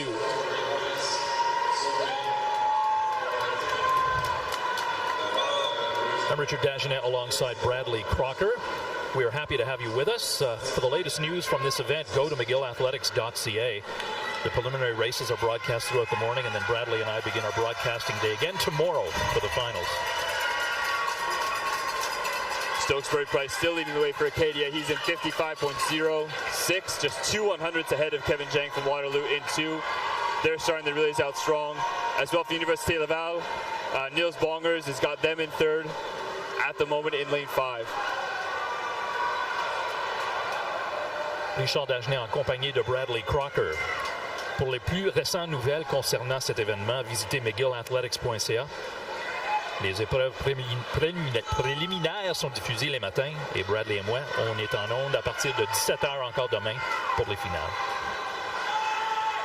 Kevin Jang from Waterloo now looking to extend a bit of a lead for his team on this relay leg. Kevin Jang is an excellent 200-meter butterflyer. We'll see him in that event tomorrow. But also showing off his chops in freestyle here as he tries to get his team to the wall first. He's under the flags. He will touch in 1:55.28 to get the lead over to Waterloo. He's got his teammate Raymond Duong diving in over him. Currently running second is Western University. Isaac Allen hands over to Hayden Burtock for them. Those two teams seem to be well out in front at this point of the relay. But just as I say that, Université Laval, Adrien Cara dives into the pool. And he's putting in work early, already getting them into a comfortable second place.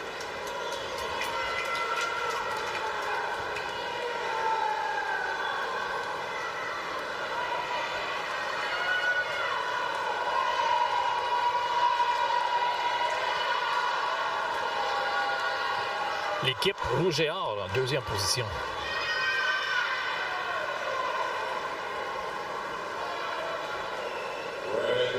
Raymond Duong will flip first there in 2:49.77, about a 1.5 clear of Université Laval's Adrien Cara in lane 5.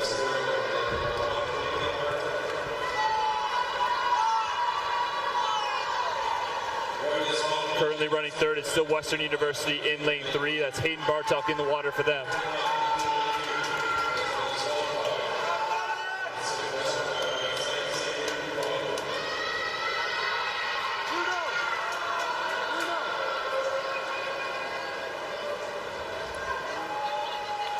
Adrien Cara toujours en 2e position pour l'équipe de l'Université de Laval. Ooh. And a great final 50 by Cara. Oui. Il est en train de presque dépasser le... Oui, mais non, il mène en couloir numéro 5. Il l'a dépassé. Pour l'Université Laval. Le prochain nageur, Théo Drouin. For Université Laval. And University 2 for Waterloo, they have Alex Bowden diving in on their 3rd leg. Western University in lane 3 has Rowan Uy diving in for them.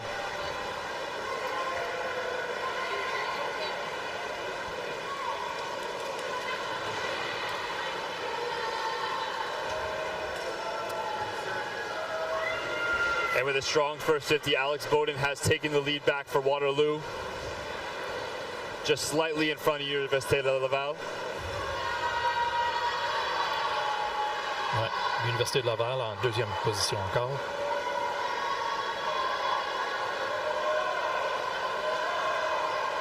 Yeah, Rowan Oy in lane 3 for Western University, also putting in a great leg here to keep his team comfortably in 3rd place. Flipping in 4:77.75 is University of Waterloo, still leading this race from lane 2.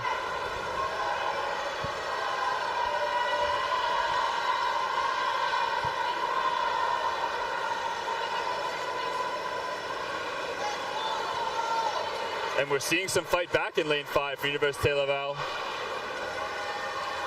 As Théo Drouin looks strong on the second 100 of this relay, or his relay leg, I should say. But Alex Bowden does flip still in front at 3:18.4. Now half a second ahead of Université Laval in lane 5.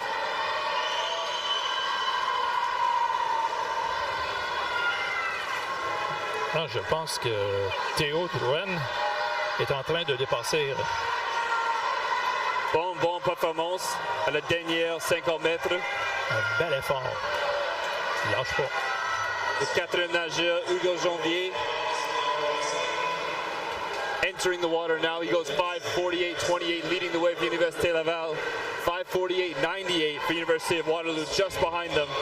They have Aiden, Iapico diving in for them in lane 2.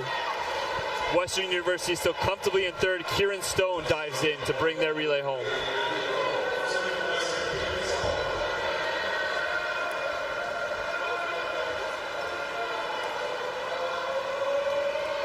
C'est Hugo Janvier qui touche en premier. Très serré maintenant entre Université Laval et Université à Waterloo. Aiden Iapico, he is pushing hard as they move towards the 100-meter mark of their leg. Looks like we might have a good finish here between Aiden Iapico and Hugo Janvier in lane 5.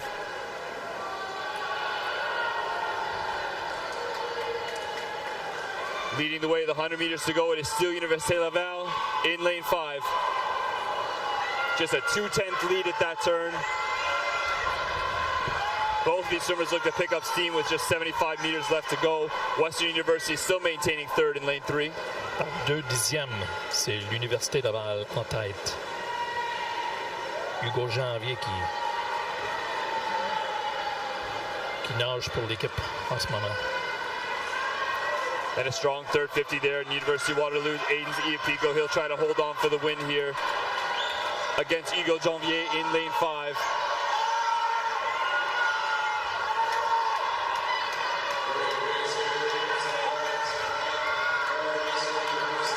And a big and close finish here. Wow. Université Laval is not done. Hugo Janvier is pushing hard as well. They come under the flags. It is a tough one to call. Oui. Et le gagnant, couloir numéro 5, Université Laval. C'est le rouge et or qui l'emporte. Wow. 7 minutes 45.10 pour la première position. In second place, University of Waterloo, 7:45.21 with a great swim as well. And Kieran Stone touching in third there for West University in heat 1 of 2 in this men's 4x200 meter freestyle relay. L'équipe de l'Université de Laval a travaillé fort.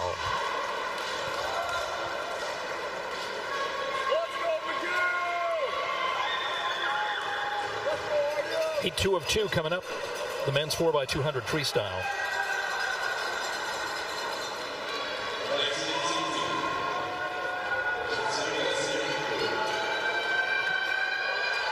Yeah, we'll move on to Heat 2 now. We'll see some of our big name schools here competing for podium spots.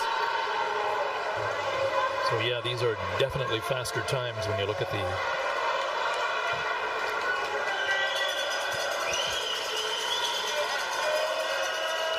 So what are you thinking at this point?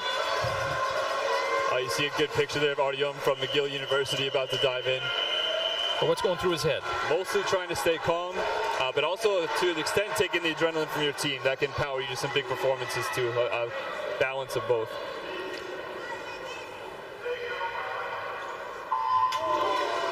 That was, looking at Artyom Volodin of McGill University. They are in lane 5.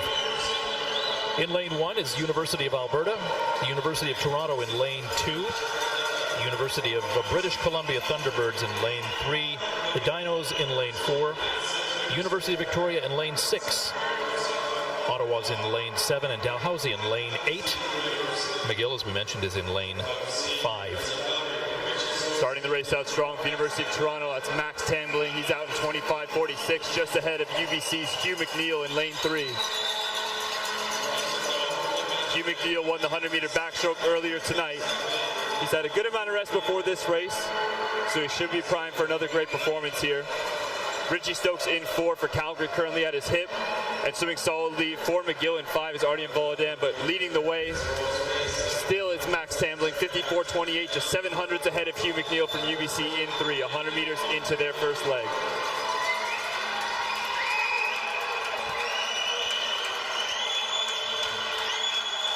Keir Priswood also putting in a solid leg for University of Alberta up there in lane 1. He's not far off the third place position at all. But on the third 50 of their leg here, it does look to be Hugh McNeil starting to separate himself. He flips in 1:23.02. Currently with a 7/10 lead over Toronto in lane 2.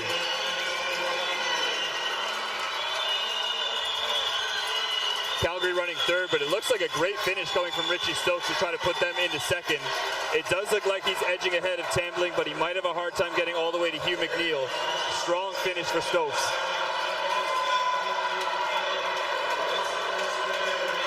And handing over the lead, it will be Hugh McNeil, 152.48. He hands over to Olivier Risk for UBC in 3. Richie Stokes will hand over to Paul McKenzie, the bronze medalist in the 200-meter freestyle earlier this meet. The University of Toronto currently running 3rd in lane 2. They have Jack Lee in the water now, who had a very, very impressive split on their 4x100-meter freestyle relay on that anchor leg.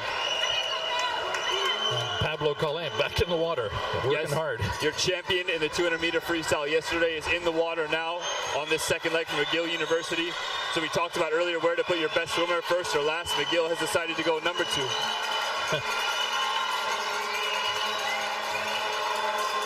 You would say he's McGill's best freestyler? Best 200 freestyler definitively. Yeah, absolutely. We did see Malky Belkalati in the 50 freestyle earlier, so there's some guys with more speed over the short distances, but Pablo Colin is very, very hard to beat over 4 legs of swimming. And he will get McGill into the lead. 2:47.7 for Colin, and they're in lane 5. Currently trailing him is Calgary in 4, followed by UBC in 3. We have a very tight race through 300 meters of this race from Toronto, UBC, Calgary, and McGill.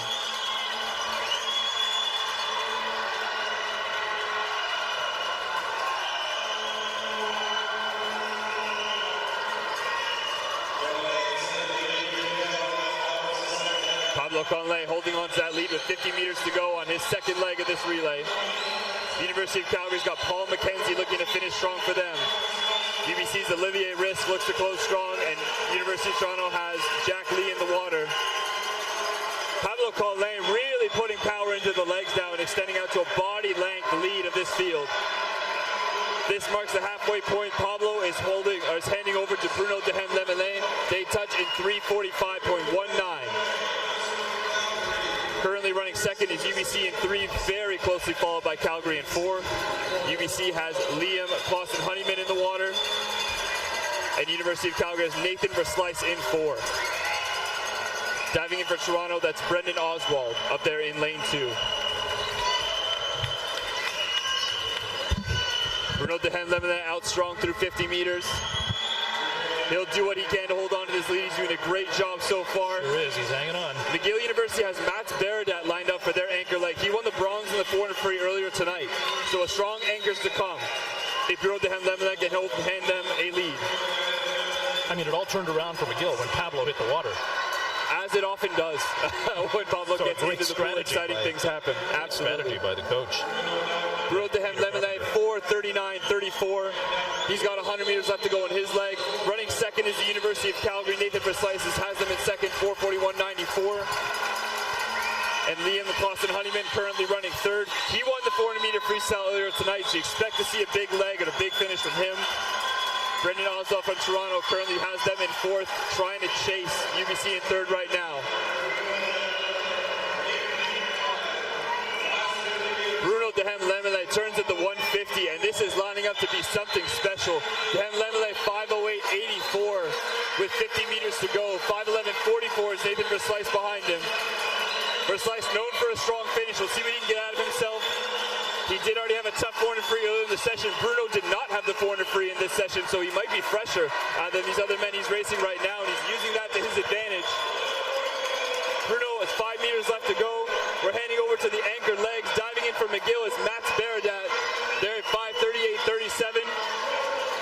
UBC currently running second. They're in 5:40.37. They have Jake Gaunt on their anchor leg, an excellent 200 freestyler. Calgary running third. They hand over to Liam Dennett. Noted that U of T has Bill Dongfang anchoring from them, another excellent 200-meter freestyler who might be able to do something big here for U of T. Mats Barrett at 6:04.41. He is 1.5 seconds ahead of UBC's Jake Gaunt. We will see if that's enough, because Jake Gaunt is quite excellent at this 200 freestyler. Liam Dennett in 4, holding on to 3rd for Calgary. Yeah, they're definitely challenging Mats Baradat of McGill. Baradat usually great on the second 100 of his race. We'll see if he held something in him to manage that well. He turns here with 100 meters to go. 6:33.8 and 6:34.6. The lead is down to 0.8 now with Jake Gaunt chasing for UBC. We're into the back half here. Calgary is still holding on to third. They have Liam Dennett in the water trying to hold off Bill Dongfang and to make up ground on these teams in the lead. Jake Gaunt is putting in an excellent leg for UBC to close the gap here with Baradat. They will flip quite close together with 50 meters to go. And it is Jake Gaunt slightly in the lead, 3/100ths in front, 7:03.56 to 7:03.59. Let's see what these men have in store for the last 50. Big legs coming from Baradat of McGill in 5. What about it? What a battle. Baradat is answering strongly on this relay. He has got himself out to the slight lead. We have just 10 meters to go with the home team in front. We are getting some volume in the building here, and it's well earned. In a fairy tale ending to this day 2 session, the home team, McGill University, takes the win, anchored by Mats Baradat in lane 5 for the gold medal. Hitting the wall second. What a race. With an excellent finish there, it looks to be U of T. Dongfang getting them all the way into second there in lane 2. According to the clock. And then UBC touching in third there, anchored by Jake Gaunt. Huge moment for McGill University there, and as expected, and they often do, Mats Baradat up on that lane rope.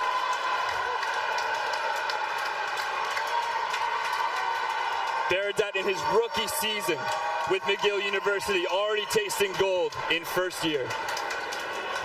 He's a rookie. First year eligibility. Oh my goodness. University winning the 4x2 free relay. And we'll go poolside. All right, guys, what do you think? What do you think of that race? How was it? Tired, Bruno? I think we all gave it everything we could, and I'm proud of the team. I'm proud of the people cheering. Even if we're hiding in the water, we all hear you guys. So that was great. What would you like to say to the fans that are here cheering McGill on? Your gold medal on 4x2 free. What does it feel? Thank you so much. The crowd was super loud, and I think it really helped us out a lot throughout the whole session. We've had an insane session, McGill. I think we're back in the battle for second place overall, and we're very, very excited for tomorrow. But winning a relay at home is just beyond than anything we could think of. Thank you to the staff. Thank you to everyone. It's amazing. How's it feel to be champion? Did you see your team jumping up and down while you were swimming? I mean, it's hard to see when you're swimming in the middle of all the water, but it's always nice to know people are cheering for you constantly. Matt, veux-tu dire quelques mots en français? Viens dire quelques mots en français. Comment tu te sens aujourd'hui? Thanks to my coach. Thank McGill University. Let's go, Marlette. Excellent. Congratulations again, McGill University, winning the 4x2 free relay. This concludes a great evening of racing here at the Pointe-Claire Aquatic Center. Now we go on to the medal ceremony for the 4x200 free.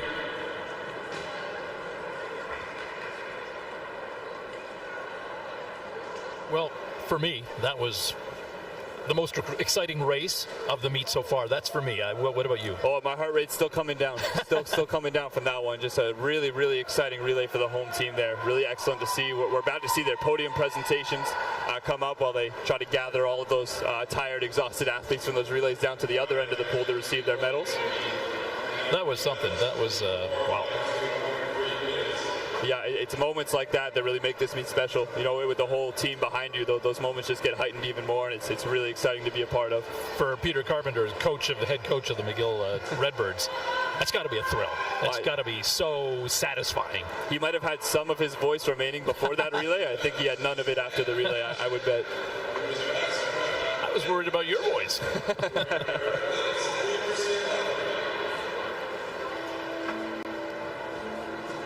First medal ceremony will be for event 25, the women's 4x2 freestyle relay. La première remise de médaille sera pour l'épreuve 25, le 4x200 libre féminin. La médaille de bronze, bronze medalist, University of Toronto.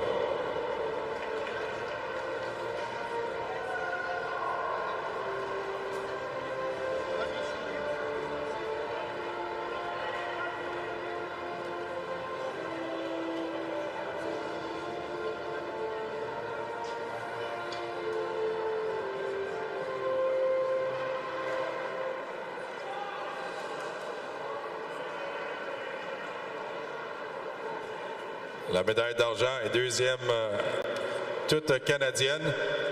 Silver medalist and second team All-Canadian. University of Calgary.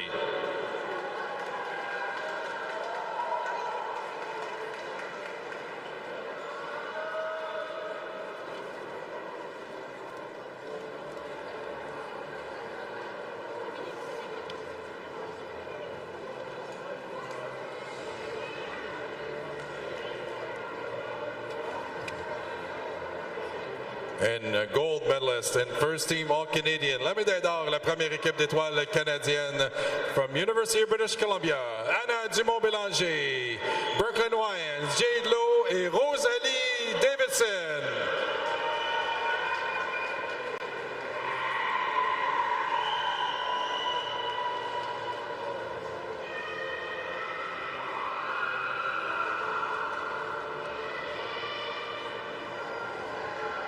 Congratulations to our medalists. Félicitations à nos médaillés.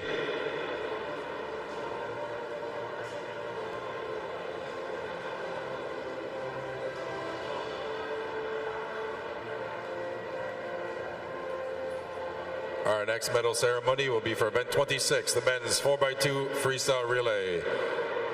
Prochaine remise de médailles sera pour l'épreuve 26, le 4x200 relais libre masculin. Bronze medalist, la médaille de bronze, University of British Columbia.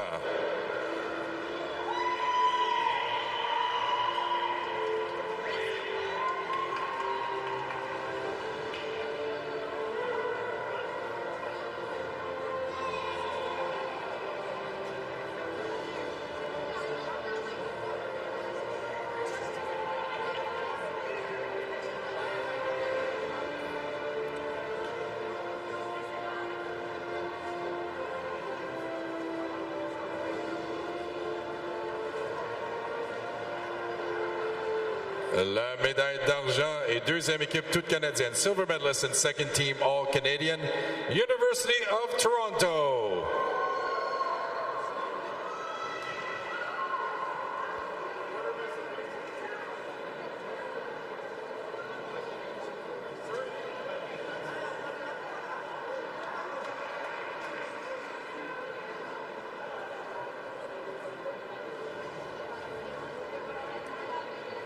Et la médaille d'or est première équipe d'étoiles canadiennes. Gold medalist and first team All-Canadian, McGill University. Artyom Volodin, Pablo Collin, Bruno de Hemlemlin, Mats Baradat.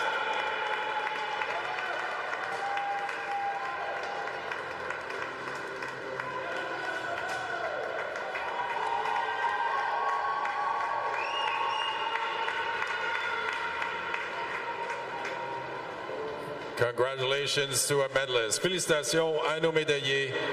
Thank you once again, Ben Matchett, for presenting the medals. Merci à Ben Matchett pour la présentation des médailles.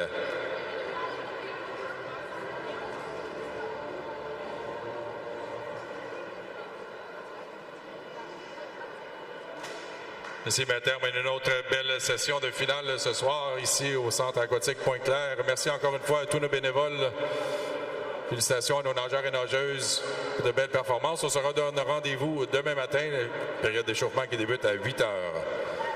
Another great night of racing here at the Pointe-Claire Aquatic Center. I'd like to thank all of our officials and volunteers for a fantastic evening. I'd also like to congratulate all of our swimmers for some fantastic performances. A reminder, we'll see us again tomorrow morning, 8 a.m. for warm-up. Preliminary session starting at 9:30. Thank you and have a great evening.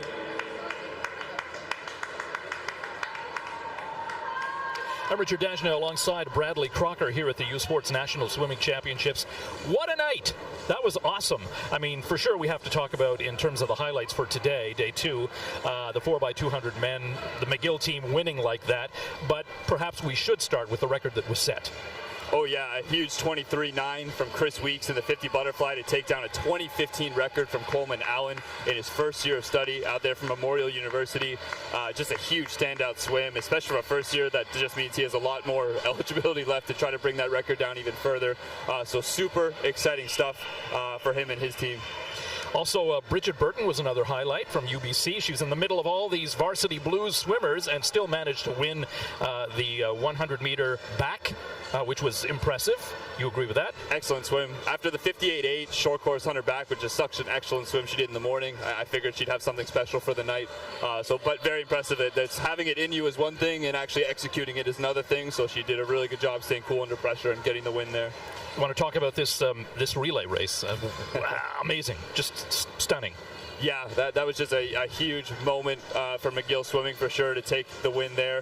They won their first relay in a very long time 2 years ago when they won the 4x100 free relay. So it's very cool that that's becoming a habit on occasionally picking up a gold medal on these relays, especially in the home pool with the home crowd here. A big moment for the program. Huge 150 point split for Pablo Conlin there. I also want to make sure I mention, because I think I was too focused on what at the front of the race, but Bill Dongfang with a 151 split to bring University of Toronto all the way to the silver medal position. Really excellent individual swim for him within that 4x2 team. We saw he was supposed to be swimming in one of the earlier events tonight, but his name was taken out. And was it to rest him for this event, the 4x200? After that excellent of a swim, I can't think of another reason he would not race anything at this meet in terms of injury or sickness or anything. So yes, my guess is that was the tactics. Rest from the 400 free C final to have something special ready for that relay. And man, he had something special. Bradley Crocker, any other highlights for you tonight?